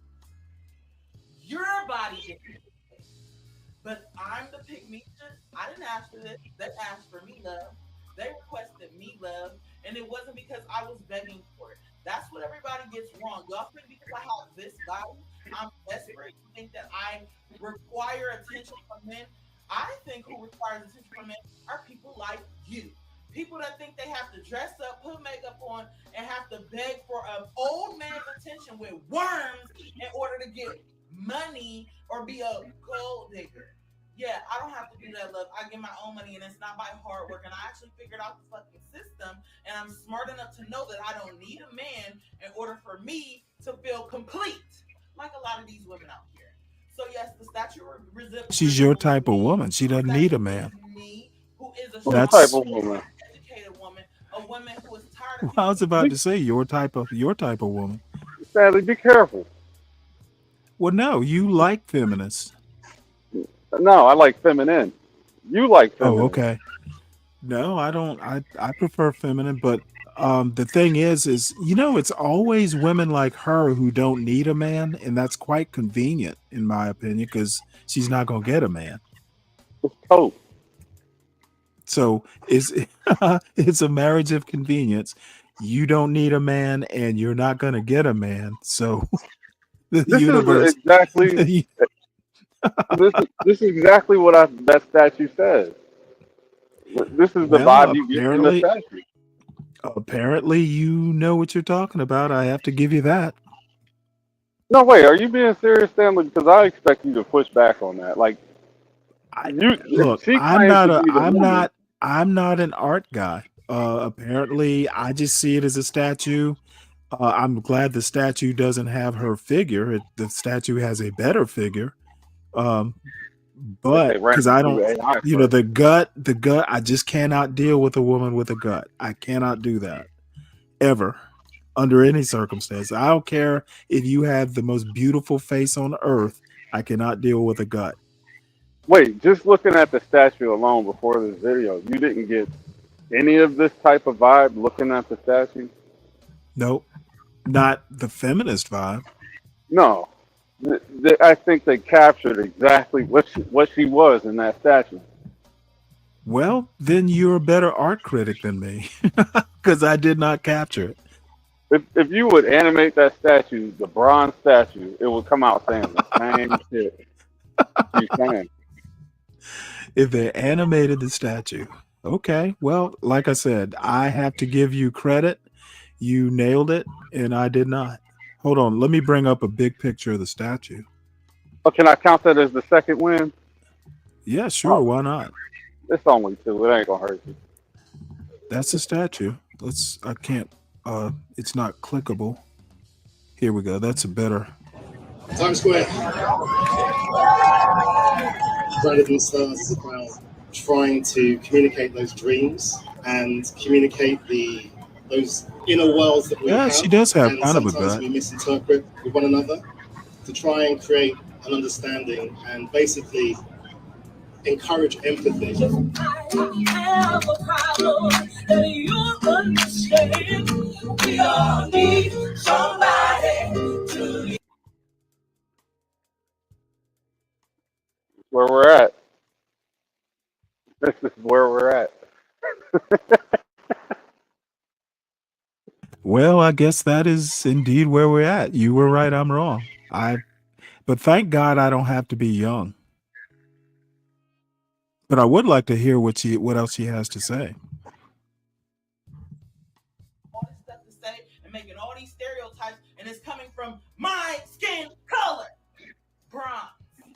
It should have been gold because I'm beautiful and I stand tall by myself, and all I need is God, and God is gonna send me who I want or who I need. But until then, I'm strong by myself, and I don't need a man to back me. I don't want a man that just to say I have a man, and that's not what the representation is for anyway.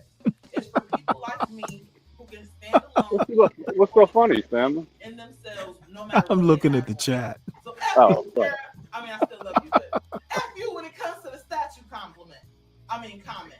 I mean, it was still a compliment. Dear God, please send the asteroid. That's funny. Man, y'all are horrible. No, but Stanley, why would they cement this in time? Why would they what? Why would they capture this and put this 12-foot statue in the center of Times Square? What, you know what? It says something else. Like this is the prevailing look, the attitude, or what we're capturing here. This is it. For what? Well, ordinarily I would push back, but you've been right so far. So far be it for me to contradict you. No, if anything you could think of, why would they do this? I'm not trying to just stomp around with a win. I want to know what you honestly think. I don't know. They just want a normal woman. So this is normal. Apparently they think it is, or that the guy's a British black artist. Apparently he thinks it's normal.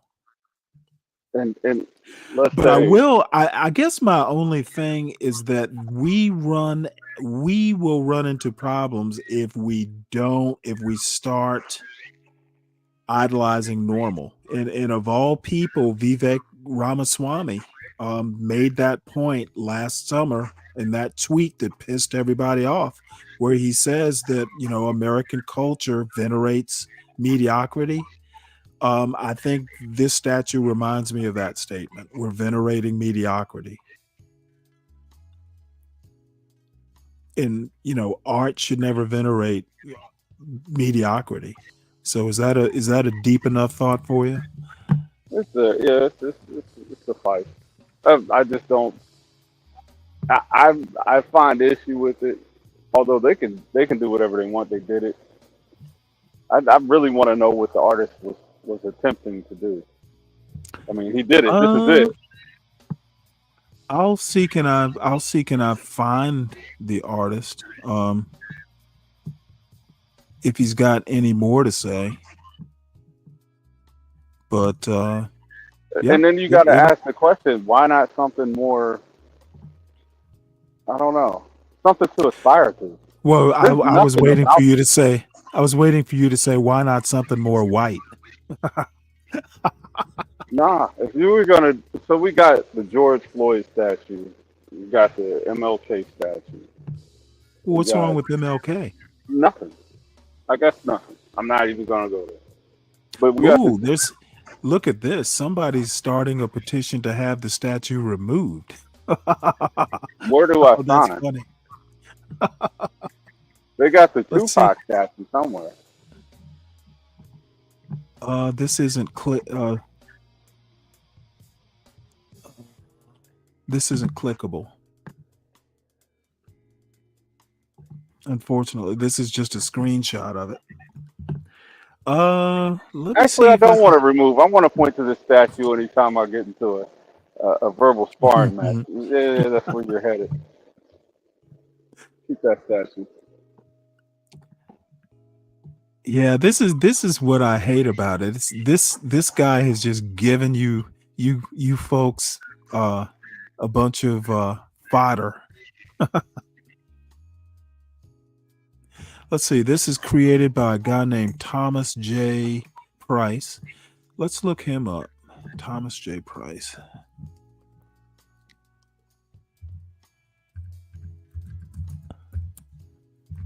He's either he's either out of touch or he's extremely gay. This is what it has to say about him. This is his website, apparently. Thomas J. Price. That's a close-up of the statue. Can you see it? Yeah, good. Yeah. This is the artist's website. Thomas J. Price. Grounded in the Stars, Times Square. Here, let me read from this. I'll have to enlarge it so I can see it better. Okay, Times Square Arts is pleased to present Grounded in the Stars, a 12-foot tall figurative bronze sculpture by artist Thomas J. Price, whose multidisciplinary practice confronts preconceived notions of identity and representation. With Grounded in the Stars, Price reimagines both the monument and monumentality in Times Square, one of the world's most iconic public spaces. A fictionalized character constructed from images, observations, and open calls spanning between Los Angeles and London, the young woman depicted and Grounded in the Stars carries familiar qualities from her stance and countenance to her everyday clothing.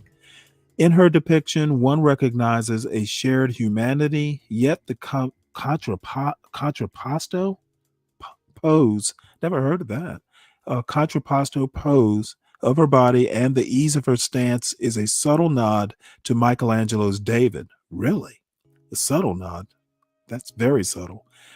Through scale, materiality, and posture, Grounded in the Stars disrupts traditional ideas around what defines a triumphant figure and challenges who should be rendered immortal through monumentalization. Installed at ground level on a wide, low base, the work invites engagement with the hundreds of thousands of people who traverse the plazas each day. The woman in Grounded in the Stars cuts a stark contrast to the pedestal permanent monuments, both white, both men, which bookend Duffy Square while embodying a quiet gravity and grandeur. In a culture that increasingly encourages a faster pace, Grounded in the Stars is an introspective meditation on humanity. Price's work offers viewers a unique opportunity to experience Times Square in a new light and share in a moment of personal reflection and empathy amidst the hyperactivity of the district. So what do you say to all that highfalutin language? Nothing but blather. They just wanted a stone-faced chick out there to represent them. I think what he was trying to do is say something without saying something. This is how you guys are. We're cementing this right dead center so that way you all can see it. Hopefully you do better. Let's see. Oh, well, apparently BGS has something. And let's see. Hold on one sec, Fred. Let's see what the other one is. Oh, and oh, well, you know what? One of my heroes and one guy that I listen to every now and again. So let's see what these folks have to say. Where'd they go? Oh, there it is. All right. So this is Professor. Let's do Black Pill Gnostic first. You know who Black Pill Gnostic is, right? BGS. Dave? Yeah, it's BGS, Okay. right? Yeah. Yeah, he's everywhere. He'll pop up over here. You keep this shit up. Yeah. I you know what? I kind of fear that he does. He is not he does not have high opinions of anyone other than his crew. I would be, what would he call me? What's his word? I would be a civilian. Yeah, he wouldn't debate you. He only debates his equals. Yeah, well, then he would not be debating me because he isn't my equal. And I don't mean I'm subordinate to him. It's the other way around. Believe me. I've heard his show. I have nothing to fear when it comes to debate.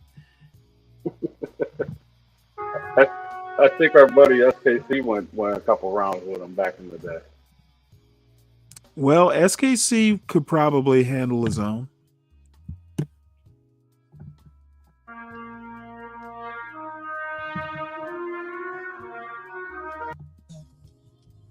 She looked like your mother, your aunties, your cousins, your nieces. Any black woman in your family, she looked like me. I am very happy that she's there. She's 12 feet tall. She's very intimidating. When you walk by her, you just gotta respect her. You don't laugh at her. And the only person that should Hey, really let me be mad is a black pause this right quick.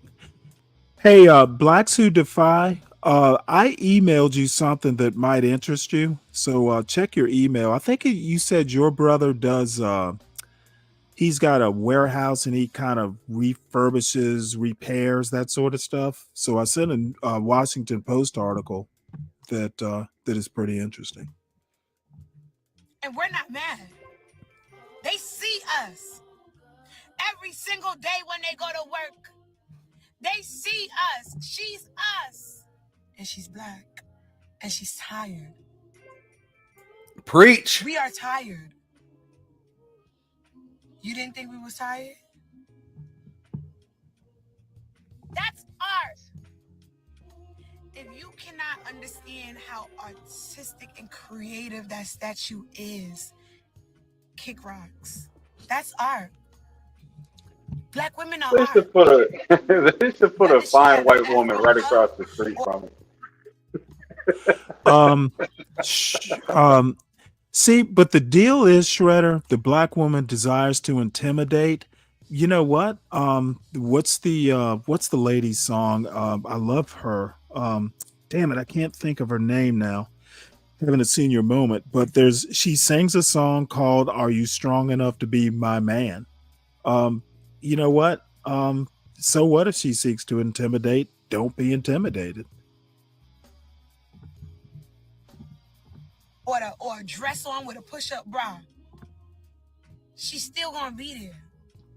They chose us before they put a 12-foot man. That's good. They would have never did that.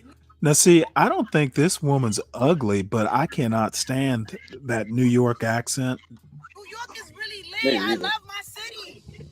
You know what?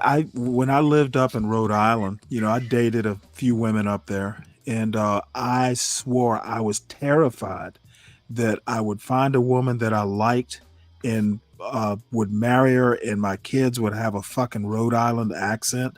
Oh my god! And I'd want to drown them like kittens. I cannot stand that accent. Don't say that. But Stanley, you know what's even more abhorrently worse accent? What's that? The Minnesota accent. Oh, really? Fargo. Oh, Ulfta. I think I could probably deal with that better than that. Bro, the moment pack your car. Yeah, the moment, Stanley, that a chick hits me with the Ulfta in the bedroom, it's over, bro. Black says they sound mentally inept. It's funny. What's got a Black suit? If I haven't seen him in a while. I think she's kind of cute, though. I don't know what the fuck. Who murdered her hair? It looks like somebody she needs to part her hair a different way. It looks kind of raggedy. I love my city. We used to have colonizers and slave owners as statues. Owners. Street, Union Square, and 42nd Street. They had George Washington, Abraham Lincoln. We yanking them bitches down. Now there's George Floyd and that black lady. Love it. Anytime somebody fix their teeth to say something disrespectful about a black woman, is your statue there? I don't see a statue that look like you there. I'm cool with that statue. That's power. A lot of people love us. A lot of people love us. We fit the beauty standard. That's not beauty. Who What is the she hell is talking? she talking about now? She's talking about the statue. She could be okay if she could just keep her mouth shut. Yeah, You know, no. I don't mind you talking a little bit, but goddamn. That's misogyny. Stop it, Stanley. No, it's not misogyny. I don't like a lot of noise. I live in a very quiet neighborhood with trees, and I do not want my peace disturbed. Companies love us. We make things shake. We make things sell. So yeah, put the statue up. Put some more. I don't give a damn if that lady was missing a leg, if she was in a wheelchair. She's me. I'm black and I'm proud. Oh, And you know how God. sometimes if you sleep on something long enough, it'll come to you. It'll come to you in a dream. How you want to talk about something. Now, my subs and you guys have been wanting me to talk about the statue of the black woman that's in Times Square. Some people are laughing. Some people are angry. Is this Stanley in a different universe? Let's find out. No. Lifted by it, yada, yada, yada. That's what's going on. And, but most people are not going to see it the way I'm going to see it. And I know most people on both sides are not going to agree with my take. But this is an honest take after sleeping upon it. And it's something I felt when I first saw the statue. So here goes. What did I see when I actually looked at that statue and I saw what I saw? I actually was saddened because in my estimation, that is the modern black woman on display. Frumpy, overweight, insecure. Master Yao has always said that the black woman is an emotional masochist, the permanent victim, the permanent woman that thinks she's unseen. Now, I was listening to Dr. Sabrina Strings. I've heard her, and I've actually pasted some things from her. And I wanted to know exactly where she's coming from and what she actually thought, what she actually felt, you know, why she believed what she believed, and why was she so angry with men and black men in particular. And I realized that the first thing she said is that black women, especially, are not sufficiently white, which means black women don't believe that they measure up to whatever standard that's in their head. And they do all kinds of things to dress it up. They get butt injections. They protest on TV. They get hair extensions, color contacts, bleaching cream, all kinds of stuff to cover up not what we see, but cover up what they see in the mirror. In the end, they become exactly what they are inside. And so eventually your inside will catch up with your outside. And this has been inside the black woman forever. And all I'm seeing now with modern black women and with the statue is that her inside is catching up with her outside. No matter how pretty she may be, or she may appear to be, or even may try to be, or what her claims is, smartest, the most educated, I'm the most dominant, the most moral, the prettiest.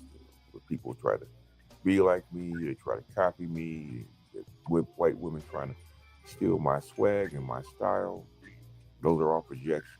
Those are all projections. Those are all projections of what she wants to be or what she wants to believe about herself. Because she actually doesn't. She doesn't believe that about herself. What she believes about herself, which is why they're so quiet about the statue. You notice most black women have not really said anything about the statue. Some might come out and they might give a performance. For the most part, black women have not said anything about the statue. Why? It's because they know what it is. They know what it is. Any other time, they'd be angry, but they know what it is. And basically, it's come from a black man that's not from this country. He has depicted what he sees from the average black woman. That's why he picked this shape. That's why he picked those clothes. That's why he picked that look. Because that's who black women see themselves as, especially the modern black woman. This is the way she sees herself. This is the way things appear to her. They just do. She's not shaped sufficiently well. She's not sufficiently desired. She doesn't have the look that she desires. She wants to be Nordic. She wants to have the blonde hair, long blonde hair, the blue eyes, the sufficiently white skin. She wants to be thin, white, and compliant, as Sabrina String says that she's supposed to be, right? But she's not. She's loud, she's overweight, she's obnoxious, she's dark. And not only have they looked at themselves that way, and it's so almost in a negative way, they've embraced it. They're not compliant. They're not nice. They're not sweet. They're combative. They're loud. They're obnoxious. They're harsh. I'm sorry, Stanley, but this guy is like, which is something they project out on. You know what? I'm gonna say it. Can I say the R word over here? Can I say the R word over here? What's R? Retard. Can I say that word over here, Stanley? Anyway, retarded? Yeah. This dude's uber retarded, and he knows nothing about psychology. And I don't know what I'm sorry. I don't know why this guy's pissing me off so much, bro. I have no idea. Well, I can tell you right now, he is a man of great stature in the black manosphere. Yeah, he is the what? master teacher. I mean, like he, SKC's pretty well regarded, and I guess Hood Conservative is too. This guy is like more regarded than they are. By far, I might add. By far. What's That's the name? master teacher you're talking about, Bump. That's the master who? The master teacher. The master teacher. What's his name? He's a black Gnostic. Black Gnostic speak. Yeah, Black Gnostic speak. Oh, okay, do your research. Oh. Is it Black Bill Gnostic? Yeah, but it doesn't matter, your thoughts. I just thought I would let you know. You'll get blowback calling him a retard. That is for sure. No. Not even I would do that. He does really? He does Def Comedy Jams on his channel. Now, I mean, I do, because he's such a big content creator, but a lot of people respect him. Now, I'm not that impressed with him, but I stand by what I said. I stand by what I said. Come at me, bros. Well, that's fine, but the thing is obviously I don't see things, maybe it's due to my age, or maybe just I don't get out that much. But Dave's analysis of the statue was spot on, and to me, it was just a statue. So, Black says he's still an imposter. Well, Blacks doesn't like anybody. Amen. I've heard your words about me, Blacks. Which is why most black women love. Doesn't care for me either. They love violent men because it reflects who they are. Well, he keeps his own counsel. That's how I like to look at it. Yeah, exactly. I don't mind him at all, though. Out and dine and eat and gorge themselves rather than get in the gym and get in shape and get their body right. They'd rather watch a reality show with women fighting each other and arguing each other and going back and forth rather than reading a book, rather than talk about philosophy. Well, we pretty much get his take on it. Professor Black Truth, who tends to be funnier. They said, well, he has all this doom and gloom to say about him, but then will encourage guys to run back in that burning building. Say To that again? continue.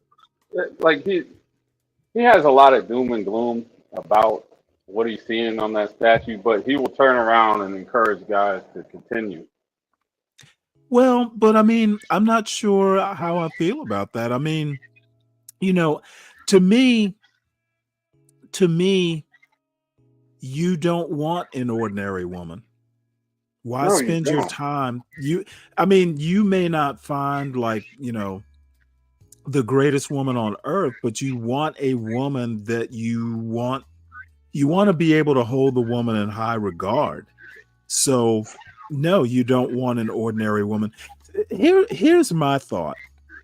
I mean, I understand that as a content creator, you have to make generalizations to kind of cast a wide net. But in my opinion, I just tend to not get wrapped around the axle. If a woman wants to be like that, if a woman wants to be like this woman, I don't care. I don't have to deal with her. I don't care that she wants to be ratchet or whatever the word is. I don't have to deal with her, so why should I care? I tend to want to care about the people that, affect my life. Now, again, as a content creator,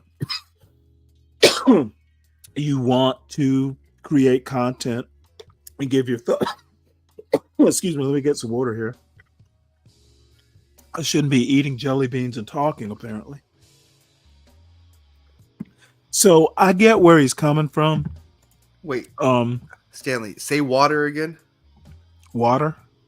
Oh, I thought you said water. What did I say? I thought you said water for about 5 seconds. I was like, oh no. Oh, Here we might go. have. I have a Southern accent.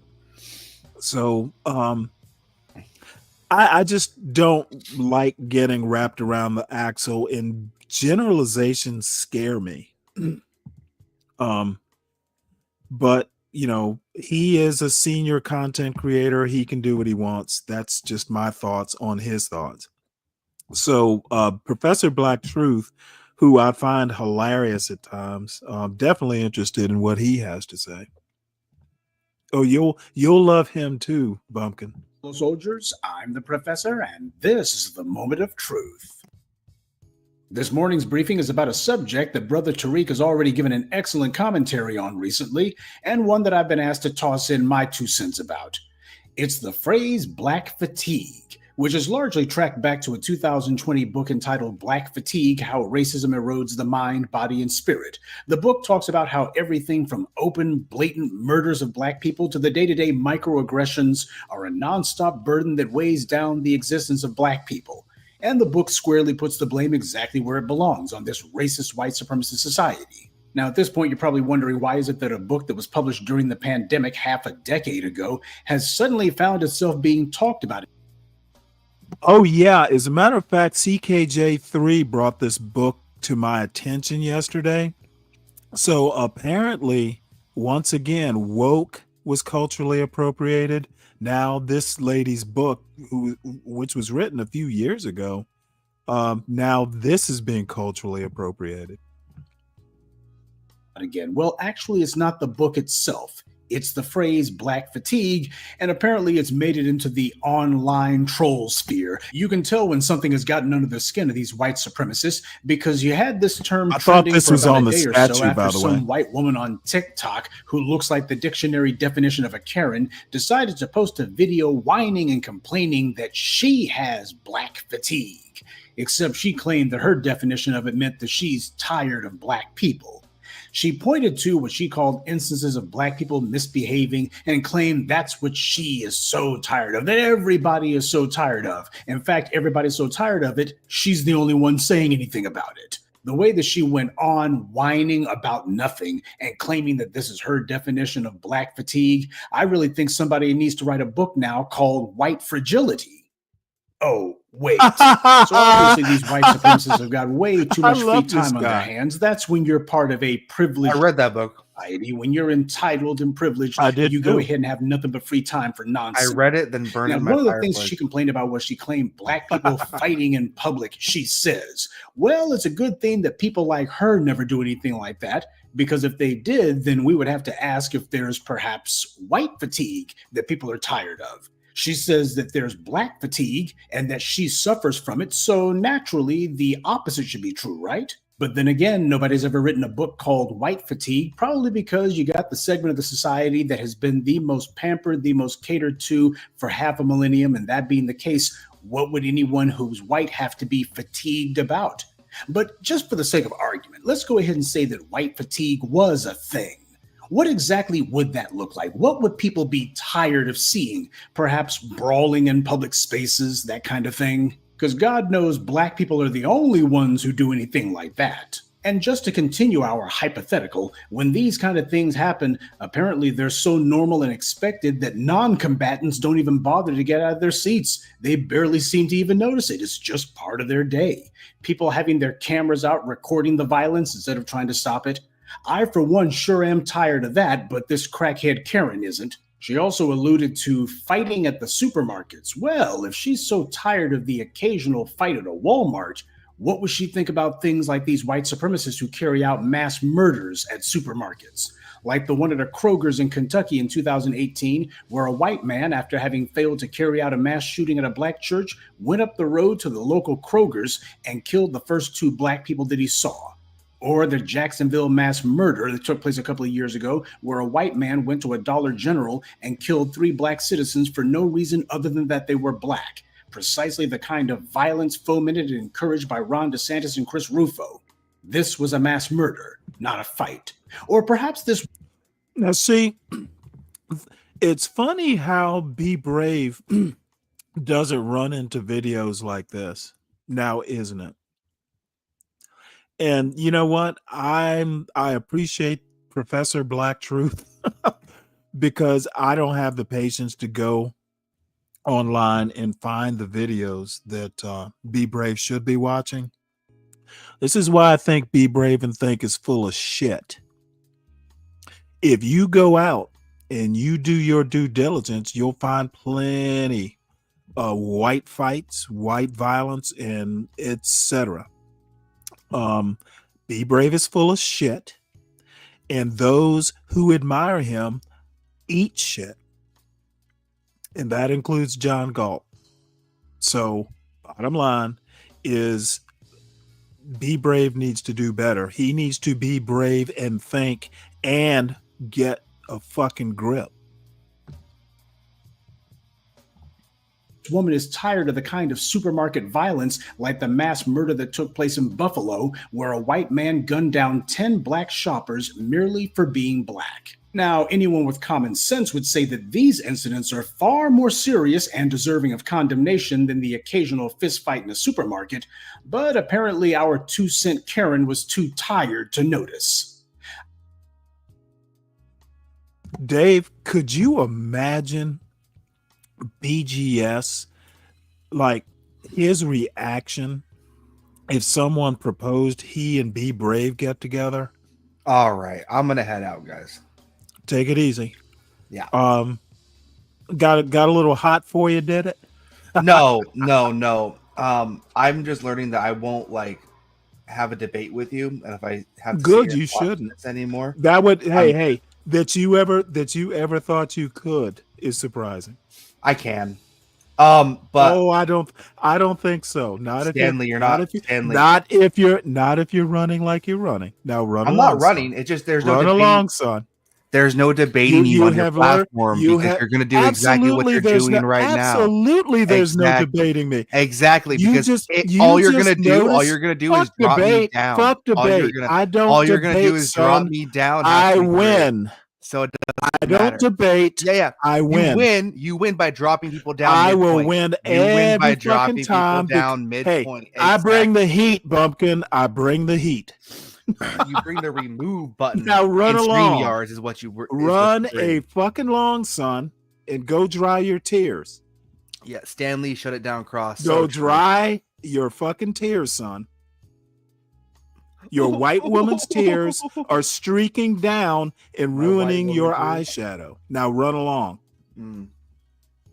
I know everyone is tired of the nonstop parade of mass murders in America, except this woman doesn't seem to be. She can whine about a fracas in the frozen food section, but says absolutely nothing about mass murders happening at supermarkets nearly on a daily basis. Gee, I have to wonder why she has such selective outrage. And speaking of people not knowing how to act in public, imagine a heifer who looks like she hasn't worked a day in her life complaining that she's fatigued about something. She was forced to remove her video after the internet got on her case. I'm surprised she didn't try to open a GoFundMe or something afterwards. You just had a white woman who threw racial slurs at a black toddler, and she was claiming she was a victim because the public called her out on it, and she's been rewarded for her racism. If there was such a thing as white fatigue, would it perhaps take the form of all of these Karens who are constantly running around, accosting and attacking black children, threatening them, calling the police on them simply because they're black, making a general nuisance of themselves, and in many cases making a dangerous threat of themselves? Might it take that form, perhaps? And speaking of entitlement, remember Jenna Ryan? She was the January 6th rioter who stormed the Capitol, and then when people identified her and told her that she was going to wind up in prison, she went on Twitter and arrogantly boasted, "Definitely not going to jail. Sorry, I have blonde hair, white skin, and I'm not going to jail." So she claimed that she had immunity from law based on her skin color. Gee, aren't these the same white conservatives who are always complaining and whining that the law is never applied to black people? And yet black people are disproportionately incarcerated, while white people are disproportionately ignored by police, given plea deals by prosecutors, and let off the hook by judges, like this Jenna Ryan was. That's where this kind of attitude comes from. She has racial immunity from law, and she knows it. She took part in an unprecedented attack on the nation and then went online to brag about it and said she wasn't going to prison because she's white. Thousands of insurrectionists taking part in a mass act of treason, and all of these clowns calling themselves patriots. That's certainly something that the country was tired of seeing example after example. That's not a troll post. He took it literally. Oh, hold on, Dave. My earbuds just died. Yo, peace. What's up, Shamar? What's going on? What up? Hold on one sec here. There we go. You back? Dave, I didn't hear everything you said. I said he took her troll post seriously.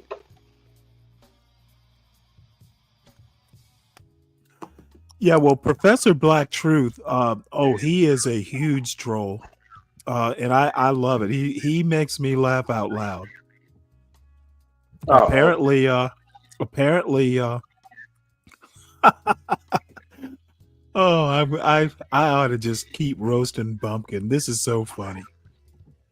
But apparently our discount ditzy broad, she didn't seem to notice. And that's not the only thing she has selective myopia about. The public has been forced to fly the unfriendly skies for the last several years, starting with the COVID mask mandates that led certain people to start acting out, in many cases violently, attacking flight attendants, attacking pilots, knocking out flight attendants' teeth, bloodying people's faces.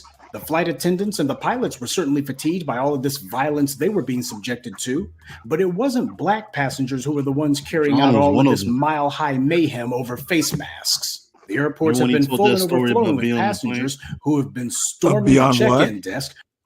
Said John, remember when John told that story of him on the plane and got kicked out? I don't think so.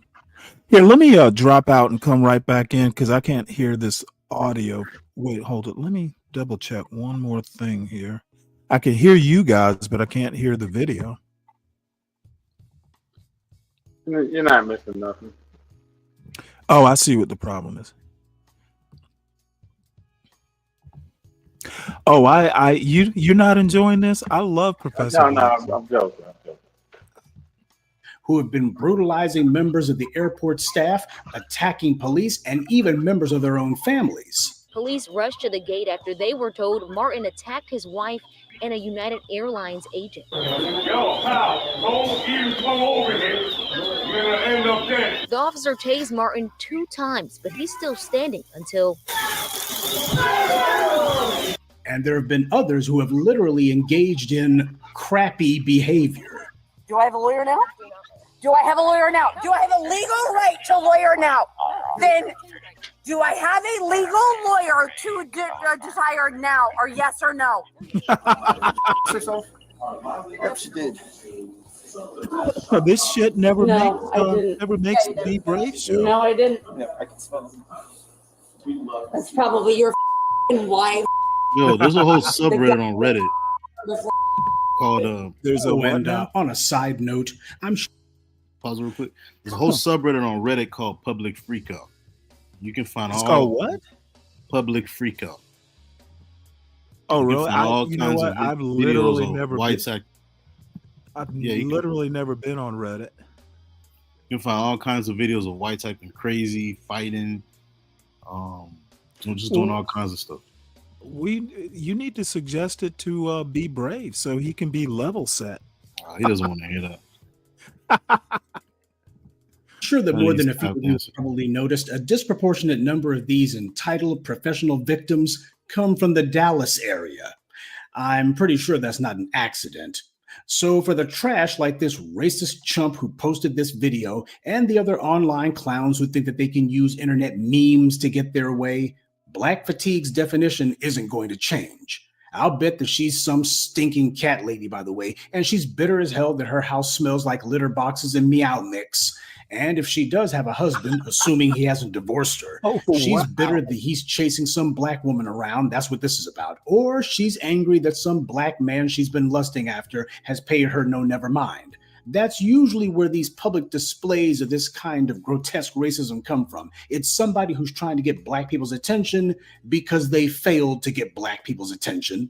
We get the occasional lame attempt by these white supremacists to hijack this or that term to do their pathetic version of an Uno reverse and try to turn words that we created against us. This is what people like Chris Rufo and his millionaire donors at the Manhattan Institute have dedicated themselves to. This is what they think of as a political strategy. For these people, this is what passes for being clever. But as we've seen countless times, the only thing that's tired are their talking points. So, I mean, woke is sort of the idea that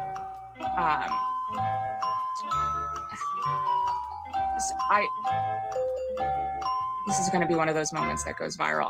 With people like Tucker Carlson and others, there's been a direct pipeline between these online white supremacist groups and the white media itself, and that includes these social media websites. You didn't need to wait for Elon Musk to buy Twitter to see clear proof that these racists were in charge of websites like Facebook and, of course, YouTube. These white supremacists recognize that they lost the culture decades ago, and that's the reason why they've been engaging in all of these pathetic, in-your-face attempts to try to make people pay attention to them. As the old saying goes, if you can't do something good, at least do something right. Except they haven't been getting it right. Have they succeeded in redefining the urban lexicon yet? Have they redefined critical race theory yet? Have they gotten people to stop using the word woke yet, or to adopt their definition of it? Have they managed to redefine black fatigue as meaning anything other than black people being tired of racist people like this 2-bit Timu Karen? When you hear these anti-black racists mentioning black people, that's because they're obsessed with us. They think about us constantly. And you know what? If I was a pathetic, mentally deranged anti-black racist, I'd be obsessed with black people too. Anything would be better than having to think about my own sorry, worthless existence. But we all know what her real problem is. She's tired of black people continuing to remind pampered racists like herself of how evil she truly is. She's tired of having to look in the mirror and see the creep that she is instead of the bottle blonde bimbo she wishes she could see. She's bitter at the fact that she's held in such low regard, and what she knows is that black people point out all of this wretched anti-black racism and everybody thinks about her, and that's what makes her furious. Well, black people will stop calling out racists like her when we stop seeing them. But I'm sure I speak for all black people when I say that we're done tolerating any complaints from the likes of her. From the open violence and daily occurrences of murder to the constant acts of prejudice, both petty and large, to the egregious attempts to make their immoralities seem normal, to the constant denials of their racism and their endless attempts to try to change the subject, all the way down to their never-ending parade of racist incivility. The public's patience with these white supremacists has already been worn down to the nub. White supremacists like this woman have absolutely nothing to be fatigued about. Black Americans, on the other hand, we are absolutely exhausted with the likes of her. Good day and be one. Hey, I'd like to take a Fred. moment to mention some of our contributors. Hold on one sec. Fred, I have to thank you. I hadn't heard him in a while, and this is the perfect antidote to the anti-black space that this place can be. So I'm gonna watch the one on the statue next. I bet it's hilarious too. What's up, Blacks? What's going on, Stanley? How are you? Nothing much. Just having a Peace, just having a Blacks. Hey, having what's a going on, guys? just having a good old time after. I see. I think this guy is hilarious, and I Doctor, would what's his name? What is his Professor name? Black. Yes, I know who he is. I know who Professor Black Here's the deal. I'm actually hoping Be Brave is monitoring this. So you're gonna start have a day with him. well, no. You know what? I actually don't have that much time to get into it with him. But the funny thing is he wants to go on and on and on, and I just don't have the time or the will to go in and do effective counter videos, because he's formulating a lot of his content on YouTube videos, and then he comes back and critiques Black culture as he does. And the thing is the data doesn't lie. However, that it's almost like crime. I made the comment the other day. Someone said, well, crime has been coming down these past few years. And my comment or my rebuttal is, well, so it went from awful to bad. Well, it's still bad. That it's not awful doesn't really tell me much. Crime needs to come down more. So Agreed.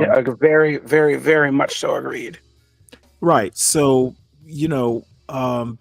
crime is a problem, and it is not just a Black problem. It is an American problem. And in my opinion, if you just racialize crime statistics, you're really not going to be that effective. What you need to do is approach it as an American problem. And I think until we do that, it's going to continue to be bad. So that's my thought. I concur. I don't believe it's particularly a Black problem. I believe that you deal with crime wherever you are. There are instances where you may see a slightly greater inference in the sort of crime that you see because of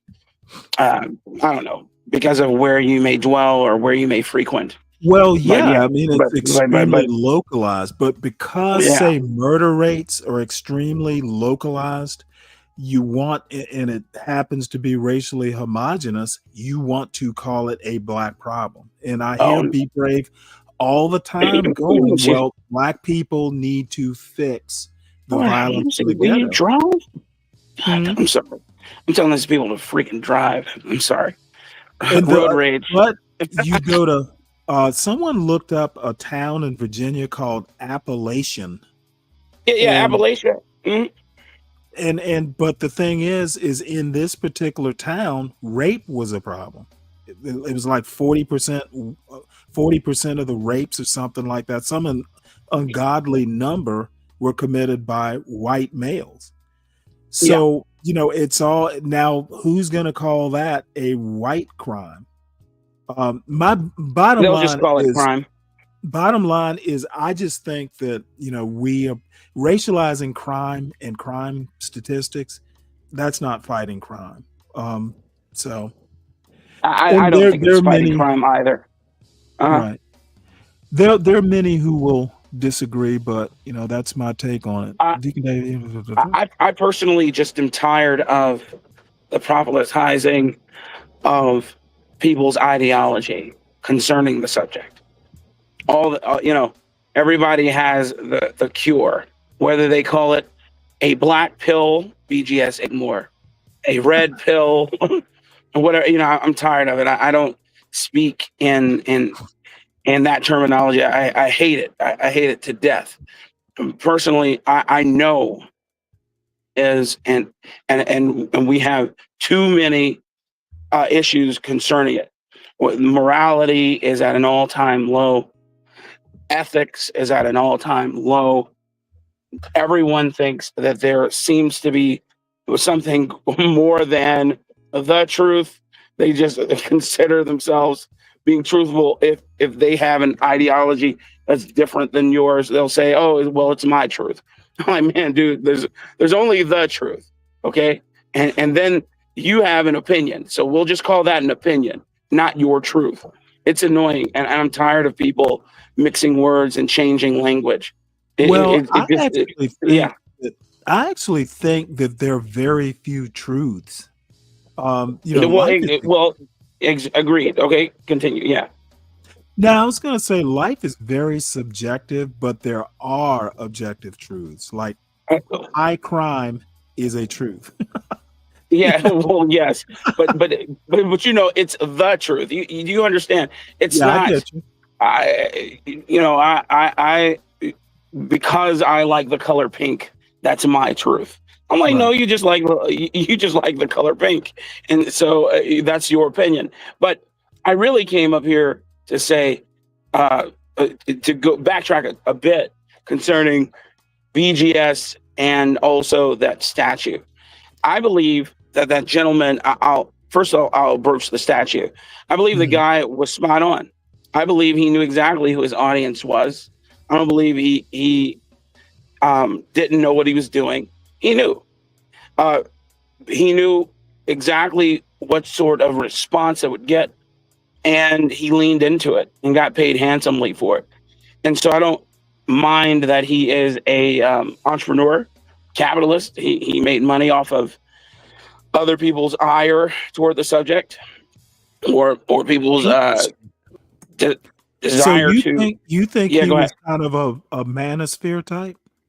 No, I don't believe that he was a manosphere. I hate the manosphere too, by the way. Well, I What mean, I think. he basically wanted to say, "Hey, black women, enough. Here's a statue. Here's how I see you."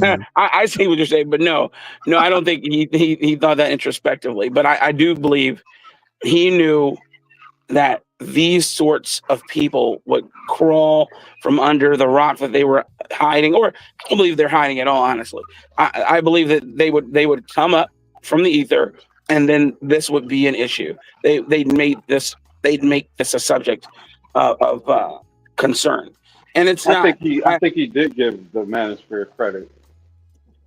He may, yeah, he may, man. I honestly don't even live in that space, but I'll tell you, I see the irony in it though, and I guess it goes to Stanley's point. All the women who came up to say that they see themselves in this woman, they don't see that her and her box braids and oversized t-shirt and size 45 jeans. Well, you know what? I hadn't actually thought of it quite that way. The first thing is, if you see yourself in this statue, you have a problem. Fix it. Yes. It's funny because I asked Stanley for his opinion. He didn't say that then. He'll tell you that. Oh no, you know what? I actually had no thoughts other than that's your typical black woman. My thoughts were, look at all these women coming up who hate themselves. They come up saying that this is a black woman, But then you see them wearing all the toxic Avenger makeup. You see them wearing all the toxic hair. You've seen how they make the hair that these women purchase on a daily basis and put in their head. And they pride themselves in that look. But then they see something that's supposedly a black woman in her truest form, someone who is makeupless, who is just what they call basic, and they think that that's the true visage of a black woman as they gallivant in their I'll say their court jester garb. Go ahead. Well, I look, the close up of the statue actually doesn't look that toxic Avenger. She's got No, braids. not her. No. I'm saying it's the opposite. I'm saying that the women who come up here prophesying that this is what a black woman is are the complete opposite of what this black statue is. You understand? They they say this. It's kind of tongue in cheek. They say this as they wear. They say this as they wear the hair that they claim that doesn't define them. They say this as they wear the clothing that they say does not define them. And that's all I'm saying. I'm saying that these people are the complete opposite. Yeah. And the thing is I made the comment that, the woman in that depicted in the statue, she's a little chunky, but you know what? If you're 59, you're probably not that bad off if you look like that and you're actually not 12 feet tall and you're 59. After living a life, after having kids, unless you were just a gym rat, you will look like that. And absolutely. It's not you bad are if you're absolutely 55. right. It's bad if you're 25. If you're 25 and that statue reminds you of yourself, then you need to work on yourself. This is a childless cat lady. A child with what? He said it's a childless cat lady. Hey, listen, my mind. Forgive me if I'm a little slow right now and not as witty.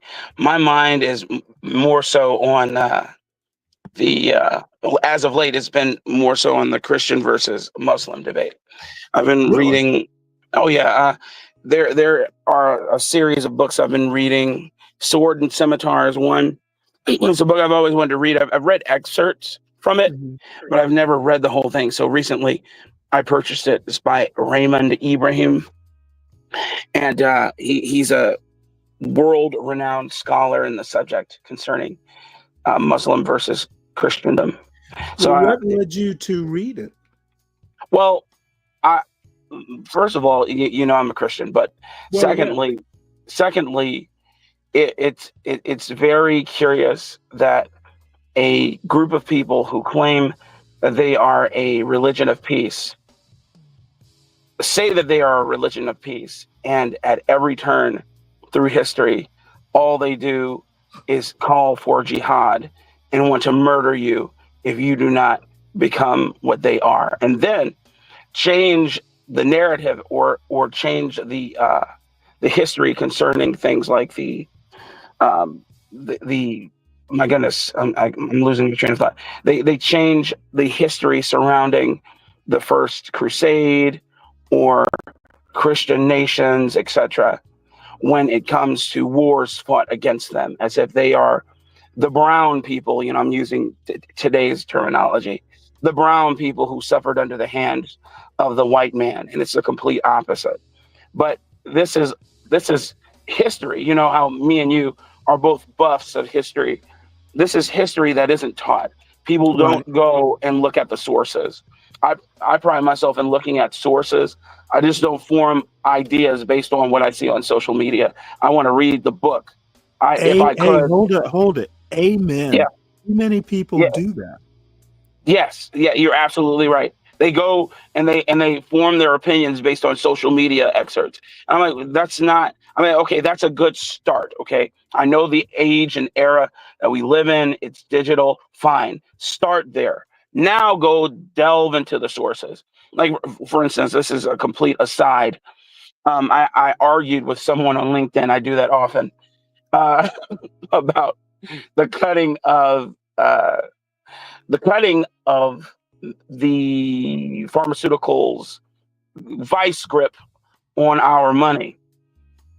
And as polarized as this place is, I try and take a more nonpartisan view on a lot of the stuff. And so I'll give credit where credit is due. The person says, "Oh well, you forget that Biden cut this back in this day, whatever, hallelujah, whatever." I said, Okay, "Fine." I'm Dave. like, if that, hello, I'm No, sorry. I said Dave has to go. Oh, Deacon I'm Dave. sorry, Dave.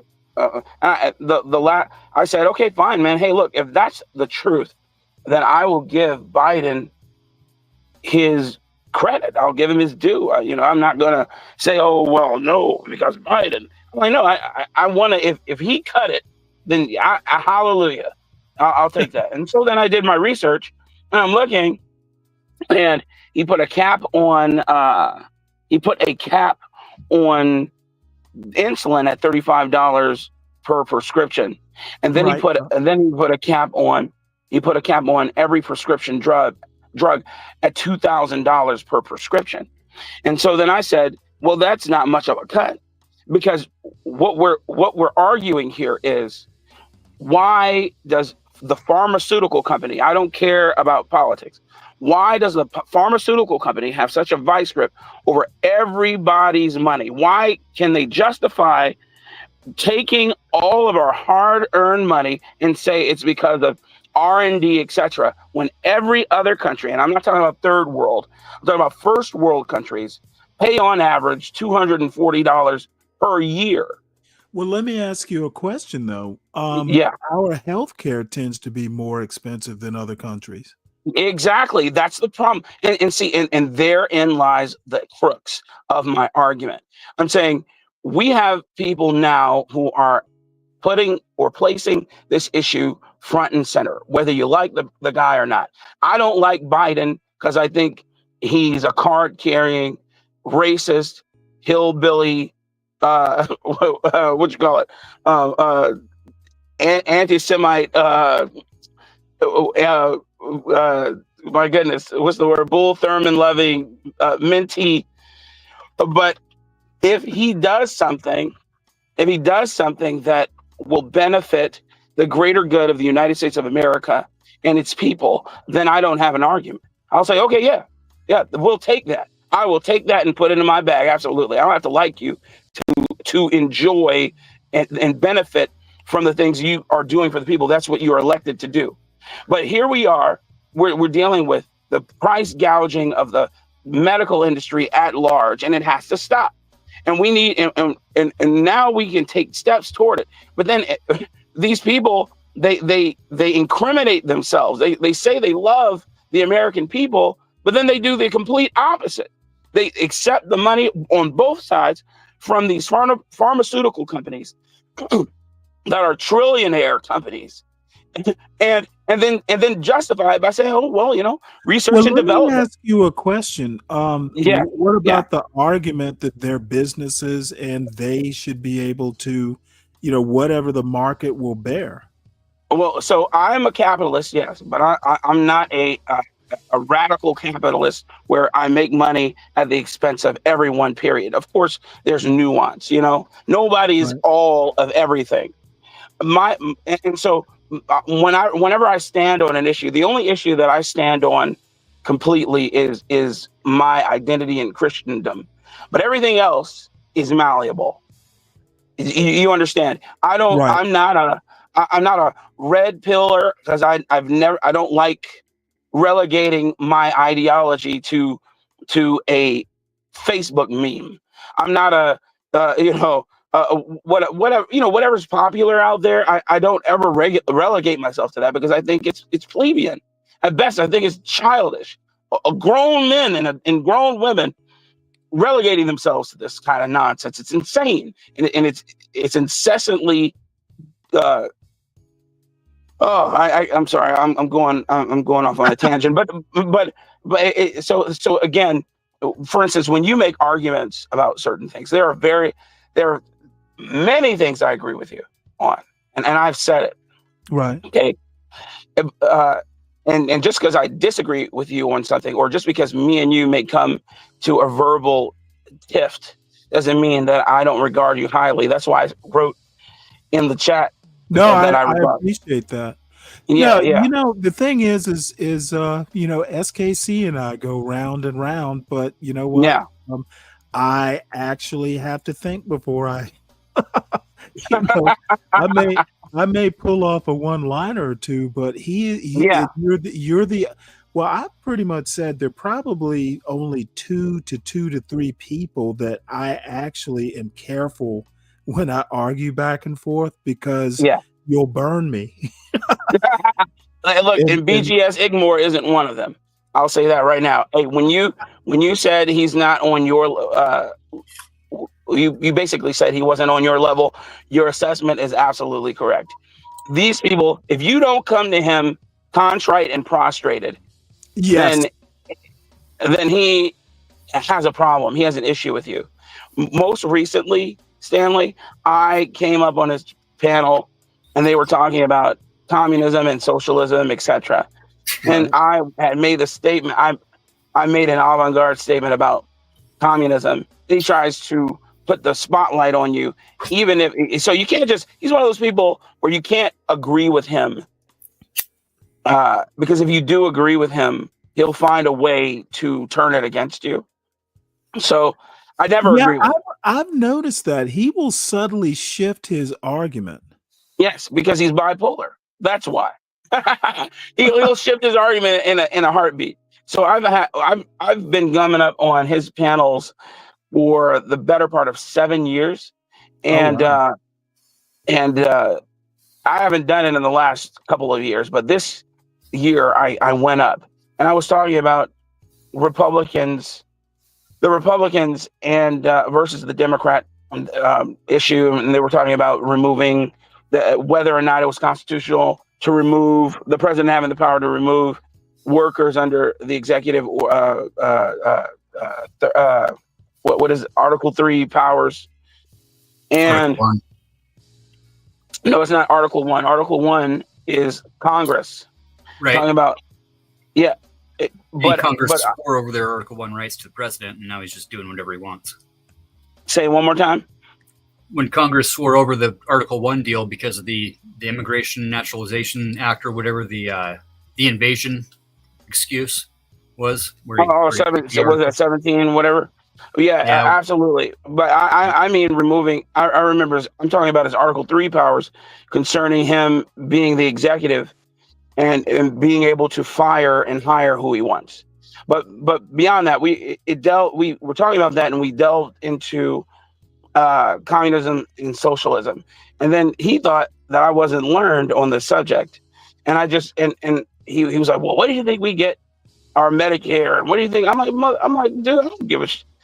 You act like I'm in favor of these things. Lastly, I'm like, you act like I don't know that the Republicans during the Lincoln era didn't read wholly Karl Marx's book on communism.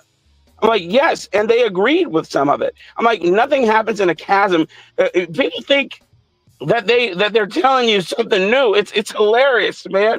They see a black guy and they see him talking the way I speak or the way you speak, Stanley, and then they think that you're just coming upon these ideas, like you don't read. It's insane. It's insane to me. I'm not a child. I'm well read too, BGS. Okay, I'll give you that. You're well read, but you don't do anything with it. Instead, you argue with plebs. You let them come up here so that you can bolster your ego. That's what you do.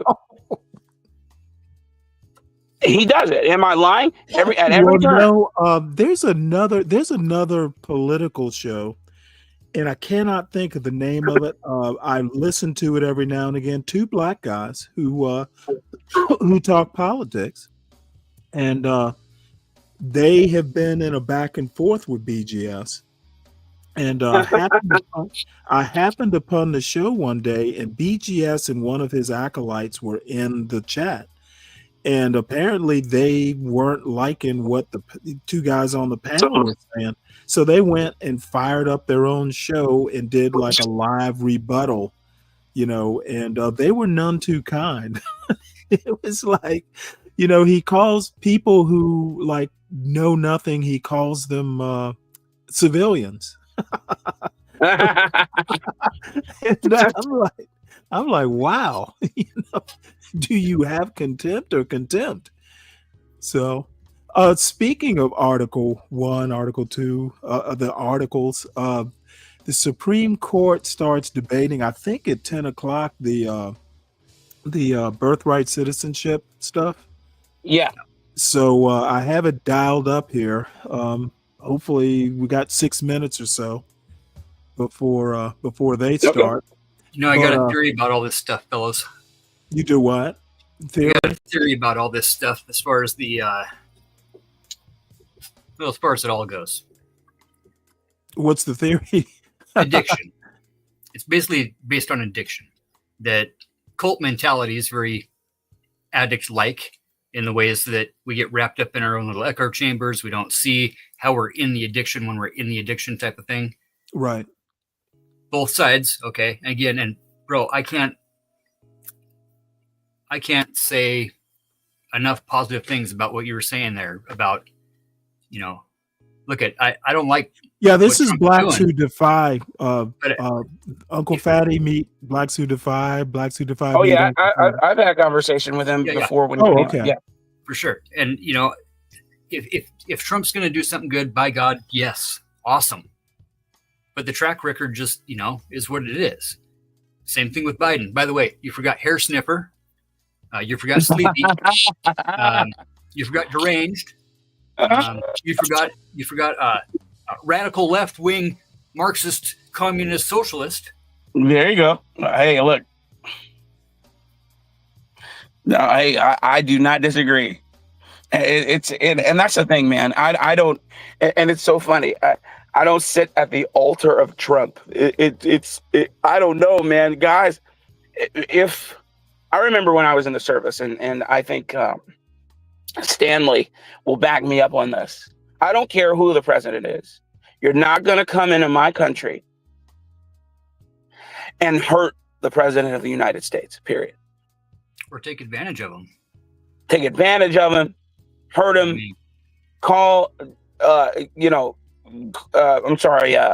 treat them as if they don't have their wits about them, which Biden didn't.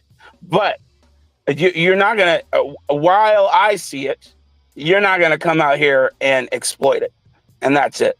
And anybody telling me that Trump has his wits about him and is like a cognitively aware person is just fooling themselves.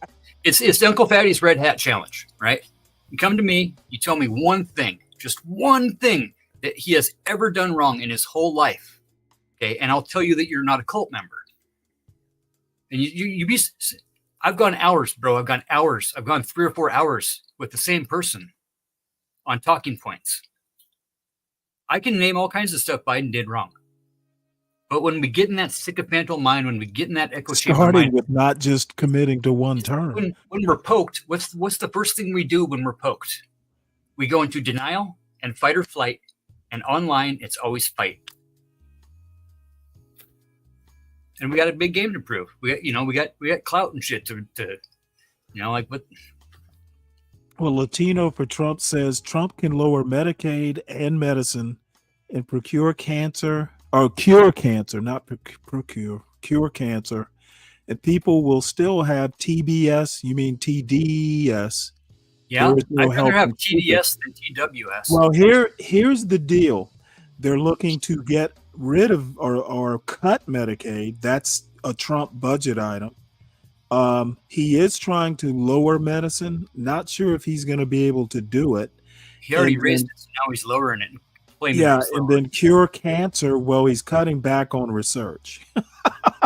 So now he's going to give him more money. So you got 1 out of 3. When he starts doing the other 2, we'll stop complaining. It's an easy pattern to follow with this guy. It's not a hard pattern to see if you want to see it, but we have to want to see outside of our echo chamber. I'm telling you, this whole thing about worldview is nothing but preparing a tunnel for yourself as you move forward in life.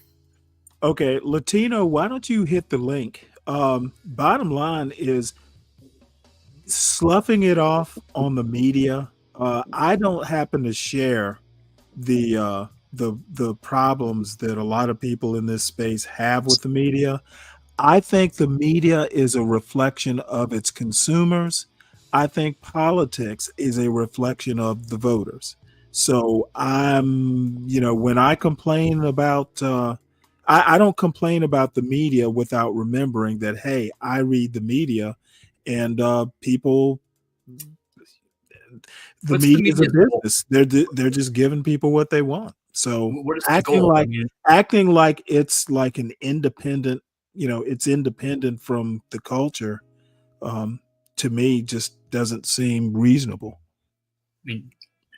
Yes, I will still complain because I don't think Trump is the type of person that should be president. Sorry, Latino for Trump. Yeah. But I would give him a compliment if he found the cure for cancer. Damn Skippy. Oh, yeah. I'll still have Trump derangement syndrome. However, Trump worship syndrome. I will say, hey, let's remove that statue of that black woman and put a statue of Trump in Times Square. But until that happens, there's only 15,000 types of cancer. Well, give those research dollars back, President Trump. No, I've said for a long time, Stan, that he might be the one guy that the one human being that I can actually say that I actually hate a little bit.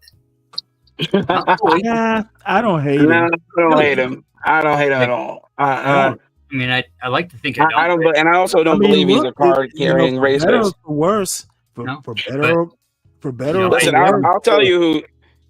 I'll tell you who was a card-carrying racist, and that was our previous president. But it's in terms of Trump. I believe he was unintentionally or intentionally pushed in this direction by people who decided to be his enemy. Quickly we forget who Trump is and has always been. And he's always been the guy who is charismatic in front of the camera. That's who he is. And they thought that he was off the camera. They thought that he was just a bumbling idiot fool. Whether you still think that or no, that's fine. But they thought that he couldn't have ever gotten anything together to become the president of the United States twice. And we have actual fools who discredited him and underestimated him. Okay, it's crazy. Well, I before you go too far with that, I think he ran both times against candidates that weren't optimal. Hillary Clinton was careless. She should have done some campaigning. I forget, was it Wisconsin or somewhere? She was a little disdainful of the voters. She didn't take because Bernie. She was smug. She did not take Bernie that serious. And Bernie. Go ahead. Well, I think Bernie. All I'm saying is that she pissed a lot of voters off. A lot of Bernie bros wound up voting for Trump. She did not read the Democratic room. I think she was smug.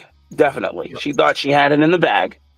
Yeah. But I'm opposite on the Bernie thing. I think Bernie riled up, kind of like what AOC and Bernie are doing now, riled up the left side of the aisle in their party, and then they handed up then they hand it off to the chosen candidate.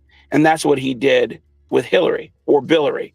He riled them up just enough and then said, okay, I'm defeated. Go and vote for Hillary. No, I think he got cheated with the super. I can't remember the ins and outs, but there was did. He there did. was a thing with super delegates. You know, she didn't win by that much. Oh no, she didn't. No. They took him to the back room and said, you're going to get down or lay down. And he chose to get down.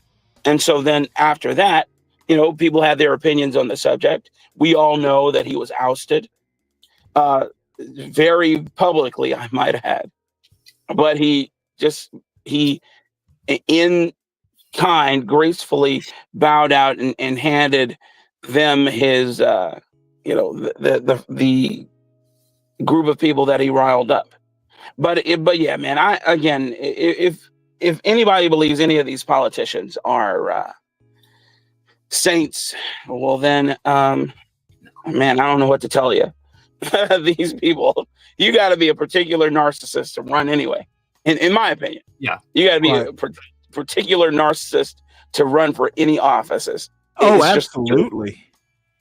About that, you know, there's something to be said about bragging about helping people, right? It's the Messiah complex. And that's, you know, when you're a politician, that's part of the deal is you have to brag about how much help you give people. That's the truth. Like 12 years now, Republicans haven't passed shit for bills, didn't pass shit for legislation, and basically vote against anything that Democrats want to do because that's the agenda, right? It's to shut the other side down, right? Every time on both sides, yes. So I'm seeing it more and so now, like we really do have, at least they're saying, okay, they're saying that they want to help the people when the other group is basically saying like, we just want to help our people and only our kind, right? Wait, who's saying they want to help the people and who's saying they only want to help their kind? Exactly, right? Because it's all exactly. No, yeah, right. That's why I left it open. Yeah, right. That's right. The question is rhetorical. I can, you know, that's the nature of this game because we don't vote for what we want. We vote against what scares us the most. I agree with that. I can agree. A better fear game. What I want is to be left alone. I don't want all my dollars going toward anything. Okay, so how about this? I love this argument because what doesn't ever happen in this argument is like you send your money where you want to, and I'll send mine where I want to. I agree. That's what I would like. That's what I'm saying. I don't want my money going toward anything. I'd rather be able going for rainbow flags, and I do want my money going for litter boxes and whatever the talking point of the day is. But the fact litter boxes. Between the two of us, we haven't paid enough money to even pay for one refueling on an F-35. Yep. So, like, we're talking about an abstract thing about, like I get to decide where my ex-wife spends the child support money. Again, I don't advocate for having to spend 8.25% on every purchase. I don't advocate for having to spend $12,000 a year for property taxes. I don't want to spend money arbitrarily after I've been being taxed on every dollar before I even achieved them in my bank account, or the zeros and ones that represent my dollars digitally in my bank account. In LLCs and S Corp is the best move I ever made as a young man. Oh, absolutely. I made that move a long time ago, but still, I still don't like being taxed on my hard-earned work. I want the country to be exactly what it's supposed to be, which is something that provides me respite from tyrants, from tyranny, like during the Barbary Wars. For me, that's a clear-cut example of what the United States was about. Fighting those who are up here in the woods in North Idaho have their way. We'll be in bang bang pew pew with each other here real quick. Well, perhaps everybody has their ideology and their things that they are zealots on. But I don't mind them doing that as long as I can have my bang bang pew pew. That's it. You know, the thing is that like as Americans, we're just not supposed to ever use them against each other. We're always supposed to fight for the same cause, one for all for one. You know, Yeah, that's a lie. That just got blown out the window here in the past 20 years. I believe that yes, we can come together and fight against a common cause. Somebody who's trying to set upon us, and there are people who are trying to set upon this nation, but it's not these manufactured wars that we've been fighting for sure. But yeah, wars. The biggest wars ever fought are Christian versus Christian. No, the biggest wars that were ever fought were the Saladins versus Christian. I'll be right back. Hence the book that I was talking about, Sword and Scimitar. And it's funny, people believe that Christendom caused more turmoil and anarchy in the world than the Muslims did, but that's just so far from the truth. It's not even funny. But that's what we've been sold, and that's what we have to fight against. I will rephrase that to more Christians have been killed by Christians than any other religion.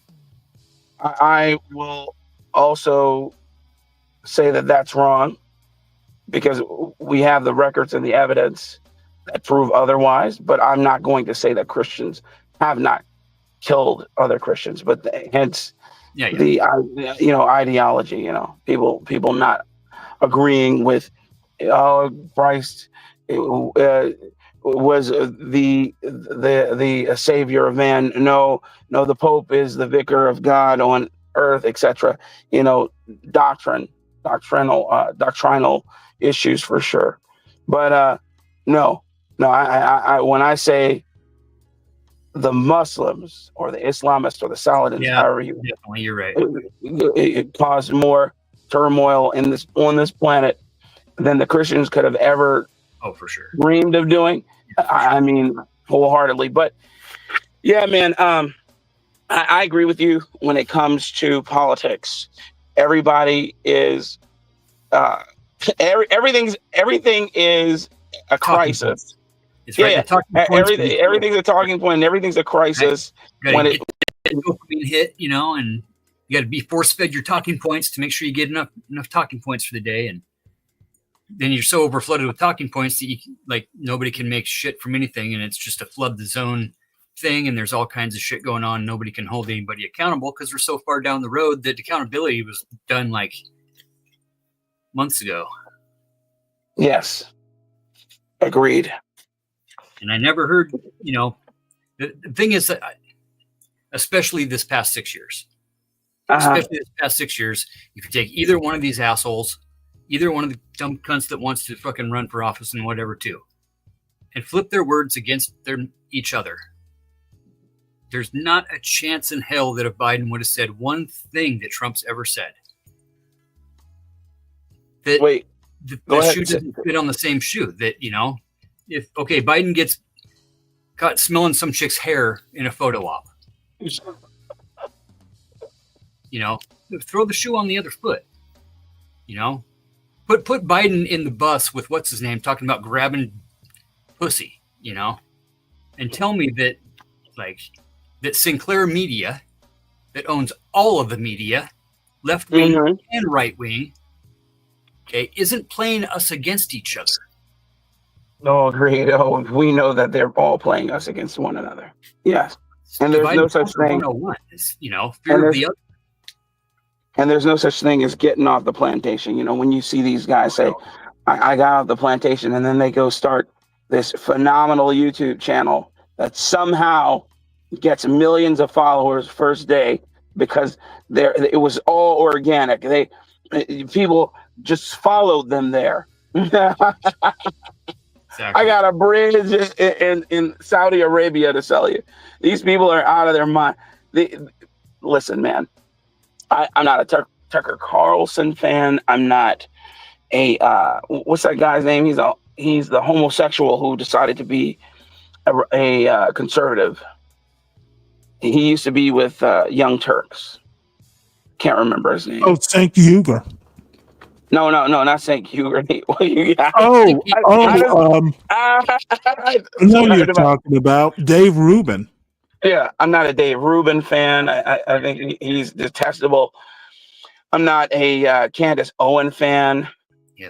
Owens fan. I can agree with some of the things that they all say for sure, but do you think that I believe that these people just organically grew this fan base because they were just so right and so they had poignant points and ideas? We will hear No. argument this morning in case 24A884, Trump versus CASA Incorporated, and the consolidated You know, the case. thing is, you just speak with authority and people listen, Mr. Chief and Justice, you and may it just please the court. you affirm the negative and On ask the January question and make 20th, them say yes, 2025, and then everything's President good. Trump issued You've Executive already Order won. 14160, protecting the meaning and value of American citizenship. This order reflects the original meaning of the 14th Amendment, which guaranteed citizenship to the children of former slaves, not to illegal aliens or temporary visitors. Multiple district courts promptly issued nationwide or universal injunctions blocking this order, and a cascade of such universal injunctions followed. Since January 20th, district courts have now issued 40 universal injunctions against the federal government, including 35 from the same 5 judicial districts. This is a bipartisan problem that has now spanned the last 5 presidential administrations.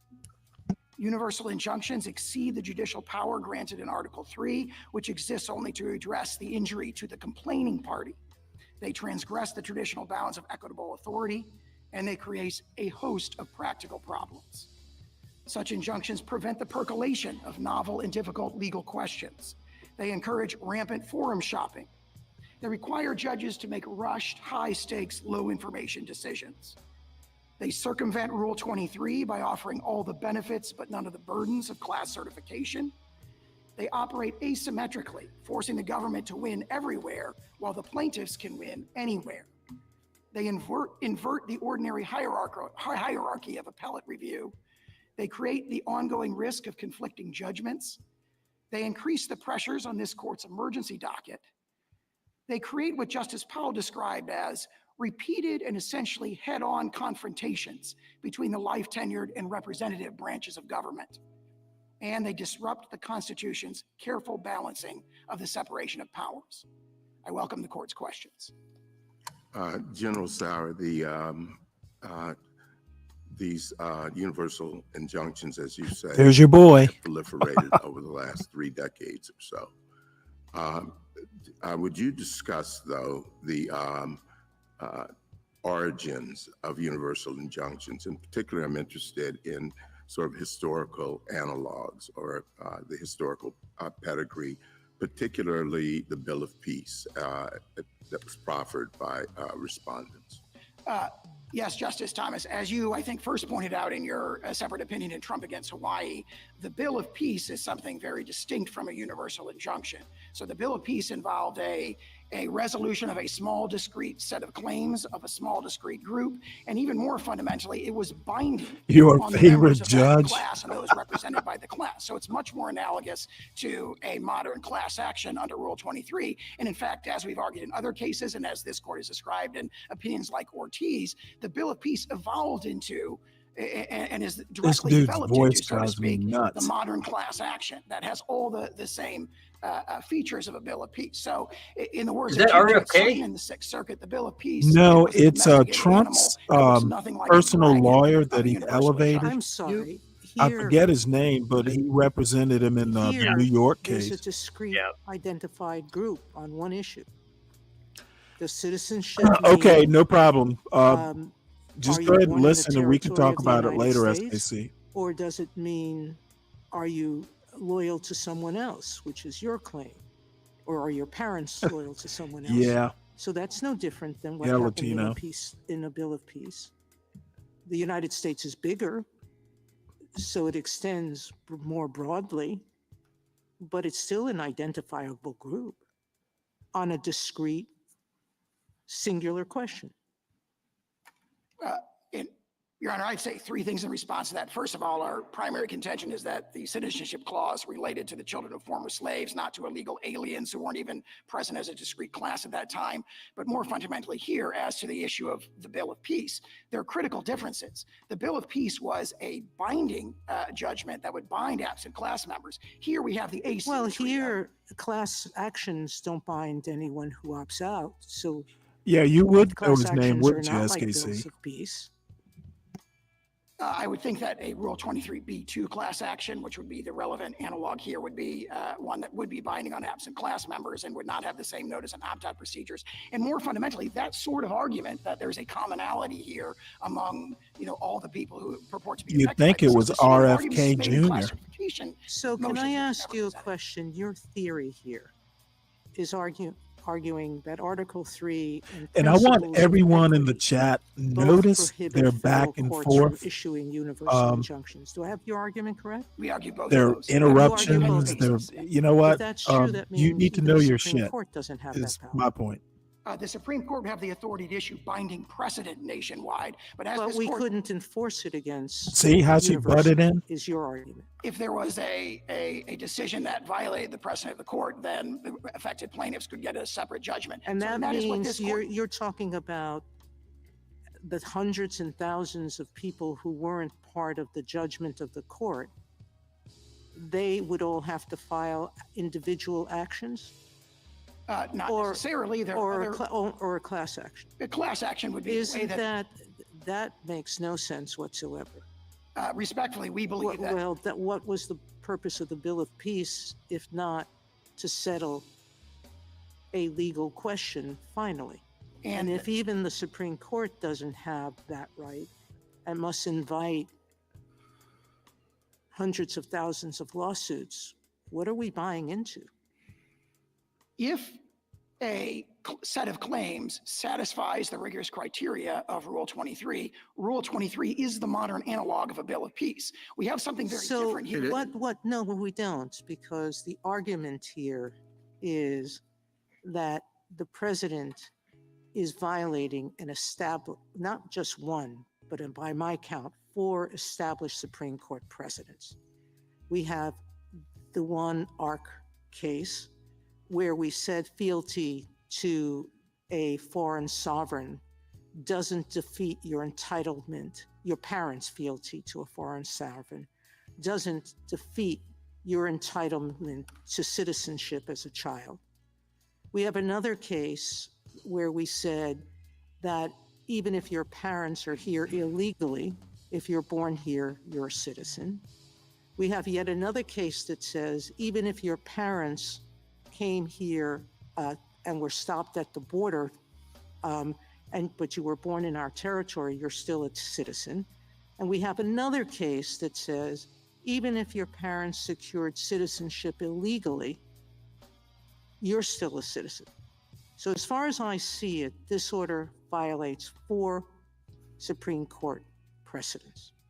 Yeah, and you are claiming that not just the Supreme Court, that both the Supreme Court and no lower court can stop an executive from universally from violating those holdings by this court. We are not claiming that because we're conceding that there could be an inappropriate case. Only a Rule class, 23 only Could by I a hear class. could I hear the rest of his answer? A Rule 23 class action. And then the more fundamental point as to all those Supreme Court decisions you referred to. So what do we do temporarily? Temporarily, the court may issue, the lower courts may issue injunctions that remediate the injuries to the plaintiffs that appear before them. Lower courts in appropriate cases may certify So class when a action. new president, See how orders she's butting in? that because She's there's my so much hero. gun violence going on. Don't in the get mad country, when I do it to and you, he comes folks. in and he says, "I have the right to take away the guns from everyone." Then people, and he sends out the military to seize everyone's guns. We and the courts have to sit back and wait until every named plaintiff gets, or every plaintiff whose gun is taken comes into court. In appropriate cases, courts have certified class actions on an emergency basis. We found at least 4 cases in recent years where that was done. But more fundamentally, we profoundly disagree with the characterization of the merits. This is now fully briefed in the Ninth Circuit in case number 25-807, where we describe how that characterization of the holding of Wong Kim Ark and the other decisions is profoundly incorrect. And You that is still the have big- counsel. Could I ask you about a different type of case that has broader impact than on the particular claimant? Like a claimant who's alleging that the districting in a particular case has resulted in racial discrimination against him or her based on how the district. This is the gone. sort of Now, case a where you judicial, do want a decision nationwide about that injunction. one plaintiff Okay, would because implicate the if you don't redistricting do it, throughout the whole case. you know, and So- you have so, babies born, you know, throughout the whole that state. aren't citizens How does having your to go theory, back address retroactively that and situation? reinstate That their would be what you might citizenship call an would be indivisible impossible. remedy, where what the court is These doing there by, guys, for example, redrawing the district I hope lines they lose is, the as this shit court out of said this in Gill case. against Whitford, the only way to remediate the injury of voting in an unconstitutionally drawn district. That is similar to abatement of a public nuisance or, for example, in the school desegregation cases, where remediating the injury to the plaintiff before the court necessarily has collateral consequences to many others. And certain environmental cases might have a similar thing. For example, you stop the local plant from pouring water pollution into the water. That benefits the plaintiff and happens to benefit a bunch of other people. Now, that's very different than what we have in these universal injunctions, where it is a divisible remedy. I mean, I point to the holding of the District of Massachusetts in this case, looking at the individual plaintiffs. That court said, well, obviously, I don't have to give a universal injunction to protect individuals other than the individual plaintiffs. They are given complete relief by an injunction that tells federal officials only to treat their children as But citizens. why? I guess the question is why does the law require that? I mean, I appreciate that a court could, in a divisible remedy kind of case, narrow in to the plaintiff, but you seem to be suggesting that Article 3 or Rule 23 or something requires that. And I guess I don't really understand it. If I may offer 2 responses to that. In the Article 3 context, that is the principle announced in Worth against Selden, announced in Gill against Whitford, and Lewis against Casey, where this court has said again and again, what we do in the Article 3 context is grant remedy that is tailored to, grant remedies that are tailored to remove the injury to the complaining plaintiff. Sometimes they have even very broad collateral consequences. But in the Article 3 context, what the court has not done, and every time it's focused on this in National Treasuries Union, Employees Union, in the But I guess I don't see why then the divisible remedies or indivisible remedies is an argument. I mean, if Article 3 is suggesting that the court has to focus in on the plaintiff only, then it would seem to me that that would be the power requirement across the board. I thought Article 3 was really about limiting the court's power with respect to jurisdiction, that we say the court has to determine whether or not there's subject matter jurisdiction over the issue and whether or not there's personal jurisdiction over the defendant. And once you have those things, the court can evaluate the merits of the legal issue and issue, especially in equity, appropriate relief. Now, I appreciate that there are some prudential concerns that the court considers, but it seems to me that in many, many, many circumstances, we have not required the court to limit their relief to the particular plaintiff as a matter of constitutional Article 3 requirement. I disagree with that. I'd offer a response both first as to Article 3 and then as to the scope of equitable authority. In the Article 3 context, this court said in Worth against Selden, for example, that the Article 3 judicial power exists only to redress the injury to the complaining parties. Again, in Gill against Whitford and Lewis against Casey. All right, so let me give you a hypothetical. So suppose we have a manufacturing plant that unlawfully releases environmental toxins into the air, and we have a plaintiff who lives near the plant, brings a nuisance lawsuit and says they're being harmed by unlawful release.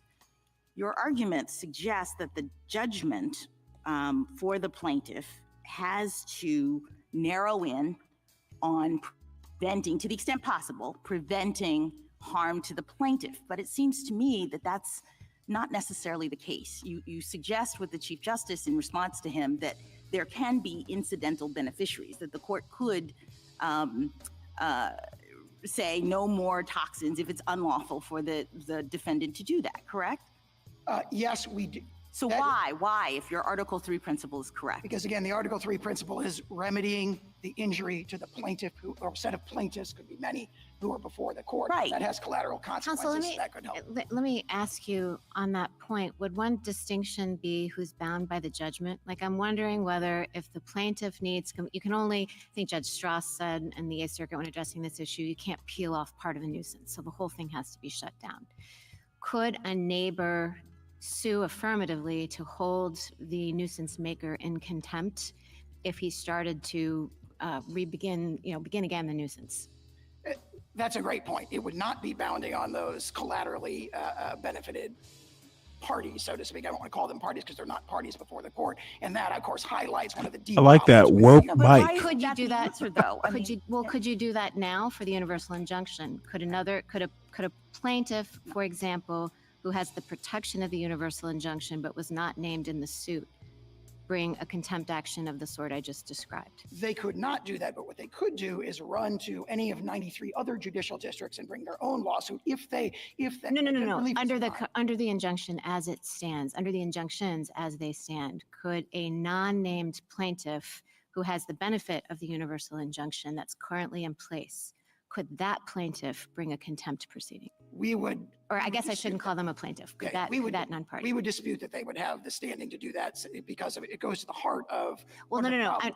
Let's see. Maybe I'm not being clear. Assume the universal injunction is good. Like, drop your argument right now. Oh, I see. Yeah. As they currently stand, could someone who is not named in the suit but a beneficiary bring a contempt proceeding? I think that is what the respondents would certainly contend. Do you concede that the plaintiffs could bring a Rule 23, like the individual plaintiffs? We would dispute. I mean, we'd have to address the Rule 23 issues, kind of all the criteria as they came up. But they could seek it. Okay, and then last and question. They have done that in Western District of Washington. It's just never been briefed because they. Okay, just last question on this point. The states have a different kind of claim for financial harm, and they've pointed out that it would be very difficult to remedy that without some sort of broader relief. I know you contest their standing. I want you to assume that I think they have standing. Why wouldn't they be entitled to an injunction of the scope of the one that has currently been entered? I would say two reasons. First of all, it's not necessary to provide complete relief to the plaintiffs. What we offered, for example, in the District of Massachusetts in the First Circuit was an injunction that would enjoin the federal officials and order them to treat the people who would otherwise be covered by the executive order as eligible for the services that result in the pocketbook injuries to the states. And there's really no response to that. That is obviously would fully remediate their injuries and does not require the injunction to be applied in all other 50 states. One state comes in and says, well, people are going to move across state lines. Therefore, we've got 21 states in this case who don't want this relief. Sorry, you've got to impose it on everybody because it has to be offered to this one particular state. So that's one response. The other response is this notion that the states have to be provided a complete relief because of interstate travel and patchwork. I think that's very effectively responded to by Chief Judge Sutton's opinion in the Second Circuit, where he says, this is a problem. If we adopt this logic, it justifies a universal injunction in every single case, and that can't be the case. The Fifth Circuit's recent DACA decision comes to the same conclusion. What do you say, though, to the suggestion, General, that in this particular case, those patchwork problems for, frankly, the government, as well as for plaintiffs, justify broader relief? As to the government, again, Chief Judge Sutton addressed that directly as well when he said that's the federal government's problem. In other words, the federal government, for example, in the First Circuit, we offered that as a narrower scope of injunction. And the decision was, well, that would cause you too many administrative problems. And I think Chief Judge Sutton directly addresses that when he says that's a problem for the executive branch. That's your problem. All right. Yeah. And then with respect to class certification, your friends on the other side point out that that takes time. And there are, as you've emphasized, hurdles that have to be met to achieve class certification. And the argument, of course, is that the injury is immediate and ongoing, and as Justice Sotomayor suggested, might be seriously questioned as to its compliance with this court's precedents. Your thoughts? I would offer a couple of things in response to that. First of all, there are tools for the courts have tools to achieve sort of class-wide universal relief. I referred earlier there, we found 4 recent district court decisions where class-wide relief was given a kind of an emergency basis. However, more fundamentally than that, you agree that that's appropriate in certain cases? it may be appropriate. We do not concede that it's appropriate in this case, but it may be appropriate in other cases. Certainly, it's an equitable tool that is consistent with, for example, the grant of equitable authority in the 1789 Judiciary Act, as this court interpreted in the Grupo Mexicano decision, and honestly, a line of decisions going all the way back to the early 19th century. So there are tools to address emergency situations, but more fundamentally than that, it is a feature, not a bug, of Article 3 that courts grant relief to the people who sue in front of them. So the notion that relief has to be given to the whole world because others who have not taken the time to sue are not before the courts is something that results in all these problems. Last question. Do we need to reach the Article 3 question? I mean, wouldn't it be wise, even if you were to prevail, for the court to reserve that question rather than decide that Congress, for example, could never endow this court with that authority? That's exactly correct. The court does not have to rest on Article 3 because the court could say, and as we've argued, and as Justice Thomas' separate opinion in Trump against Hawaii says, the 1789 Judiciary Act, when it said suits in equity or what the federal courts can do, we had nothing like this in mind. And then I point to the language in Grupo Mexicano where the court said there what was at issue was a preliminary injunction that froze and likely insolvent debtors' assets so that the plaintiff could collect at the end of the case. And the court said that's a nuclear weapon in the law, and we're not that had no analog in 1789 in the practices of the Court of Chancery. And if that's a nuclear weapon, I don't know what this is, where repeatedly 40 times in this administration we're being enjoined against the entire world. I'm just going to ask you to put yourself in a different frame of mind. Hard to do. Assume something you won't want to assume.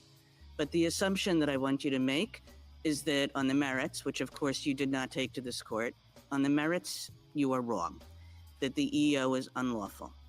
And I want to ask you, if we assume that, how do we get to that result on your view of the rules?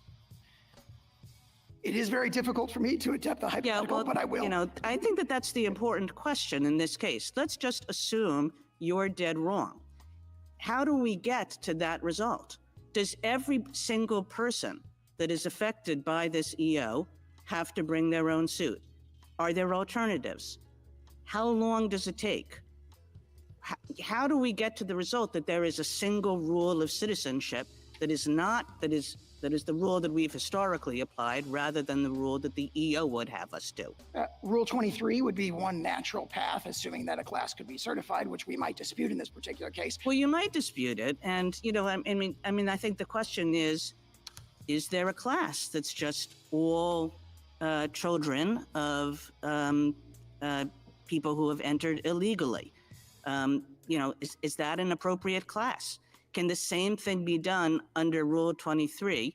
Or are you going to tell me that, no, Rule 23 has lots of requirements and you'll never be able to certify a class like that? Rule 23 provides the equitable tools subject to rigorous criteria, appropriately rigorous criteria, to obtain that kind of class-wide and That suggests to me you're going to be standing up here in the next case saying that Rule 23 is inapt for this circumstance with this number of people, maybe with some questions that are individual, who knows? So let's put Rule 23 aside, because I got to tell you, that does not fill me with great confidence. How else are we going to get to the right result here? I love is this woman. On my assumption that the EO is illegal. That would be a profoundly wrong result, but I think what I would offer is that, very similar to Labrador against Poe, what the court should be engaging here is a balancing of the equitable factors as to the scope of remedial relief, not as to the underlying merits. And our contention that this exceeds the traditional scope of equity that's reflected in the 1789 Judiciary Act, we're overwhelmingly likely to succeed on those merits for all the reasons that are stated in our briefs. I mean, that's a lot of words, and I don't have an answer for if one thinks, and you know, look, there are all kinds of abuses of nationwide injunctions. But I think that the question that this case presents is that if one thinks that it's quite clear that the EO is illegal, how does one get to that result? In what time frame?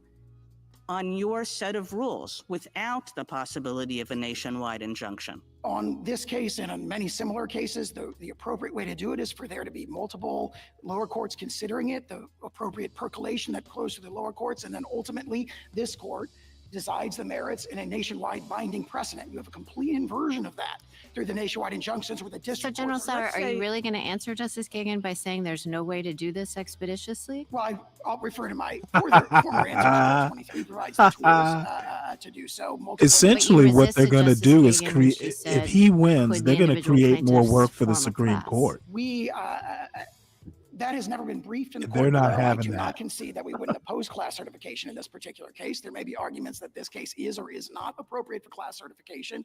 And If there were a class appropriate for class certification, you concede that that could resolve the question quickly. Yes, You absolutely. concede it could resolve the question quickly through precedent. Yes, absolutely. It could do so. I mean, we obviously dispute the. So just on that point, and if the court, sorry to interrupt. Go ahead, please. All right, I got a quick one.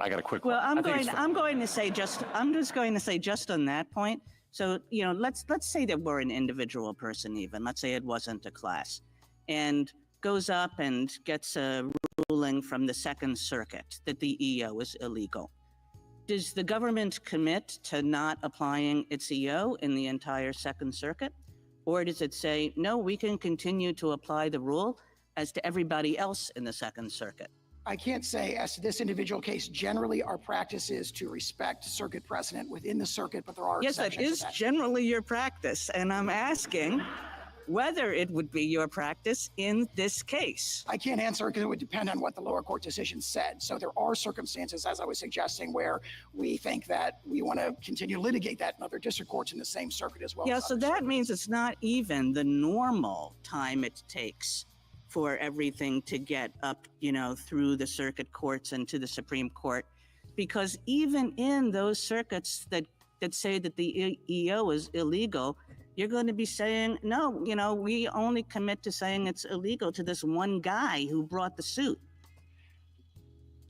Article 3 and the court's traditional equitable practices provide a range of tools to address that, including a potentially nationwide class action. Not a nationwide, A universal nationwide injunction is class not one of action, those which tools. you say you're going to oppose when that gets challenged. We are likely to oppose When it that on the gets merits. proposed. Yes, and if it does not meet the rigorous criteria of class certification, the court should not enter that injunctive relief. That's Do you think, like, feature, not a suppose, bug. how about you're not willing to commit to abiding by the Second Circuit's precedent in my. Suppose that there's a single person who brings a suit and it gets all the way up to us after 3 or 4 or 5 years. And we say, you know, we really do agree with those 4 precedents that Justice Sotomayor started with, and your EO is illegal. Is that only going to bind the one guy who brought the suit? No, that would be a nationwide precedent that the government would respect. So finally, once it gets to us after 4 years, you're going to respect that. Yes, and in addition, we may well respect circuit-wide precedent. The Second Circuit, it just is. And for 4 years, there are going to be like an untold number of people who, according to all the law that this court has ever made, ought to be citizens who are not being treated as such. And in the meantime, any of those plaintiffs could have come forward and sought, you know, preliminary injunctive relief, and they could do so on a class-wide basis. There are tools to address this, but the universal injunction, which is issued here 3 days after the executive order was issued, is not one of those tools. Thank you, counsel. 3 years, 4 years, we've been able to move much more expeditiously. I think we did the TikTok case in a month. Presuming, I gather an important part of your answer is that people can litigate differently, and one will go to Massachusetts, the other one will go to Houston, and you'll get conflicting decisions fairly quickly. And is there any reason why this court, and I gather that's your safety net, is that at the end of the day, however long the day is, this court can issue a decision and it will bind everything else. Is there any reason in this particular litigation that we would be unable to act expeditiously? Absolutely not, Mr. Chief Justice. Okay, thank you. Justice Thomas? General, when were the first universal injunctions used? We believe that the best reading of that is what you said in Trump against Hawaii, which is that Wirtz in 1963 was really the first universal injunction. There's a dispute about Perkins against Lucas Oil going back to 1940. And of course, we point to the court's opinion that reversed that universal injunction issued by the DC Circuit and said it's profoundly wrong. Now, if you look at the cases that the either party cite, you see a common theme. The cases that we cite, like National Treasury's Employment Union, Perkins against Lucas Oil, Frothingham in Massachusetts against Mellon, going back to Scott against Donald, and all of those are cases where the court considered and addressed the sort of universal, in that case, statewide issue of provision of injunctive relief. So when the court has considered and addressed this, it has consistently said you have to limit the remedy to the plaintiffs who are appearing in court and complaining of that remedy. So we survived until the 1960s without universal injunctions. That's exactly correct. And in fact, those are very limited, very rare, even in the 1960s. It really exploded in 2007 in our cert petition in Summers against Earth Island Institute. We pointed out that the Ninth Circuit had started doing this in a whole bunch of cases involving environmental claims. Justice Alito? You began by outlining what you see as the practical problems that have been created by universal injunctions. If we were to hold that the states have standing, and if it is possible for a plaintiff to get emergency certification of a class, suppose we agreed with you on universal injunctions, but allowed those other two avenues, would the practical problem be rectified to any substantial degree? Certainly, if there were an injunction that extended to all of the litigating states, that would cover a very substantial portion of the country, and also an emergency sort of class certification decision might also grant very broad relief. So the answer is that the practical problem would not be solved. And if that's the case, what is the point of this argument about universal injunctions? I think the point is that universal injunctions exceed traditional principles of Article 3, and they exceed the traditional equitable authority. And that's what yields all these sort of pathologies, so to speak, of the current practice of issuing them very, very easily. Thank you. Justice Sotomayor? You answered Justice Gorsuch, I think correctly, that if Article 3 precludes universal injunctions, then even class actions are illegal. That's what you're arguing, isn't it? I disagree with that profoundly. How could it, if Article 3 and only prohibits injunctions that affect non-members or non-plaintiffs, how could Congress give a remedy like a class action? In an article or in a Rule 23 class, every represented member of the class has standing by hypothesis. So every single one of them has an Article 3 injury, and Rule 23 again. So that would be the only method. It would be very similar to the Bill of Peace, where all those parties, even their president or representative capacity, are bound. We can act quickly. If we are worried about those thousands of children who are going to be born without citizenship papers that could render them stateless in some places because some of their parents' homes don't recognize children of their nationals unless those children are born in their countries, they're not going to be receiving federal benefits because that's the claim of the plaintiffs here, that of the state plaintiffs, that they're not going to be able to provide services to those children. Shouldn't we grant cert before judgment on that issue? If we're afraid that this is, or even have a thought that this is unlawful executive action, that it is Congress who decides citizenship, not the executive, if we believe, some of us were to believe that, why should we permit those countless others to be subject to what we think is an unlawful executive action? As unlawful as an executive taking the guns away from every citizen. Cert before judgment would be another tool through which this court could act expeditiously. Is this the kind of case where the equities would call for that? And why wouldn't it? It's a pure legal question. What does the Constitution mean with respect to citizenship? There are no individual facts that would alter our conclusion. If we can't do it by a universal injunction, because you say Article 3 doesn't permit that, Article 3 wouldn't permit us to give a universal injunction, even if we rule. Why don't we grant cert before judgment? So that all of these parents would have a firm Supreme Court decision that they can take where? Because you're saying nobody can grant a universal injunction. No party has asked for that in this case. I think one reason is that would deny the court of the benefit of percolation in multiple lower courts of a novel and Right now, sensitive and we have important multiple constitutional courts. question. We have novel courts who've percolated this issue and said, you're violating precedent. Not only precedent, but the plain meaning of the 14th of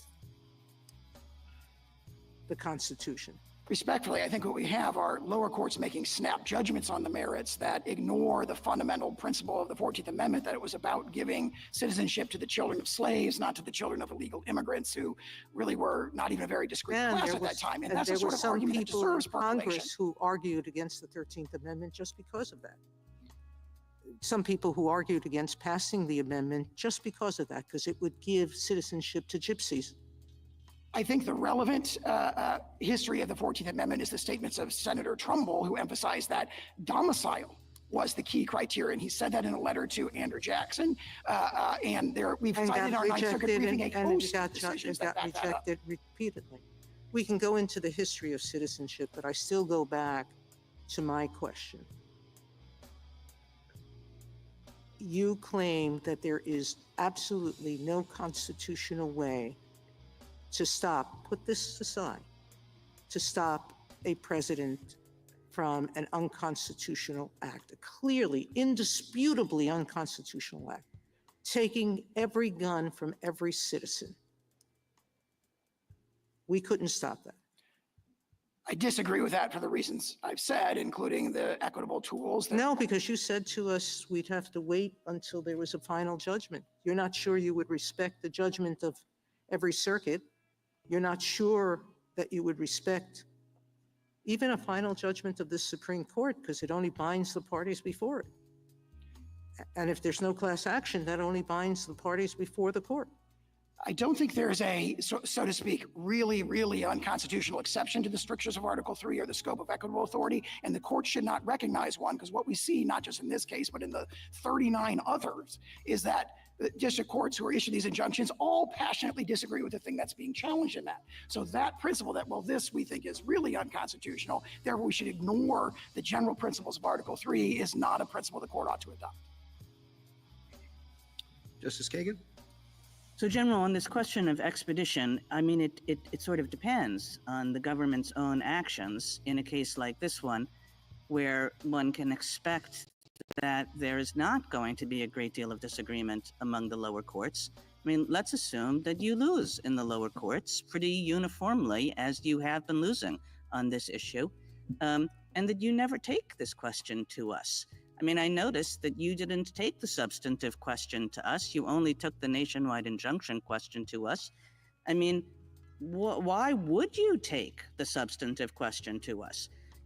You're losing a bunch of cases, this guy over here, this woman over here, you know, they'll have to be treated as citizens, but nobody else will. Why would you ever take this case to us? Well, in this particular case, we have deliberately not presented the merits to this court on the question of the scope of remedies, because of course that makes it a clean vehicle where the court doesn't have to look at the past. You're ignoring the import of my question. I'm suggesting that in a case in which the government is losing constantly, there's nobody else who's going to appeal. I love this woman. They're winning.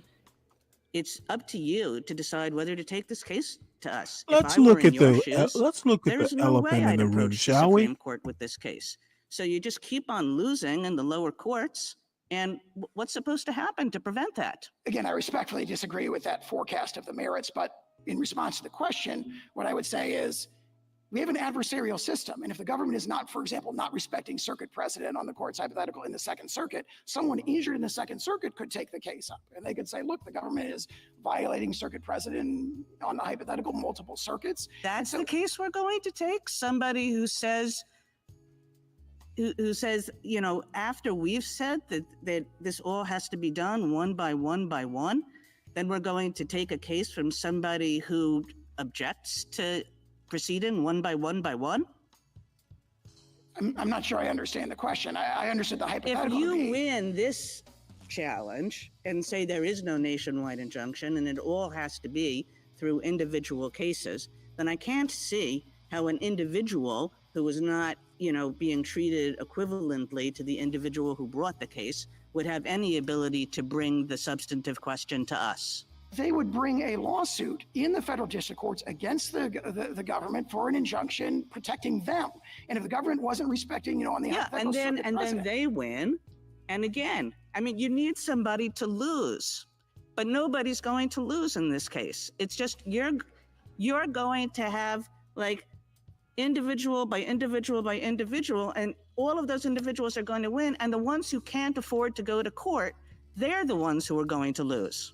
the tools that are provided to address hypotheticals like this, again, This is not a hypothetical. This is happening out there, right? Every court has ruled against you. We've only had snap judgments on the merits. You know, obviously, we're fully briefing the merits in the courts of appeals, and our arguments are compelling.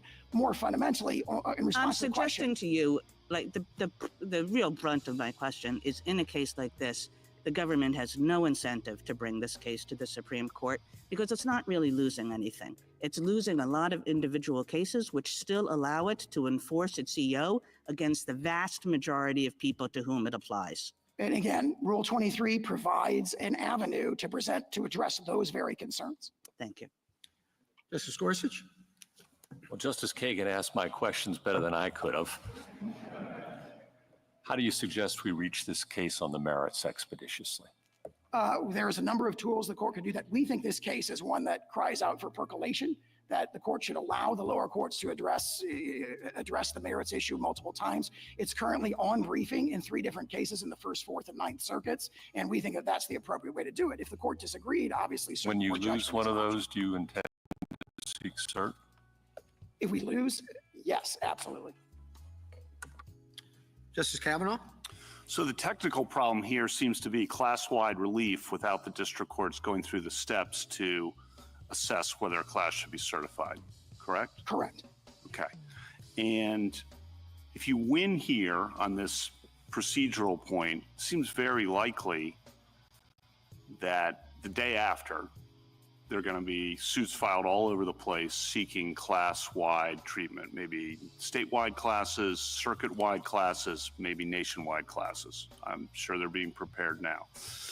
Right? And on what basis would you oppose a statewide class? I could imagine certain bases, and again, we haven't briefed this in the lower courts yet. You've been promising everyone here that Rule 23 is the cure-all.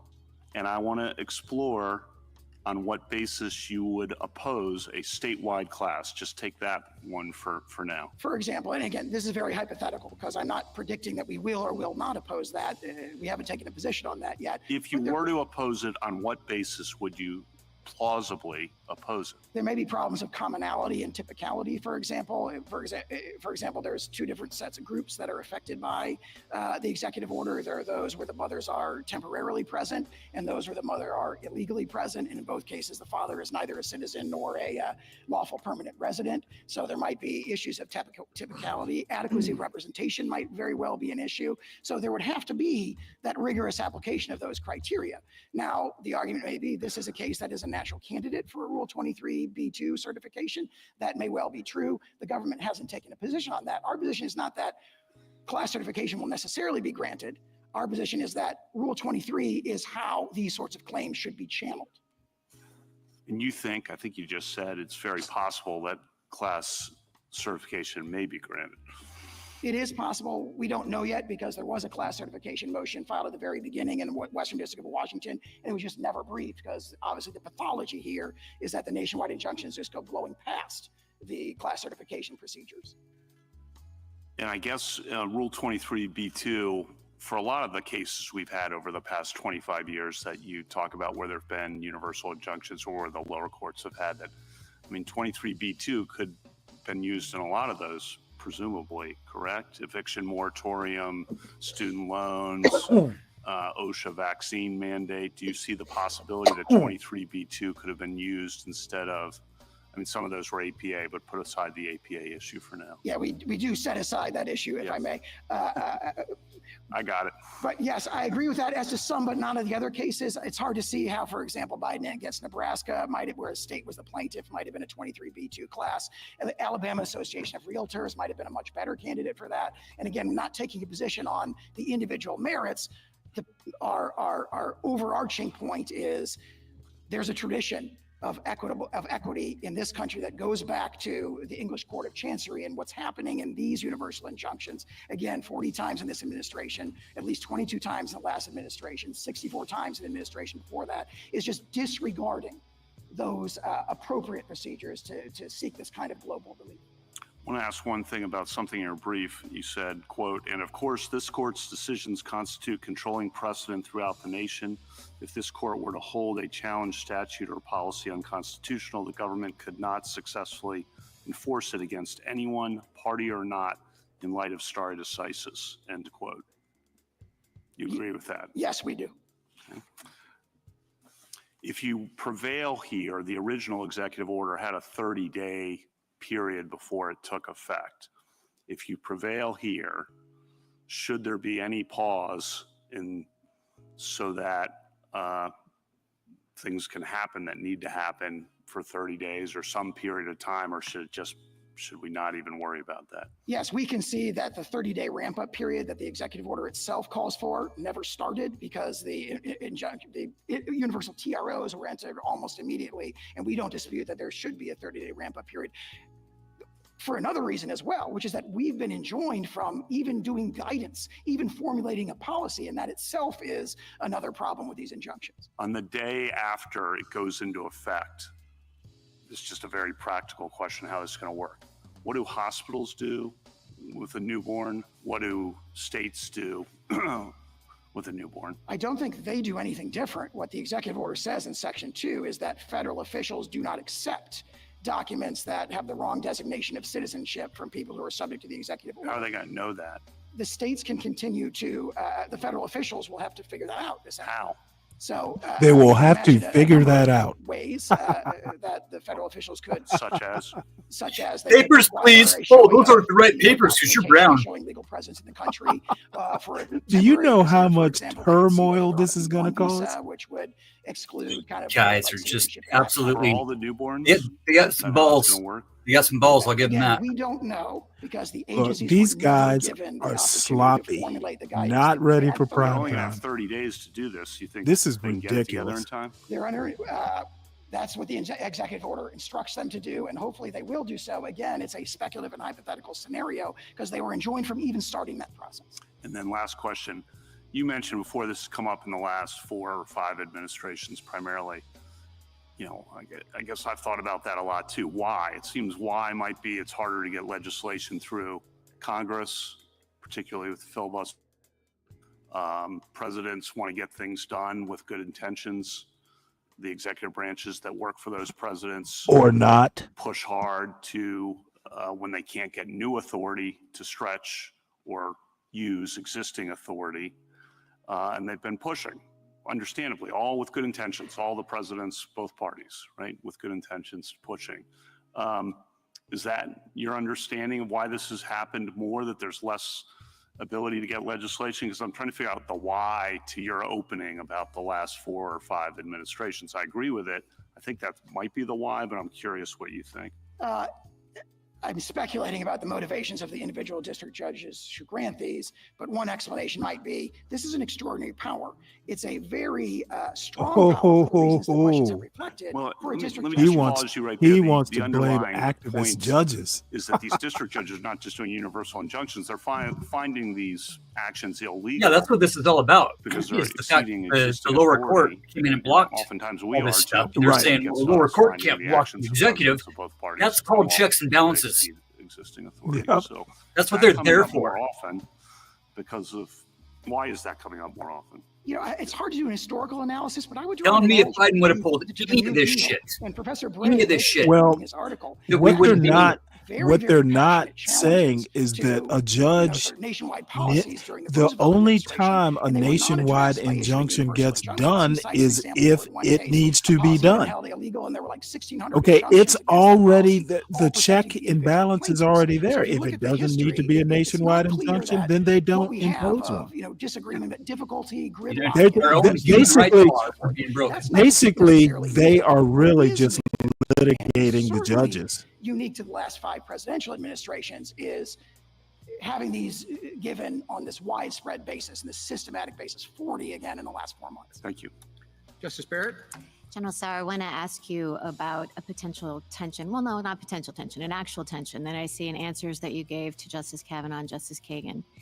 You resisted Justice Kagan when she asked you whether the government would obey within the Second Circuit a precedent, distinguishing between opinions and judgments here.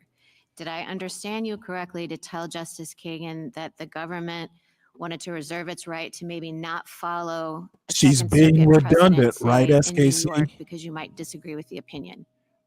Our general practice Relax and take is note. to respect those precedents, but there are circumstances when it is not a categorical practice. It is, and that is not This just a new policy. administration's practice or the longstanding practice of the federal government? And I'm not talking about in the Fourth Circuit, are you going to respect a Second Circuit? I'm talking about within the Second Circuit. And can you say, is that this administration's practice or a longstanding one? As I understand it, longstanding Really? policy of the Department of Justice. Yes, that we generally, as it was phrased to me, generally respect circuit precedent, but not necessarily Really? in every case. And some examples might Hey, be a what's up, situation where Portia? we're litigating to try and get that circuit precedent overruled. Hit the link. I haven't talked to you in a Okay, while. so I'm not talking about a situation in which, you know, the Second Circuit has a case from 1955 and you think it's time for it to be challenged. That's not what I'm talking This about. is I'm our talking about Supreme this kind Court of situation.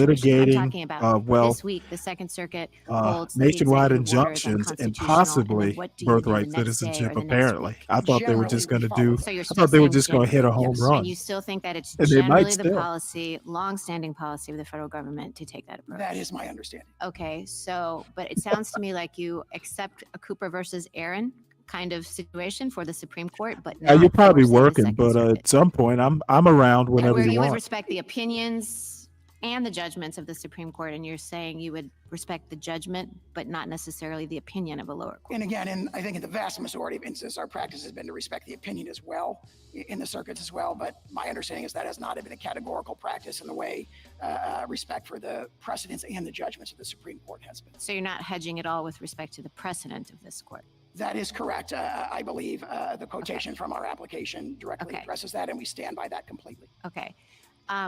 Next question. So this is also a follow-up to some of the questions that others have asked you about the merits of the order not being before us. Did I understand your answer to be because you think percolation is really important for this one? We do think percolation is really important for this one, but the reason the merits are not before is because we've only submitted a stay application on the scope of relief question. And as Labrador against Poe indicates, the scope of relief is a separate question for the Oh, I understand it's a separate question, but there are plenty of times that the government comes to us and asks for both. Absolutely. For example, recently in the Wilkins and Cox application, we did exactly And that. the reason why you didn't ask for both here is because you think that the merits question needs percolation. Yes, but also more fundamentally, Oh, it illustrates that the very problem with Instead these of doing a nationwide injunctions is one-stop shop. they force this rushed, fast and furious decisions on the merits. So I think it'd be very inappropriate in this case to come This to a is stay so application this is saying, so "Please give us a disingenuous. rushed, There's so many facets decision on the of it merits of something that's that very But the complicated." one government's done that executive in order other hit. cases too, right? Those And they're cases coming in like, would be different. In this like case, there's only the one example thing I and it's gave just earlier all was good very and clear-cut just on don't the worry merits. about it. This one is we concede a Yeah. novel and So sensitive this one question. isn't clear cut on the merits. This one, in this case, we want the court to address the remedial issue. If we offer the merit first, that's a vehicle problem because the court has, in many cases, just addressed the merits and not the remedial issue. And it's imperative from the federal government's perspective that the remedial question be addressed. Okay, so last question is about why that is. Justice Alito asked you, well, what's the point of this? If the same thing could happen, which is effectively the EO being enjoined everywhere via class action or because it's necessary to provide complete relief, say, to the states, is there any difference in your view between, say, a class is certified of all individual plaintiffs and they win, and the executive order class-wide, there's a judgment saying that it can't be enforced? Do you want to say, follow up, is there any practical distinction you see? Why does the government care? Is it just the rigors of the certification process, or is it something more? They're the rigors of the certification process. Keep in mind that in many of these cases, we successfully oppose class action. Let's assume I think you can't successfully oppose it here for individual plaintiffs. Well, I mean, that opportunity to have our day in court on that is very, very important. I understand, but let's assume, go with my assumption. Assuming that we were to lose in Assume the class is certified. Is there any benefit? If a class is certified, and let's say, you were pointing out that the executive order targets two different kinds of people. Let's assume that it's commonality because, they only target one portion of the order, right? In that circumstance, does the government get anything different? This is back to Justice Alito's question about what's it to you? What's the practical difference to you? Do you want to say anything about whether there's a practical difference between a universal injunction and a loss in the class? Absolutely. Okay. Among many others, the represented class members are bound in the class action context. And that means that if they lose, they're bound by that as well. So they're taking a grave risk, so to speak, by proceeding through a class action. And it has this symmetry where the government is bound if we lose, they are bound if we don't lose. And that's a very, very important distinction. And you would respect that judgment? If it were a judgment, now we may try to litigate in other contexts to try and get a different judgment from a different district court, but we would be bound by that judgment, as would they. And that's the crucial point. Okay. Justice Jackson? So as far as I can tell, your bottom line seems to be that what you call universal injunctions give relief to non-parties without going through the necessary steps, which you identify in Rule 23. Do I have that right? You are counting days? Boiled to bare essence, what you're saying. I would say there's a lot more to it, but that's one very important point. That's a key point that I want to focus in on for a moment. I guess I don't understand why you are saying that these kinds of injunctions are giving relief to non-parties. First of all, I think they can be also easily characterized as focusing only on the defendant pursuant to the court's jurisdiction, personal jurisdiction over this person relative to the subject matter jurisdiction that the court has. And the relief is telling the defendant, stop doing this thing that the court has found to be unlawful. So rather than characterizing it as a quote unquote universal injunction, I think one could easily see that this is just about the extent to which the court can constrain a defendant over whom it has personal jurisdiction, do so completely or just partially with respect to, just say stop with respect to this plaintiff. Am I I don't understand where this idea of universal You know what? injunctions comes from. She just had a stroke of brilliance there. This isn't about the parties. This is about the law. Stop breaking the law. As to the parties who have come into court and sued, and one that says to the government defendant, cease the allegedly lawful activity against everyone in the entire world. No, just cease it. Just stop. This thing, this executive order. I mean, we do this in the APA context all the time, right? I can't see it. You hold that. What is that? Is that him as a minion? Right, that it's unlawful. I turned him into general disarray. Parse it out and say, okay, but it's unlawful only as it applies to the plaintiff or not. So it's a very common concept for the court to enjoin a defendant from doing particular unlawful behavior. And what you're now asking us to do is to require that the court have an additional limitation in its order that says you only have to stop doing this with respect to the plaintiff. And that's the part that I don't understand. I guess from what I can read from your papers and what you've said here, that limitation you say comes from this principle that if you don't do that, you would be somehow giving relief to non-parties.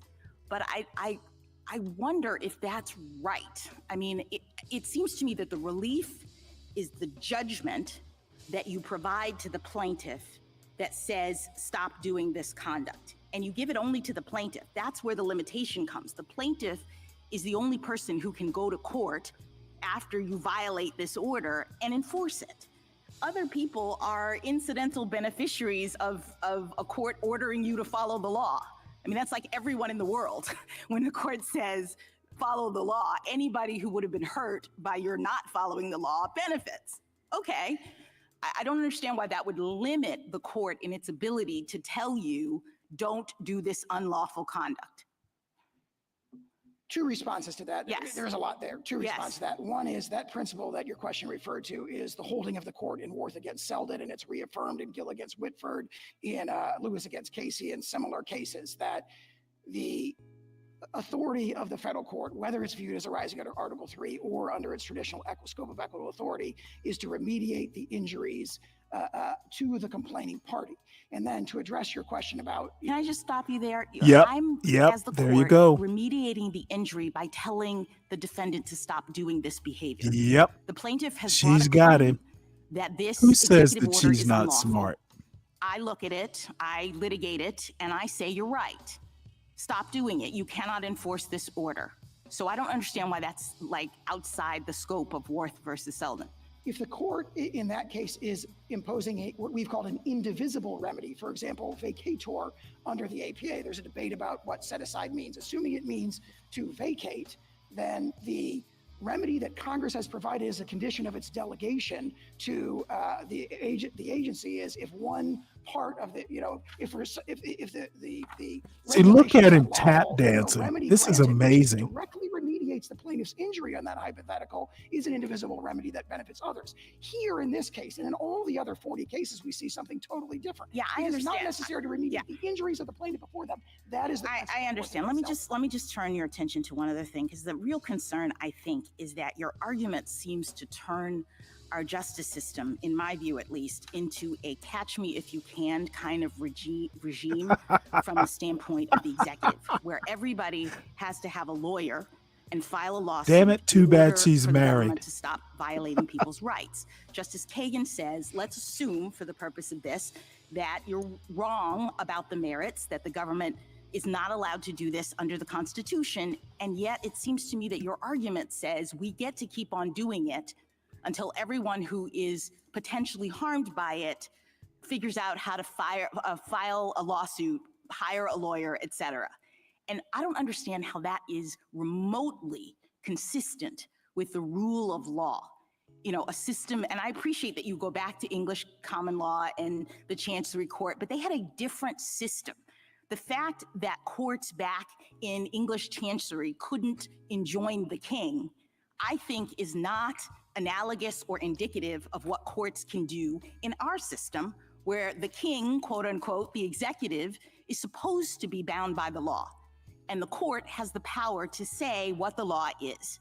And so one would think that the court could say, this conduct is unlawful and you have to stop doing it. I think the catch me if you can problem operates in the opposite direction, where we have the government racing from jurisdiction to jurisdiction, having to sort of clear the table in order to implement a new policy. A great example of this is in the Schilling litigation, where the military had a military readiness policy. It was universally. And there goes Jackson SKC kicking Sour's ass like he is a first year out of law school apprentice. Can I just ask you one final thing? Because this Just relates to follow something that the Justice law. Kagan said. I would think we'd want the system to move as quickly as possible to reach the merits of the issue, and maybe have this court decide whether or not the government is entitled to do this under the law. Wouldn't having universal injunctions actually facilitate that? And that's what that's her definition of a woman, SKC. She kicks It ass. wants to do, it moves quickly to appeal that, to get it to the Supreme Court, and that's actually what we would want. What I worry about is similar to what Justice Kagan points out, is that if the government is saying no lower court can completely enjoin it, it actually means that the government just keeps on doing the purportedly unlawful thing, and it delays the ability for this court to reach the underlying issue. Percolation of novel, sensitive constitutional issues is a merit of our system. It is not a bad feature of the system. Thank you. Thank you, counsel. Mr. Feigenbaum. Mr. Chief Justice, and may it please the court. This court should deny the emergency application because this injunction was properly designed to ensure that the states would get relief for our own Article 3 injuries, as we suffer significant pocketbook and sovereign harms from implementation of this executive order, including from the application of this EO to the 6,000 babies born to New Jersey parents out of state every year. The U.S. prefers alternative approaches for granting that relief, alternatives it never raised in the district court below. But its approach would require citizenship to vary based on the state in which you're born, or even turn on or off when someone crosses state lines, raising serious and unanswered administrability questions, not just for the federal government, but also for the states. And it would offend the text and history of the Citizenship Clause itself. Since the 14th Amendment, our country has never allowed American citizenship to vary based on the state in which someone resides, because the post-Civil War nation wrote into our Constitution that citizens of the United States and of the states would be one and the same without variation across state lines. The U.S. has claimed that Article 3 establishes a bright line rule barring such injunctions no matter the circumstance, even where the states do need it to meet their own harms, finds no support in this court's cases or in the history of equity. Its argument that a single district court cannot decide birthright citizenship or that we need more percolation on that question for the nation overlooks that this court already settled this exact constitutional question 127 years ago, and that this EO is contrary to over a century of executive practice.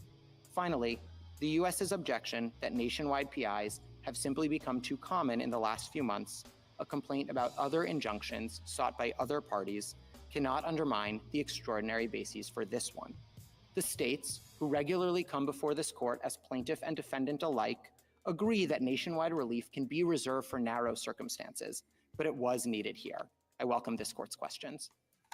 Excellent Putting point. the Excellent merits point. aside, what do you think is the origin of, or at least the pedigree of universal injunctions, particularly the Bill of Peace, if you would discuss that?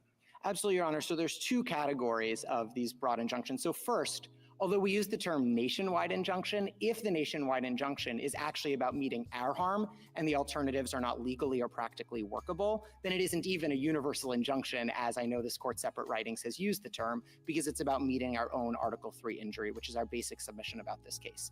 But we do agree that there's some space for universal relief.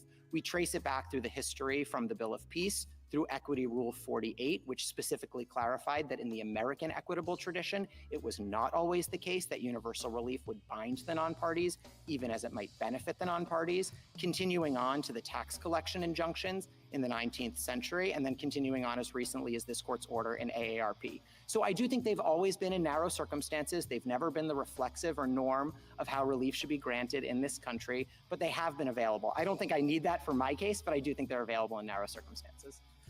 You say they should be available only in narrow circumstances. Why is that? Yeah, so I could offer the three that I think make the most sense, but we're mindful of some of the concerns that the United States raises. We are states who've benefited from federal policies. We are states who have our own statutes and policies. So sometimes we are on the other side of the V in cases involving universal relief. So we are sympathetic to some of the concerns the United States has about percolation, about running the table in particular cases. We just don't think that that supports a bright line rule that says they're never available. And we've identified, I think, at least three circumstances where they would make sense to be available. The first would be in cases where the alternative ways of remedying the harm for the parties are not practically or legally workable. That's this case, and I'll return to that in a second. The second would be congressional authorization. So I took my friend on the other side to try to set aside vacatur, but I do think their Article 3 objections would raise serious questions for remedies like vacatur, for remedies like the Hobbs Act, even the Hobbs Act, which could set a nationwide PI after a multi-circuit lottery, might ultimately have problems under their view of Article 3. And then the third thing I would say is there may be cases in which the alternative forms of getting non-party relief are not legally or practically available. So that might be a case like AARP, or even a case like this one, where district courts could consider the availability of the class action device, but if it couldn't move fast enough, because Rule 23 doesn't include TROs and PIs, if it couldn't move fast enough in those contexts, courts might need to step in anyway. But I think we fit in the first bucket in this particular case, because the alternative ways of remedying our particular significant pocketbook harms to the tunes of millions of dollars can't be remedied, as the district court found below, without granting us this kind of relief. Well, I mean, you could benefit percolation and a decision from this court with reasonable expedition.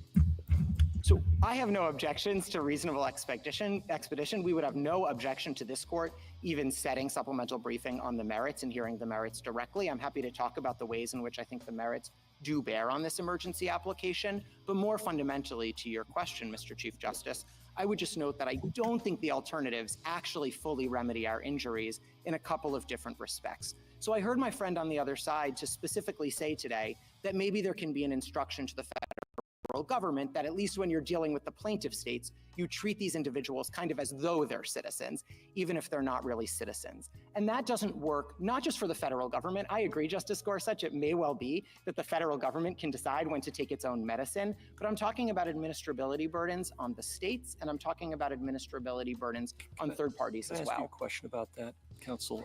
Your three buckets are very thoughtful. The first one seems to me kind of consistent with traditional equity, which is if it's required, if you've got to remedy the plaintiff's harm. That's your point there, and you're saying we fall in that bucket. I get that argument. The second bucket is possibly Article 3, okay, that Congress could authorize, and maybe has authorized circumstances, but that doesn't answer the equity point. So we come to bucket 3, and I'm struggling to understand what the rule is there.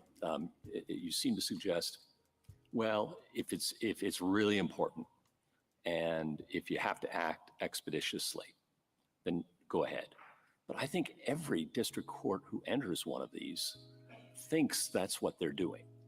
So what's the constraint there? If you share the government's concerns about the rise of these things in the last few decades, what teeth does any of that have? So I do feel like something of an amicus to this question because nothing in my injunction rises or falls on this third bucket. So I'm happy to answer questions. I need all the amici I can get. Fair enough, Your Honor. So I would say two things about that. The first is it does require reading the history in a way more like I do, which does not create a single bright line rule that this is never available. Obviously, if someone reads the history as saying I'm spotting you that for the purposes of my question. Great. I'm not granting I thought you might not, Justice Gorsuch. But I'm spotting it to you, and I'm just saying, well, okay, what would that look like, and how would that be any different from what we have experienced over the last few decades? So this is a way in which my first bucket and my third bucket are actually going to relate for a moment. So I think this is no. It's helpful, I promise. Don't get to squiggle out into the first bucket, okay? We're in the third bucket. I'll answer for the third bucket, which is I think it requires having district courts consider the availability of the alternative and explaining why it's not workable in the case. I think we've told them to do that, and gosh, how many times do we have to tell them to do that? And I think, and in fairness to them, that's I think they have. So let's again, would any case over the last 30 years come out differently under your view of the rule in the third bucket than has? Yeah, so there's a couple of examples where we don't think universal relief was appropriate. I'm most familiar with the state litigation, so most of my examples will probably come from there. But I heard my friend on the other side mention the DACA litigation, where Texas sought the termination of DACA, and ultimately the Fifth Circuit terminated DACA specific to Texas alone. And we thought that decision was exactly right because of the nature of the harms in that case meant that Texas could get full relief for its harms. Well, now we're back to the first bucket. We're just satisfying I take the point. I'm so sorry. See what I'm saying? I take the point. Yeah. I mean, I get that we're going to always revert back to the first bucket, but that means the third bucket's empty. I totally take the point. I think AARP is a good illustration of the third bucket that this court confronted recently, where it was the case that there was this rush, just a few hours, not possible to go through class certification. You heard my friend on the other side talk about the rigors of class certification, and I don't think my friend on the other side would agree. It could be done in 3 hours through the night, and so there were necessity to step in. Do you agree about the rigors of class certification? It seems to me that 23B2 classes, and you probably, if you have to, are going to be arguing that they're not so rigorous to meet for injunctive relief for national policies that are uniform. So the most important thing that hasn't come up in the discussion this morning yet is that they're not available for state litigation. It talks about persons, it talks about appointment of class counsel, it talks about going through this certification process. States, I mean, this court's precedents are really clear about parents patriae lawsuits. States can't represent those individuals in class actions, nor would we try to. They can't represent us, and you don't have classes of states. So the whole framework doesn't apply to state litigation. So I understood how it might come up as an alternative for some other cases you might see in the future. But for the injunction you have in front of you from the states, the whole class device doesn't even work as an alternative. So I don't see how it can be the answer for us. But why should you care if the class device doesn't work as an alternative if you have bucket one? Like you don't really need the class device. I think what you're saying is, well, it'd be frustrating for states not to have the class device when the individuals have it. But I don't see why that's true if giving you complete relief in bucket one solves your problem. So I should be very clear, and I'm sorry for the confusion on this. This goes back to my colleague with Justice Gorsuch. When states are seeking the relief, states are seeking it in bucket one and bucket two. As an amicus to the other injunction I recognize courts are looking at, I think bucket three could be available. We aren't seeking relief when it falls into bucket three, because as I was saying earlier, we're not going to be seeking relief for other parties. This court's cases like Brackeen make very clear we aren't suing to vindicate the injuries that third parties and our residents are suffering. So when states come before you, the questions that you would ask are the alternative ways of remedying our injury going to be practically or legally workable? And you're going to ask, did Congress authorize it, which gets to the vacator question, which gets to the Hobbs Act question, and so on. And on that first bucket, which I think describes this case well, I had a hard time with some of the colloquies earlier today because I think they were missing some really serious burdens that the states are still going to have to bear in this case if we get something less than a nationwide injunction. I think it's going to hinder the administration of our benefits programs. I think it's going to hinder the participation in our benefits programs. And I think it's going to produce unprecedented chaos on the ground. And I might offer examples of each. Before you do, I'm sorry, one more. Not at all. How would you get this? How would you get the merits of this case to us promptly? So there's two different ways that this court could think about doing it. So the first is, I heard a couple colloquies earlier today to suggest that maybe the states should sort of have to take some of the burdens on ourselves because, okay, some people move in, maybe that's just something that equity shouldn't care about. And it may be true, this is Hornbook equity, that in some cases, states don't get complete relief for the harms that they suffered. We just have to eat some of the administrability burdens. But the merits have always come into that, because that is just about remedying a party's own injuries. And the strength of the ability to remedy our injuries is going to turn on a peak on the merits. This is partially Ohio versus EPA and building on Justice Kavanaugh's Labrador concurrence, where this court said you might have some states who really like a policy and some states who want to get relief from the policy, and how you reconcile those two things, who should get relief, who should benefit from the policy, will turn in part on a peak at the merits because we have a greater right to relief from it. I appreciate that. How do we get to the merits fast? This court could set supplemental briefing on the merits by an order tomorrow if it wished, specifically to say the federal government has proposed that states get less than complete relief in this case. We could not possibly think about giving the states less than complete relief without looking at the merits. Okay. We want briefing. Put that aside. Assume we've just got the remedial question before us, and we're going to decide the remedial question one way or the other. Then what? Oh, then I share some of Justice Kagan's concerns from earlier that So it would rely on the United I appreciate you share those concerns. How would you address them? How would the states plan to get this case to the court promptly? I think it's very hard to think about how the states would lose this case given the state of Supreme Court precedent. It creates very weird incentives on the certiorari docket when there's already binding precedent from this court. We do suffer harms from the application of this executive order beyond our borders that we need relief from. If we don't get a full remedy from that, I suppose we could ultimately seek cert before judgment on the basis that we still have Article 3 injuries that we're suffering, but we'd be asking this court to grant review from a circuit precedent we won on the basis that we have continued injuries. It's not impossible. This court knows best when it grants cert and when it doesn't. I would think it's not the cleanest way to tee up a case historically, and so it would raise some real concerns to the colloquies earlier today about how this case would ultimately come before this court. Are you telling us that we really can't decide the question that we asked to have briefing and argument on without taking a peek at the merits? So I'm not saying that at all. So there's two different ways to think about this case, Your Honor. One is to say, absolutely, the states need to get complete relief for their injuries. and then let's figure out the best way to do it. And we think the alternatives are not workable and not legal.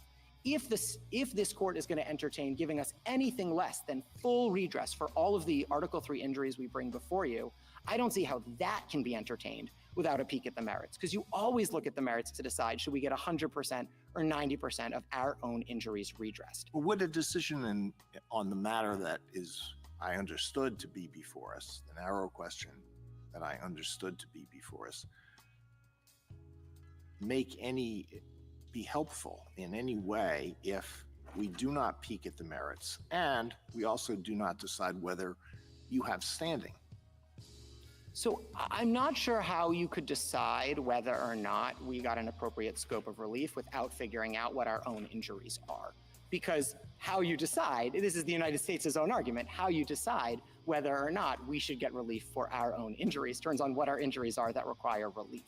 And so I do think we have pretty significant pocketbook injuries, like in Nebraska, to the tunes of millions of dollars. And whether we get those remedies or don't get those remedied is going to turn on the merits, is going to turn on the nature of the harms, and then ultimately the workability of the alternatives.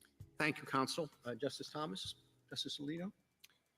Well, General Sauer began by outlining problems that he sees being created by universal injunctions. And he said that the issue was a non-ideological issue and a nonpartisan issue. Do you agree with that?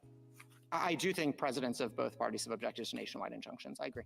So what do you say about the practical problem? So let's put out of our minds the merits of this and just look at the abstract question of universal injunctions. What is your response to what some people think is the practical problem? And the practical problem is that there are 680 district court judges, and they are dedicated and they are scholarly, and I'm not impugning their motives in any way, but sometimes they're wrong.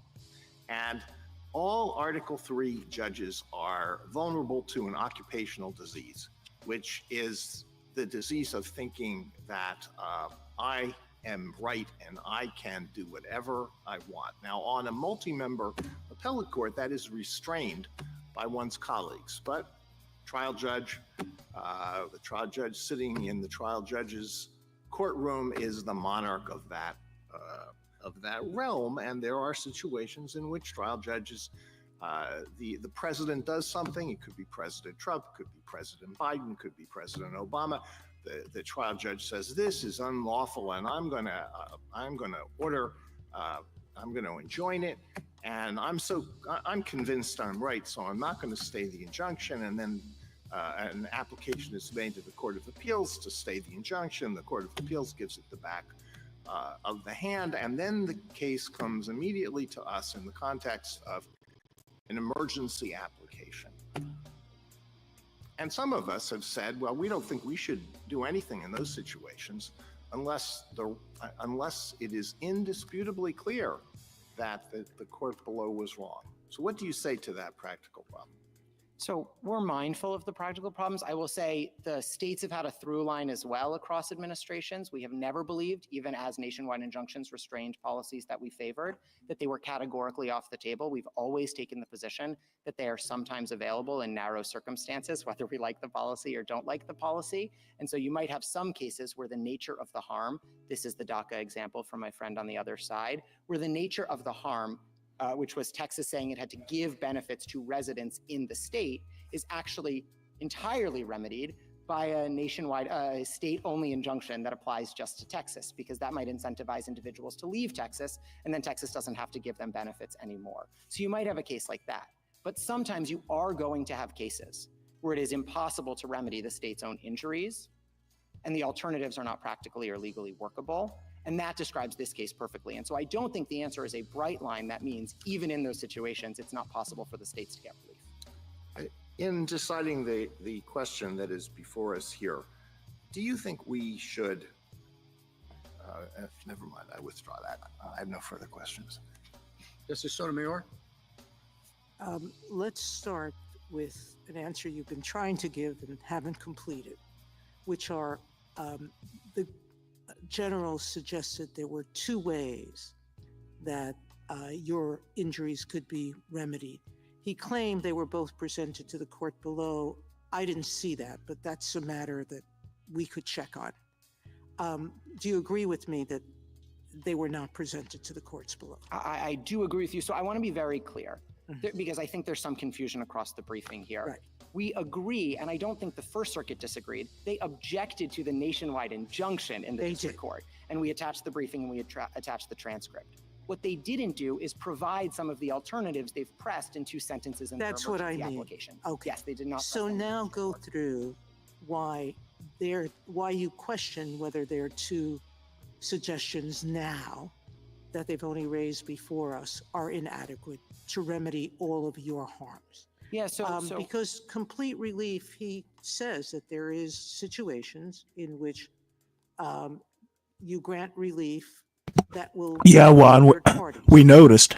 Why is your relief necessary to give you complete relief, even though it benefits these parents in other jurisdictions? So I don't think there's They any do serious have the dispute that if option, we though. limit the relief to Do they babies not? Born in New Jersey, we won't get complete If relief. they chose to go 42 U.S.C. further? 1396A, the Medicaid statute, requires us, the states, to do the citizenship verification. So it's not true that they can simply handle it all for themselves. Federal law requires us to undertake those responsibilities. And we have, in New Jersey, 6,000 babies born out of state every year.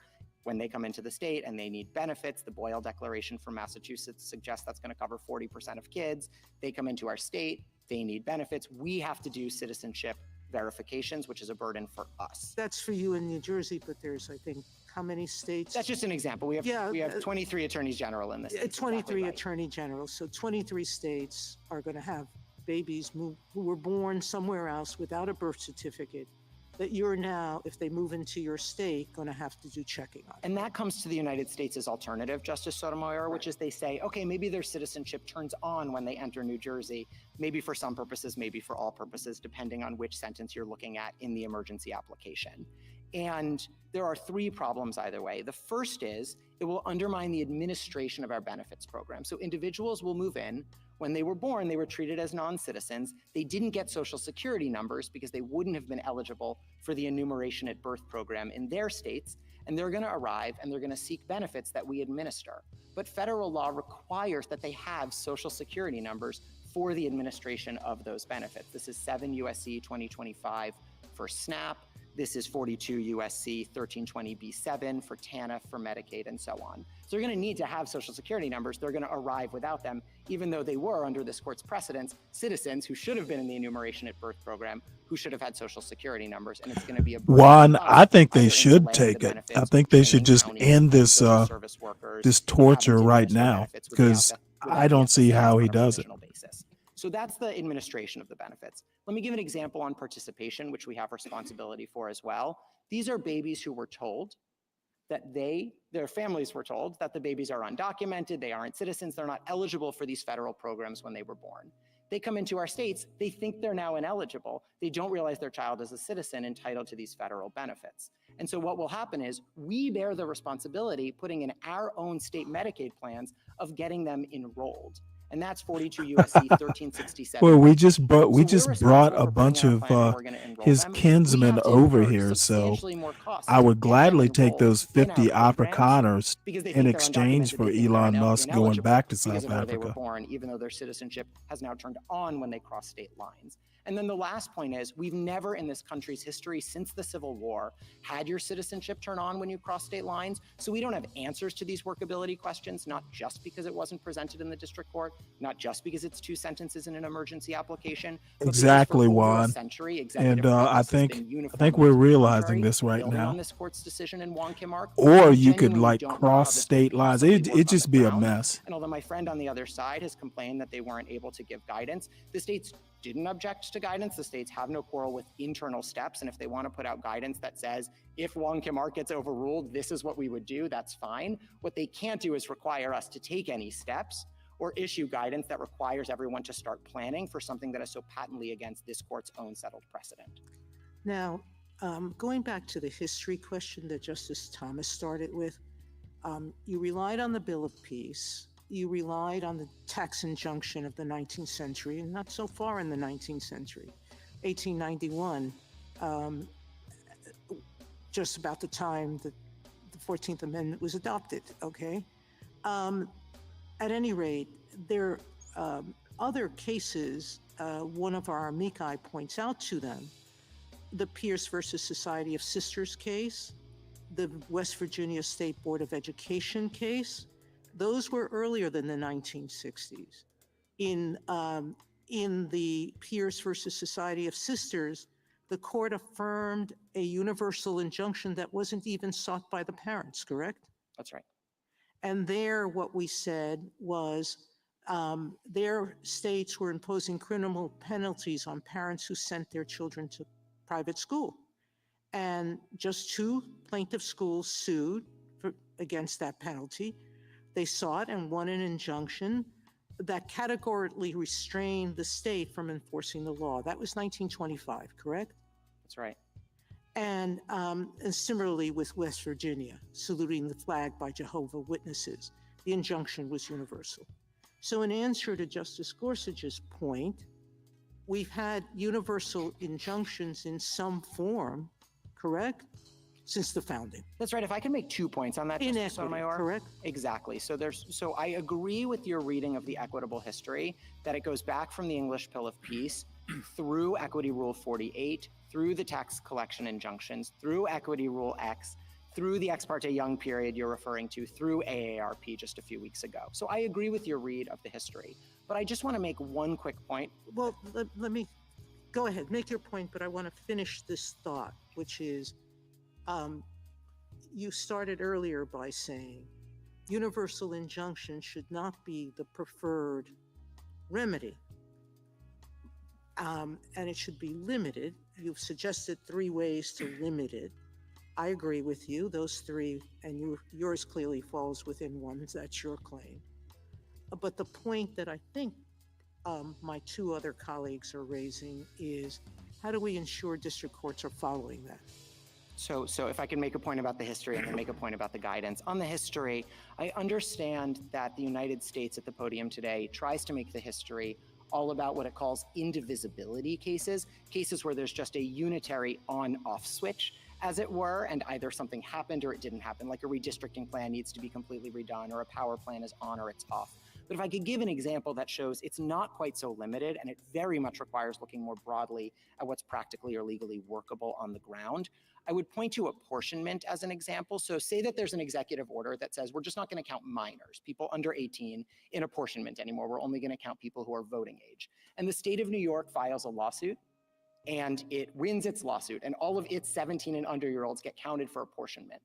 That isn't indivisible in any way. It's not a redistricting plan, it's not a power plant, but it is going to skew apportionment in a way that is totally unfair, practically and legally, to third parties, because now 17-year-olds are being counted in New York, but they're not being counted in Oklahoma.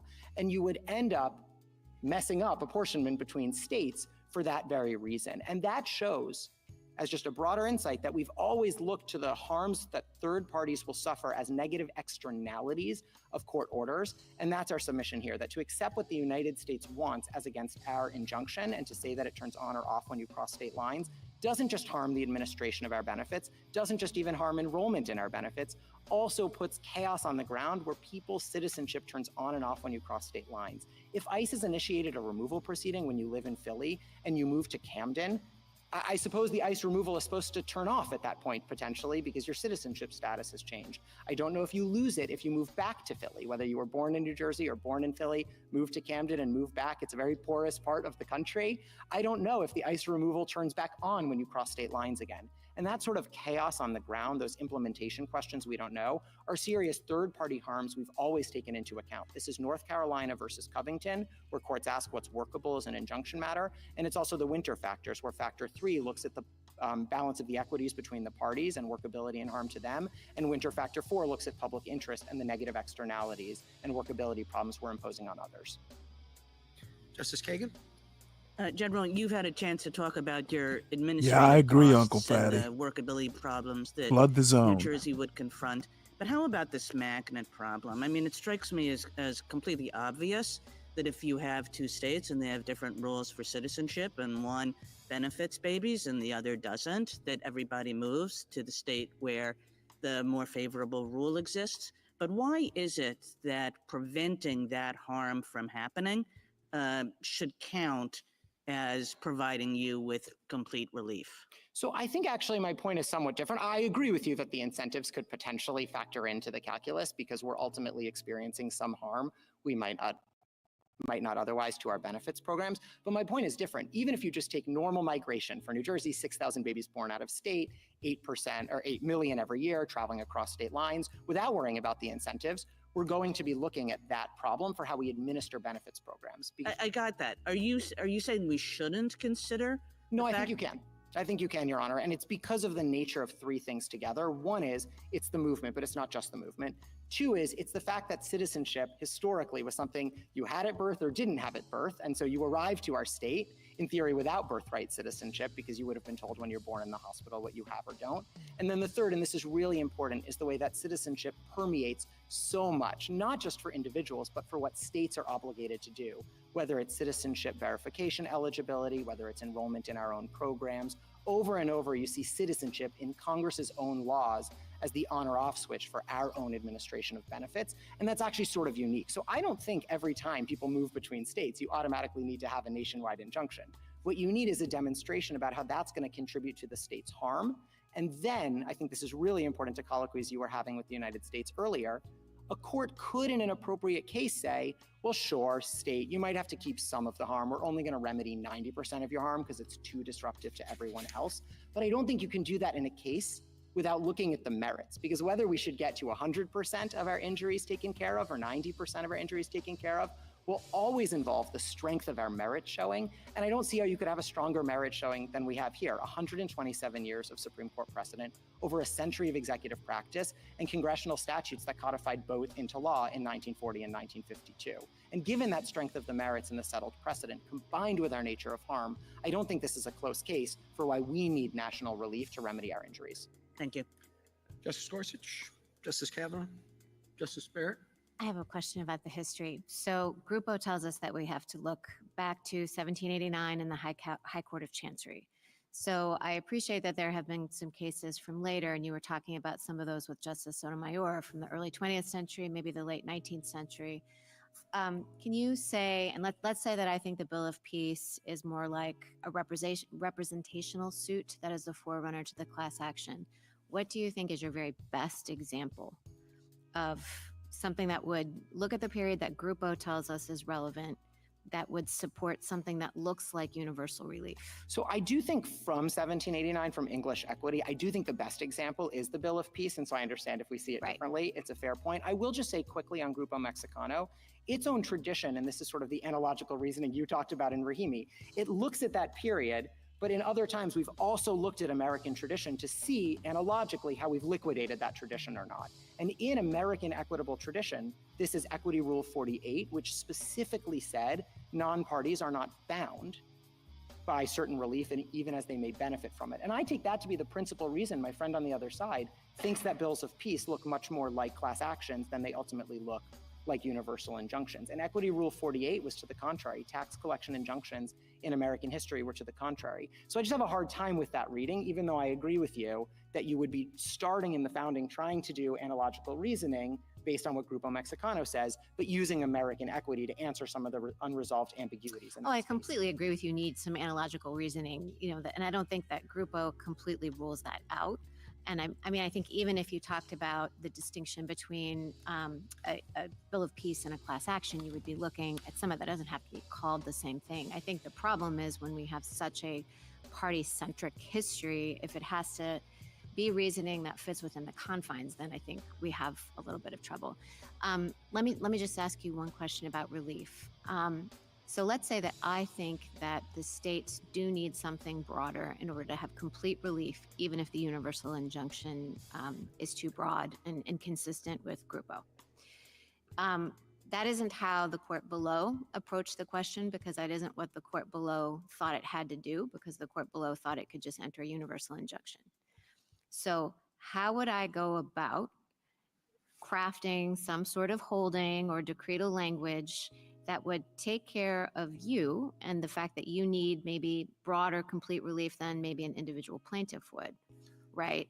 because the district court didn't go through that analysis, the analysis that you're telling us today. So tell me practically what that would look like. So I think the district court in the Massachusetts case did actually do a very good job of this. It specifically said, I'm saying New Jersey as a stand-in, 23 attorneys general. The states need this relief. And he didn't grant universal relief to the individual plaintiffs in that case. So he did actually craft different relief for different parties. And he said, this is necessary for us. Part of why we're talking about alternatives in a different way at the podium today is because these alternatives were not presented to the district court. So the district court just had before him the idea that maybe we have to eat some harms or maybe we get universal relief. And of course we need universal relief given the strength of the merit showing as between those choices. I think what you could say is here there were two sentences in an emergency application that raise new alternative ways to remedy the harms. Those sorts of things need to be raised to the district court. And when they are raised to district courts in appropriate cases, when states file suit, courts should ask first, are those alternatives going to be practically or legally workable for the plaintiffs and for third parties? I agree to Justice Gorsuch's point. If the federal government wants to take on its own burdens, it can do so, but it can't just say that for third parties. But you're talking about what would happen in the future. I'm talking about what would happen to you now. Oh, so I think if the United States seriously wanted to press these alternative with facts about how they would work and put that before the district court, parties can always put new alternatives and a motion to dissolve an injunction before the district court. That's something that has happened regularly when there's changed circumstances or new alternatives. They're welcome to do that in this case or in any other, but then they're going to have to put forward actual facts about how it's practically or legally workable. I will say on its face, these two sentences don't look practically or legally workable for the reasons I raised, but they'd have to make that showing in the district court in the first instance. Thank you. Justice Jackson? So I guess I'm kind of hung up on the posture in which we find ourselves looking at these issues. Justice Alito, I think, focused on this a little bit, when he says that the district court makes this initial determination, it turns out to be wrong. The remedy, I thought, was to appeal. And I guess for me, the question is whether and under what circumstances the government keeps on doing the thing that the court has found unlawful while the litigation is proceeding to determine whether or not the government's activity violates the law. We're sort of in an interim posture. Many of your arguments, and I appreciate them, are kind of couched in, the state is going to need complete relief for their injury, and that's true definitely as a final matter. But here we are at the beginning of this litigation.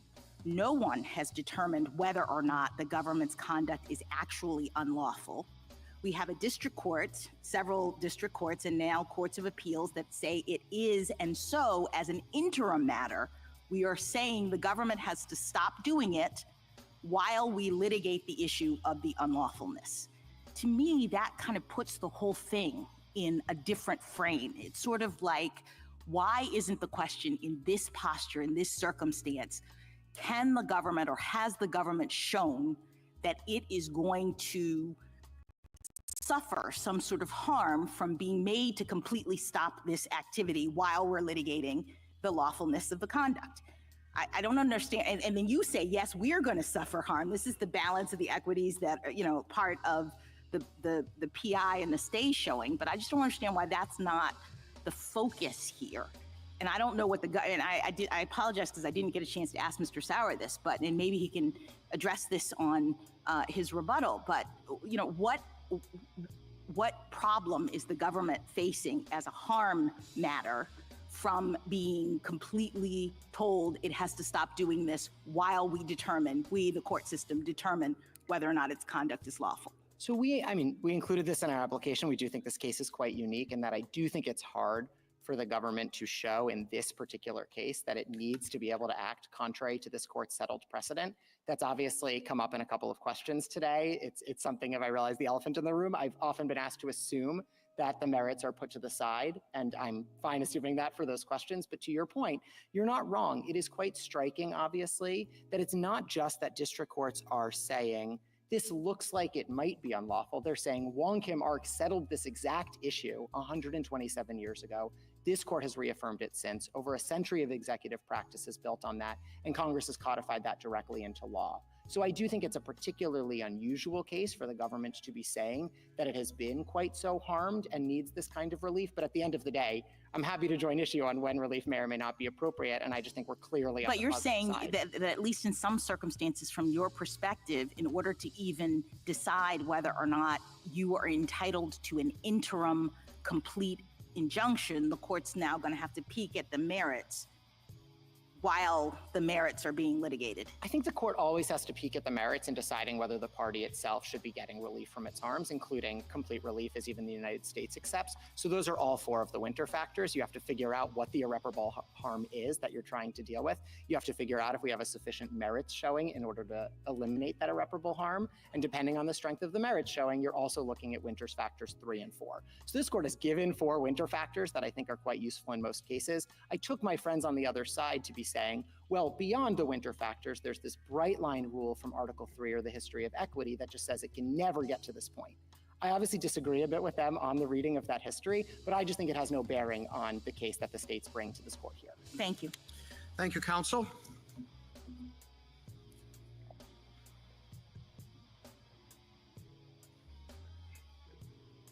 Ms. Corcoran? Mr. Chief Justice, and may it please the court. The executive order's stripping of citizenship from U.S.-born children is contrary not only to the 14th Amendment's plain text, but also our common law history, this court's precedent, a federal statute, and over a century of executive branch practice. Every court to have considered the issue agrees that the order is blatantly unlawful, a determination the stay application does not challenge.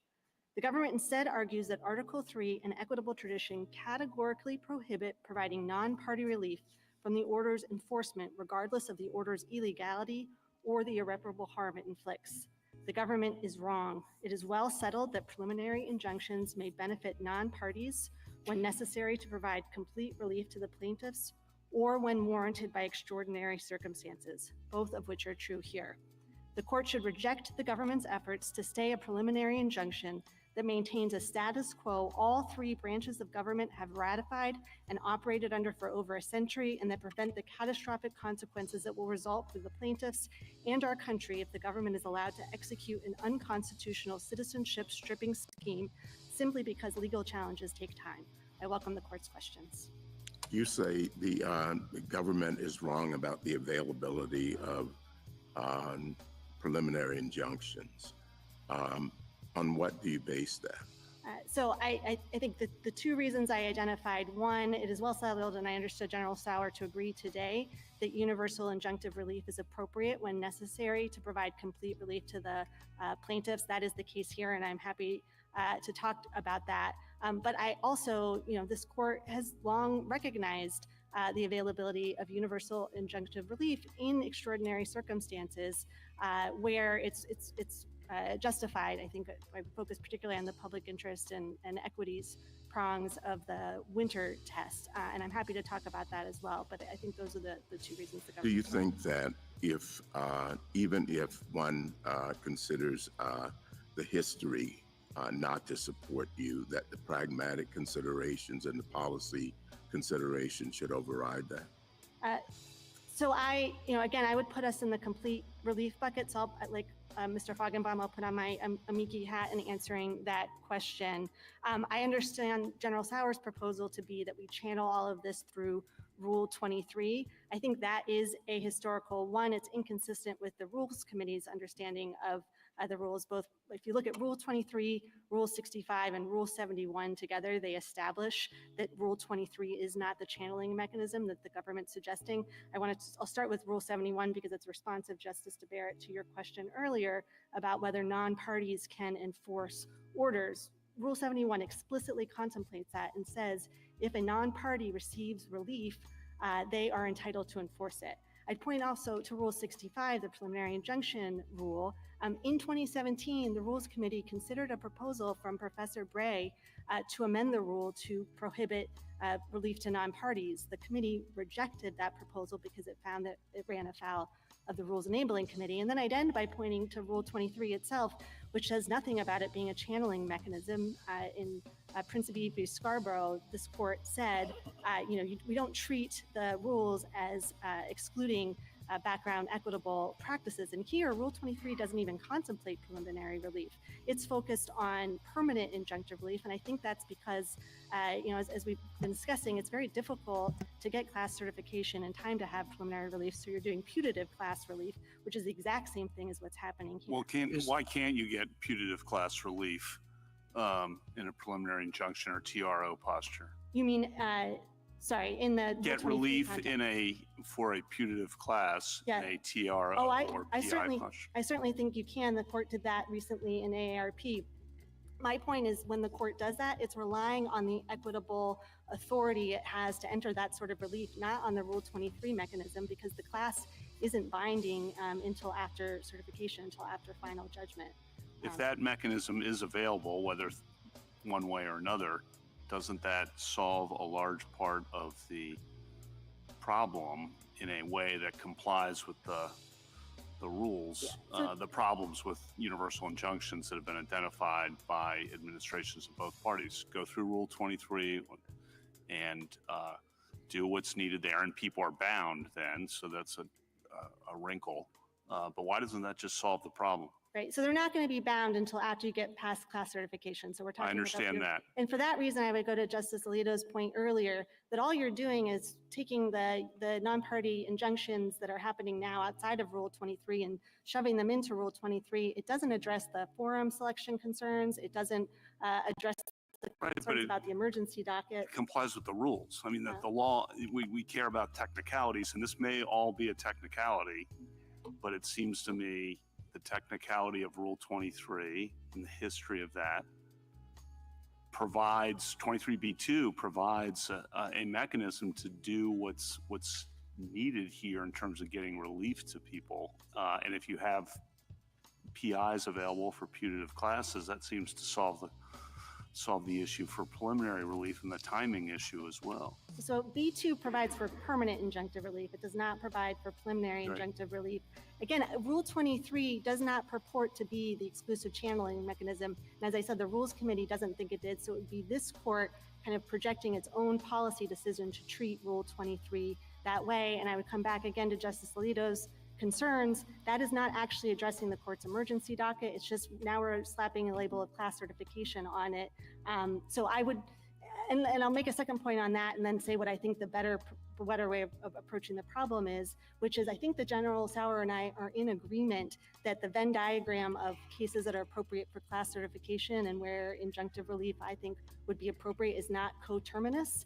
I think we could pursue successfully class certification here. I heard General Sauer to disagree, and I think it's because they're just different circumstances. If you look at the class certification requirements, commonality, typicality, they were actually added to Rule 23 in 1966, mostly to address the expansion of class certification to include damages suits. That makes sense there, but those were never requirements prior to 1966. Ms. Corcoran, on the class certification point you've been developing, one response might be, and I just want to get your reaction to it, that by proceeding through the class mechanism, even a putative class mechanism, a court is making a preliminary assessment about who are the parties going to be before it and issuing interim relief so that it preserves its jurisdiction to issue final relief with respect to those parties.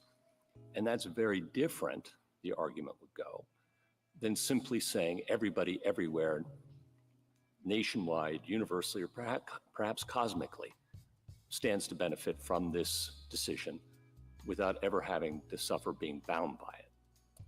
Thoughts? So I would say, again, that's an ahistorical approach. You haven't had that sort of Rule 23. Assume for the moment that we read bills of peace, which I understand to be your best set of cases, to be prototypical of what is now Rule 23.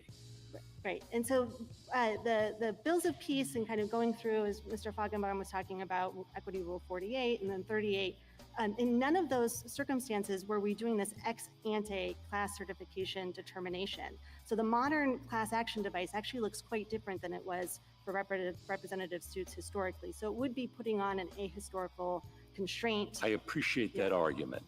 Okay, but then now we're haggling over the history, which we have to do. I accept. But if bills of peace are understood, again, accept the premise to be predecessors of Rule 23, then respond to the point that there is something fundamentally different about a preliminary injunction to a putative class that you found is likely to be certified and likely to succeed on the merits in order to preserve that court's jurisdiction to award ultimate relief to those parties before it, and that's categorically different than a universal injunction. So starting with the presumption that was different about the bills of peace is that they were binding, I think sometimes, it's not clear always, at the end when they were getting to final judgment. I would go back to Grupo Mexicano, to Justice Barrett's point, although that was the high watermark of this equitable originalism, the way the court articulated the test, it focused on 1789, but the actual analysis in Grupo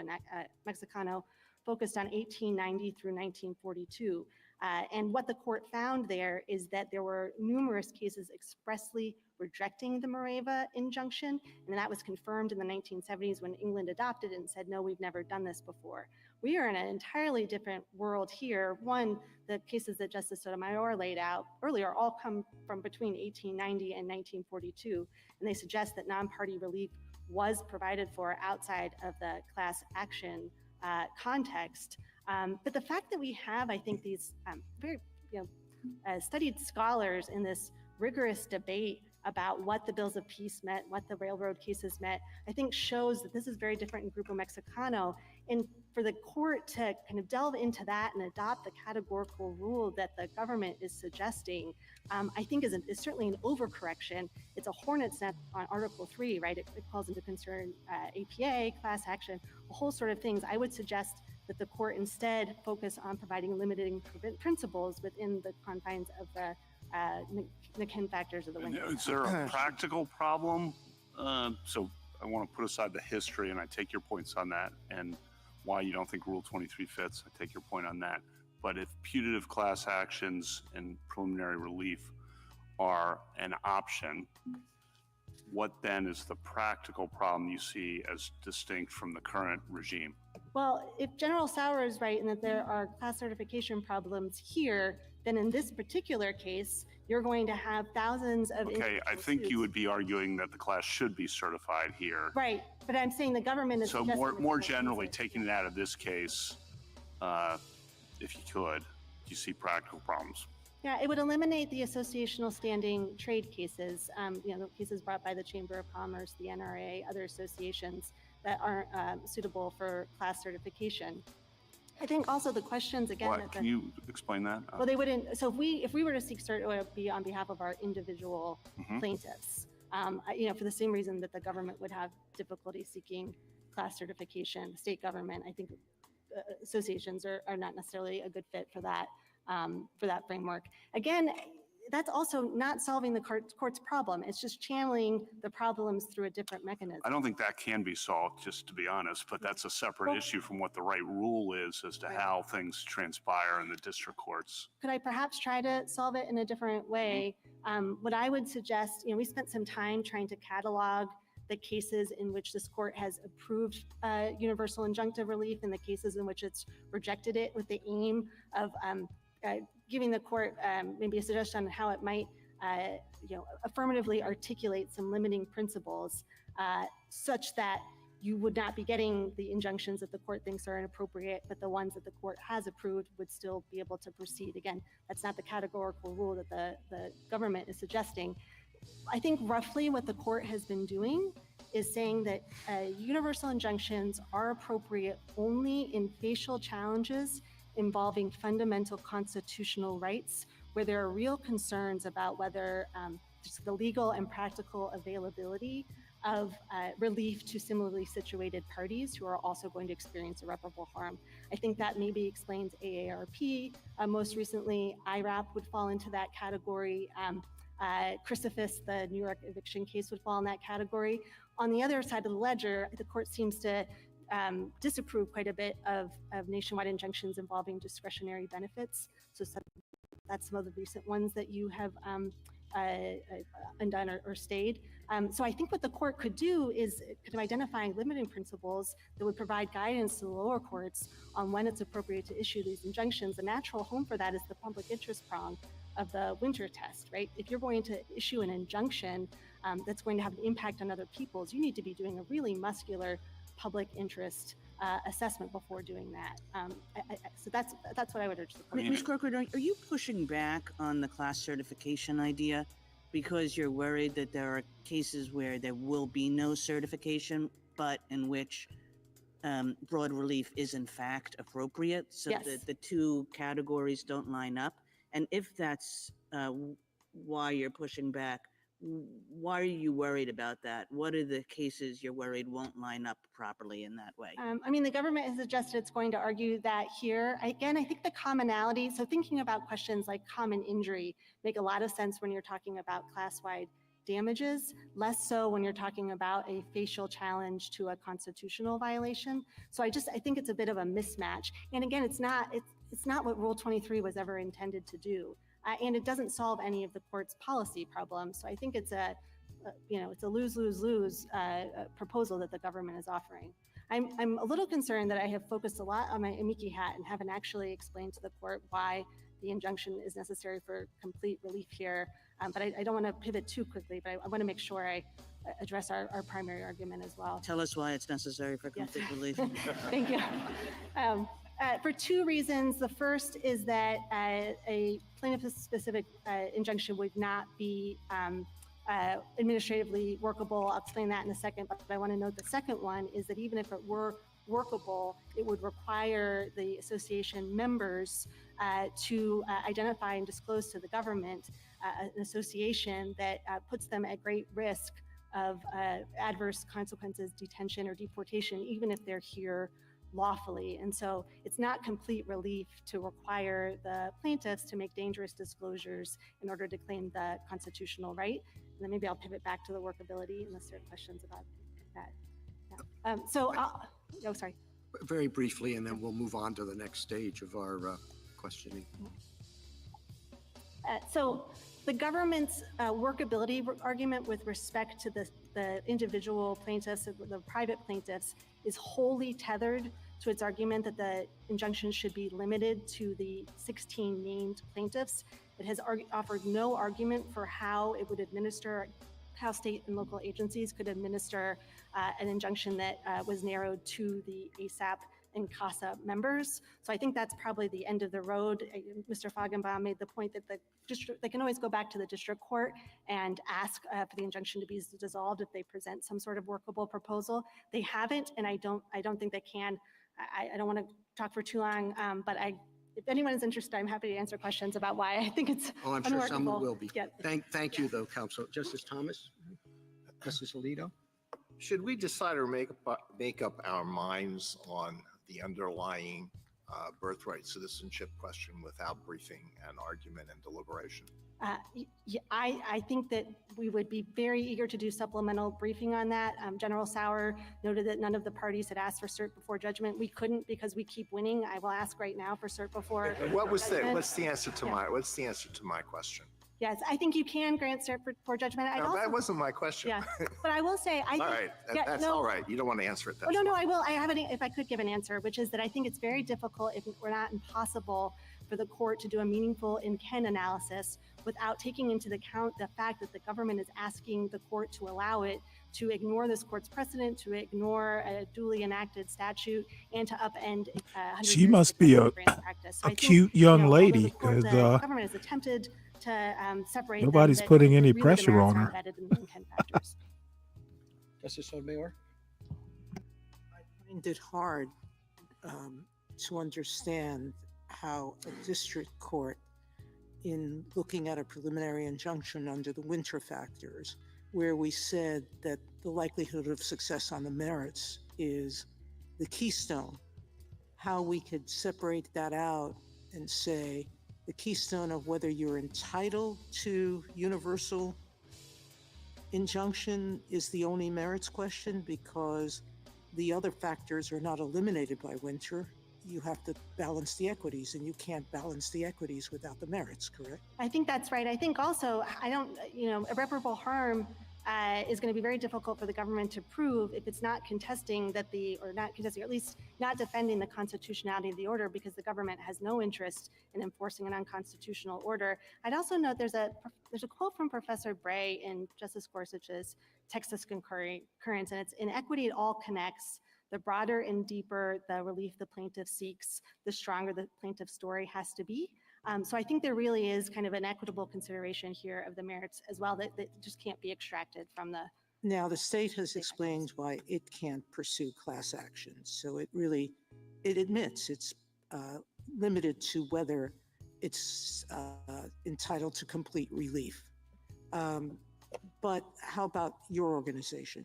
You sort of answered it, but I wanted to pin you down on that. No, Do you believe that associational organizations can seek class action? I believe our individual plaintiffs certainly can. Yes, there's no question. Yeah, I am nervous about the government's suggestion that it's going to oppose our class certification motion if we were to file one. I mean, class certification can be very discovery intensive. It could be the sort of thing that really delays our plaintiffs from getting the relief that they seek. Thank you. Justice Kagan? I guess what I worry about here, Ms. Corcoran, is that this case is very different from a lot of our nationwide injunction cases in which many of us have expressed frustration at the way district courts are doing their business. And, you know, the typical way in which that frustration emerges is that legal questions are hard and they're complicated, and different courts would decide them differently. And instead, because of the forum selection process, a party goes to one place. You know, in the first Trump administration, it was all done in San Francisco, and then in the next administration, it was all done in Texas. Right. And there is a big problem that is created by that mechanism, and that leads to the questions to you and to General Feigenbaum, which is like, you know, your third buckets, which are, if it's like super important, or if it's quintessentially national, or whatever the way, you know, is not going to solve our problem for that set of cases, which is not this case. This case, what's problematic about it is that the courts keep deciding the same way, and nobody really thinks that the lower courts are going to do anything different. Right. And you know, for that reason, it does present the catch me if you can problem that Justice Jackson said, and the problem of how are we ever going to get a case here. But our general case is not like that. And I just want you to sort of comment on it. Yeah, I'd say first that the government's proposal of channeling through Rule 23 does nothing to solve anything you just described. I think the limiting principles that I was proposing, which again was just me trying to reflect back to the court, kind of the through lines that it's been identifying, are sufficiently concrete that if this court were to articulate them, it would cut back on the number of universal injunctions. Is it a facial challenge? Does it involve a fundamental constitutional right? Right, those are concrete questions. And then I would point to, you know, Justice Kavanaugh's Poe concurrence. I think, you know, vertical stare decisis is going to be important here. When courts enter these sorts of injunctions, they are immediately appealable to the courts of appeals. So if there are any district courts that are kind of getting over their skis on these, it's correctable by the courts of appeals. Justice Gorsuch, Justice Kavanaugh? Some of your concerns about this court being involved, because I'm not sure I really understand that. When a president or an administration enacts some major new rule, the question ultimately, and it's legally challenged, ultimately it'll be a year or two from now, it'll get here and we'll make a final judgment. But the interim status of that rule, as this case illustrates, and many others, vaccine mandate, eviction moratorium, go down the list, they're really important whether they're in effect for that year or two. And I guess I don't know why you should be concerned, or we should be concerned about this court playing a role in this. Oh, I don't have concerns about that. I was responding to General Sauer's point that this has become pathological in the number of universal injunctions that are making its way onto the court's emergency docket. Just because there are more significant executive actions over the last three decades.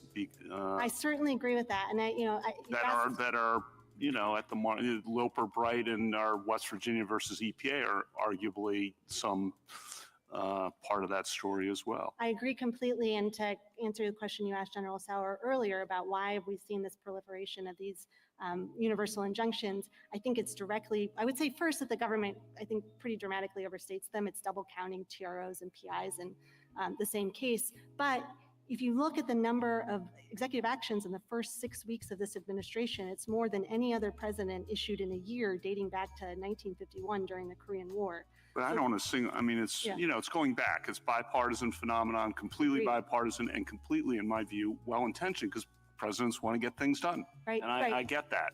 Yeah, I agree with that. I think it's directly correlated to the number of unilateral executive actions we've seen over the last few years. Administrations. Justice Barrett? Ms. Corcoran, I just have one question. You said that you're in bucket one, so you felt like you were playing kind of the amici role. I understand why you might think you're in bucket one for the associational point. Do you think you're in bucket one for individual plaintiffs?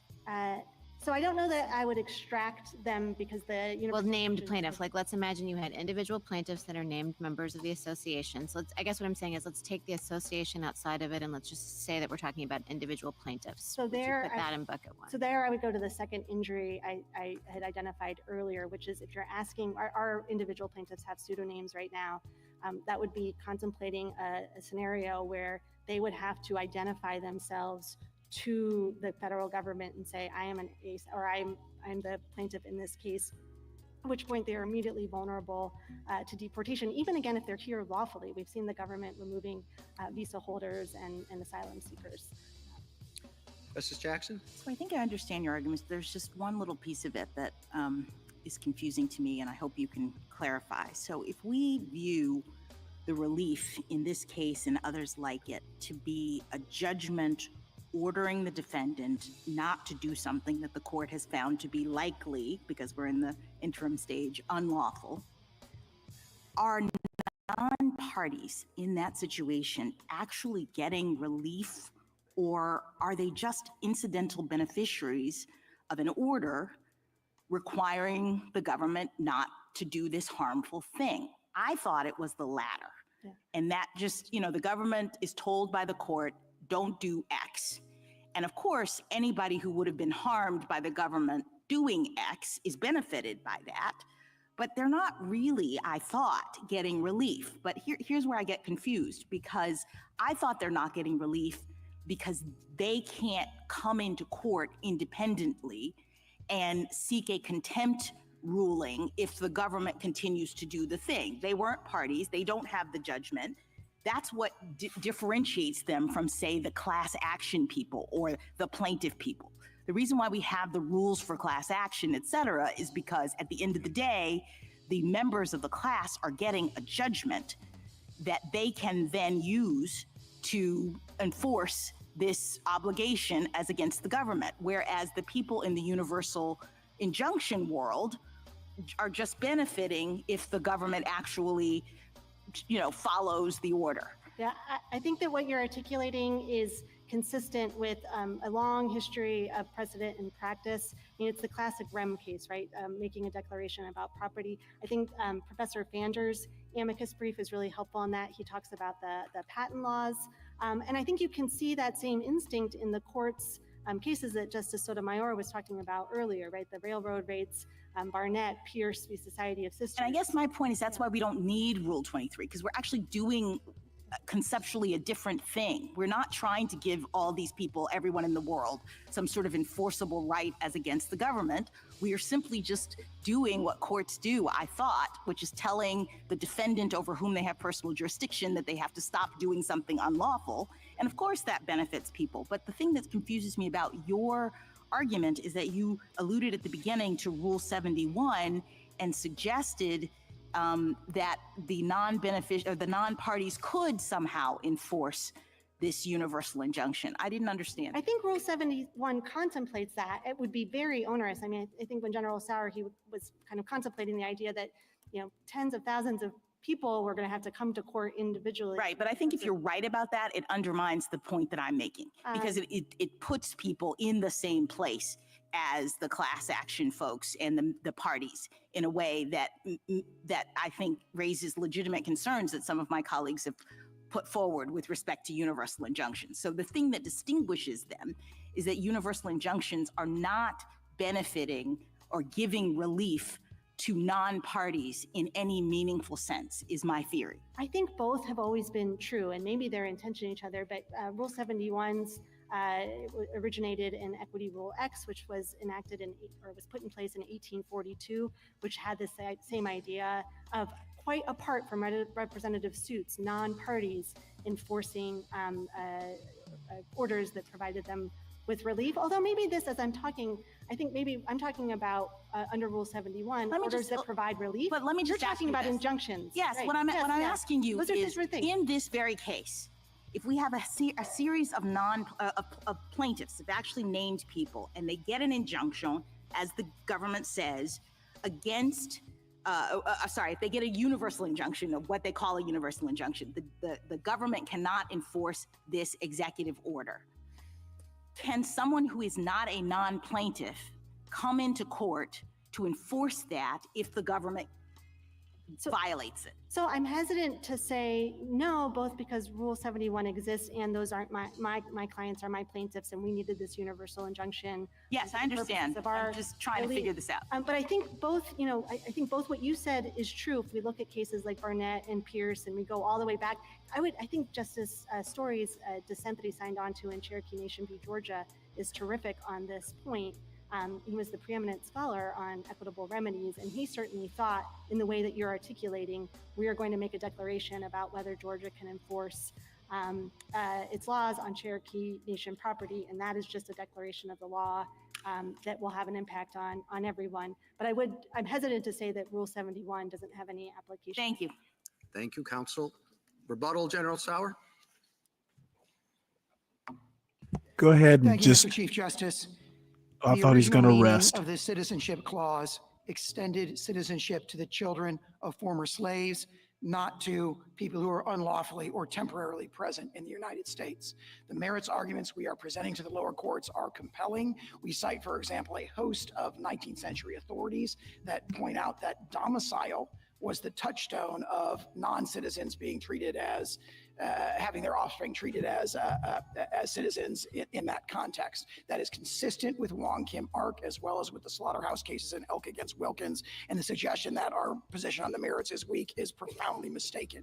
And that kind of snap judgment on the merits that was presented in the lower courts is exactly the problem with the issue of racing to issue these nationwide injunctions. The Chief Justice correctly pointed out that this court, if it wishes to address the merits expeditiously, has many tools to do so. Cert before judgment is one possible tool. There are also others.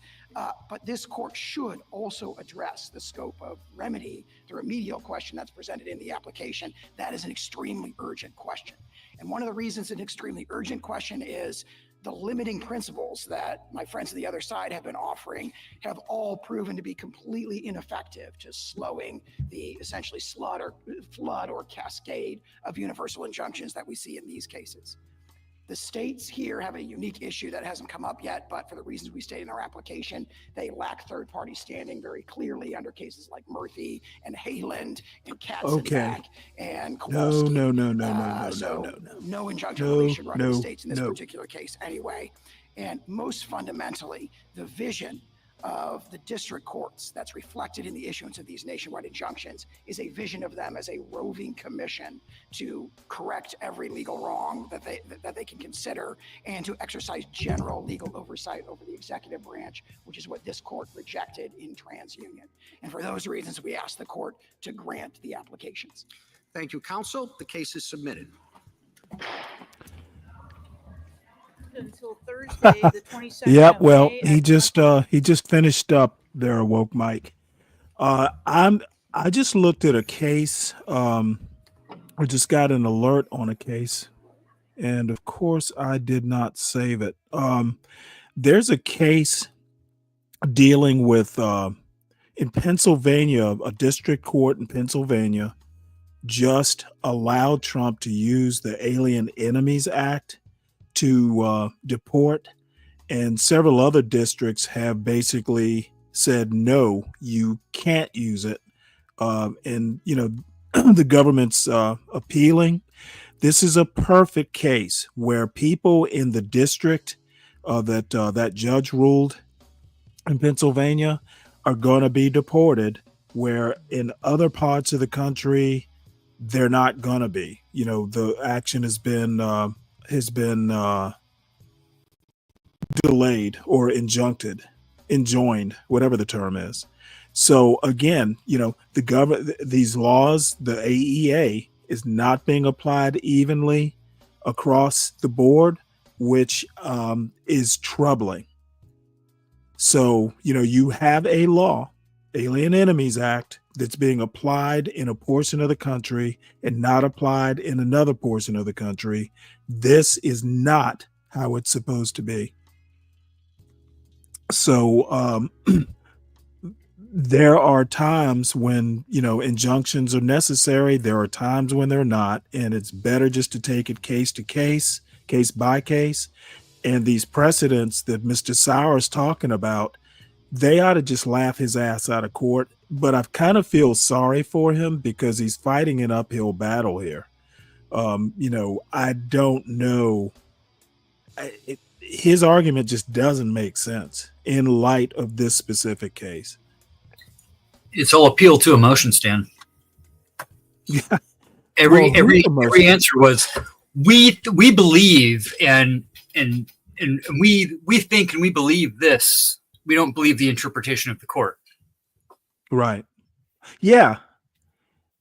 Yeah. I you know, it's all appeal to emotion. The whole bag is appeal to emotion. The fear, the division, and then when it comes to this stuff, they have no leg to stand on because it's all just fear based. Well, I think sometimes appeal to emotion will work when it's just purely like a judgment call where, you know, if you're a Republican or a Democrat, you know, hey, you might be inclined to interpret something one way or another.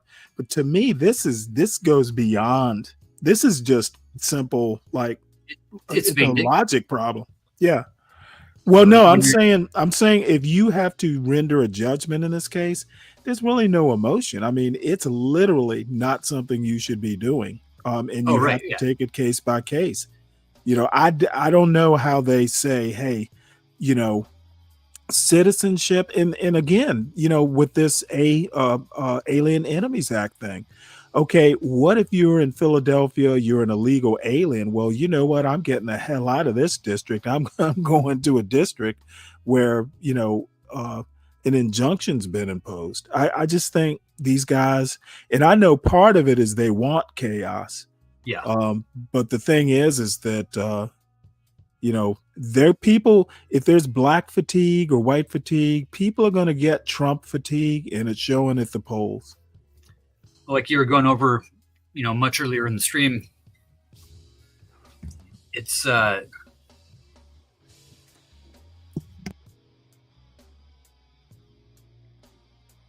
lost what I was thinking about. I just saw something you else. Had one of my you had one of my senior moments. Yeah.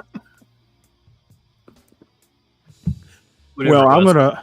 It was really damn important. Well, think of it in a second because I'm gonna wrap this up. We've been going a little bit over 8 hours, but yeah. Hopefully we can do. I enjoy listening to the Supreme Court. You know, I know it's kind of dry for some people, but personally, I could do this every day. Yeah, I try to listen to as much of them as I can, especially recently, the past few years, everything. Yep. And even going back and listening to the old Roe versus Wade stuff, and you know the. Yeah, I listened to the case. I can't think of it now. That overturned it because you know that was high drama. Oh yeah. You know, you could probably. They have years and years. I don't know if they go all the way back. How far back in the 70s they go, but I think they're back probably into the 40s and 50s now with some of the well, no, mid 50s. Let me see here. Kind of when they first. God, when was that? I did listen to the first one years ago. I forget what it even was. They go back to 2010. There you go. The Brady Bill stuff was definitely there's some archive stuff on the Brady Bill arguments that were good. Is that right? Yeah. Huh. So that's pretty much where they gave everybody the right back to own whatever you want type of things. Anyhow. Right. Good stream, Stan. Good stuff, buddy. Well, thank you. Yeah, I've been watching the numbers. People aren't into the Supreme Court, but you know what? They really should be. This stuff Probably is some other channel of riveting. people yelling at each other. Well, yeah, they went over to Be Brave. Get that dopamine hit, you know. Well, more power to them. I'm sure I set Be Brave off, so that's a good thing. I got his juices flowing early in the morning. It's good for his cardio. So everybody, please make sure that you hit the like button on your way out. Make sure you subscribe if you're new to the John Gall Urban Landlord channel. Make sure you share it out, share the wealth. Where else in this sector of YouTube can you hear Supreme Court hearings? Please subscribe to the Stanley Cross channel. That's at Stanley Cross at 6,000. That's my channel. And I do the occasional video essay. By the way, I'm going to be on Critical African Thinkers, I think today at 5 p.m. I'm sorry, 6 p.m. Eastern time. Yeah. I meant to mention this to blacks, but Glenn Lowry got dismissed by the Manhattan Institute. So that's worth, Charles and I over at Critical African Thinkers are going to talk about that. Because he used to be we're both still kind of fans of Glenn Lowry, but it's probably for the best, Manhattan Institute, but so that's it. I will be on tonight around 3:45 or 4 tomorrow morning. I said tomorrow morning, and we will see you all there. And everybody have a good day. Thank you, Uncle Fatty. Hey, thank you, buddy. Had a good time. You too. Shout out to the chat. Yeah, shout out to the chat. Hit that phone button. See y'all later. Oops. Let's see. Let's end this stream. Feel like I should go. Feel like I should go. Feel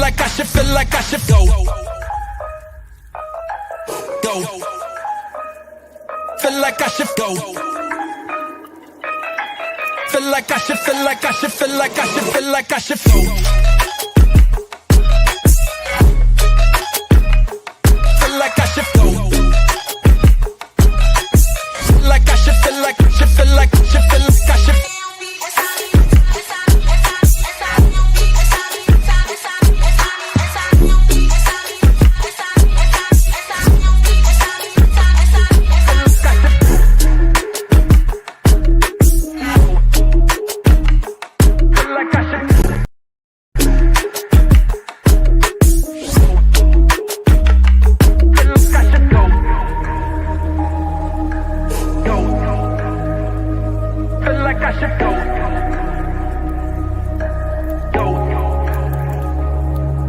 should go.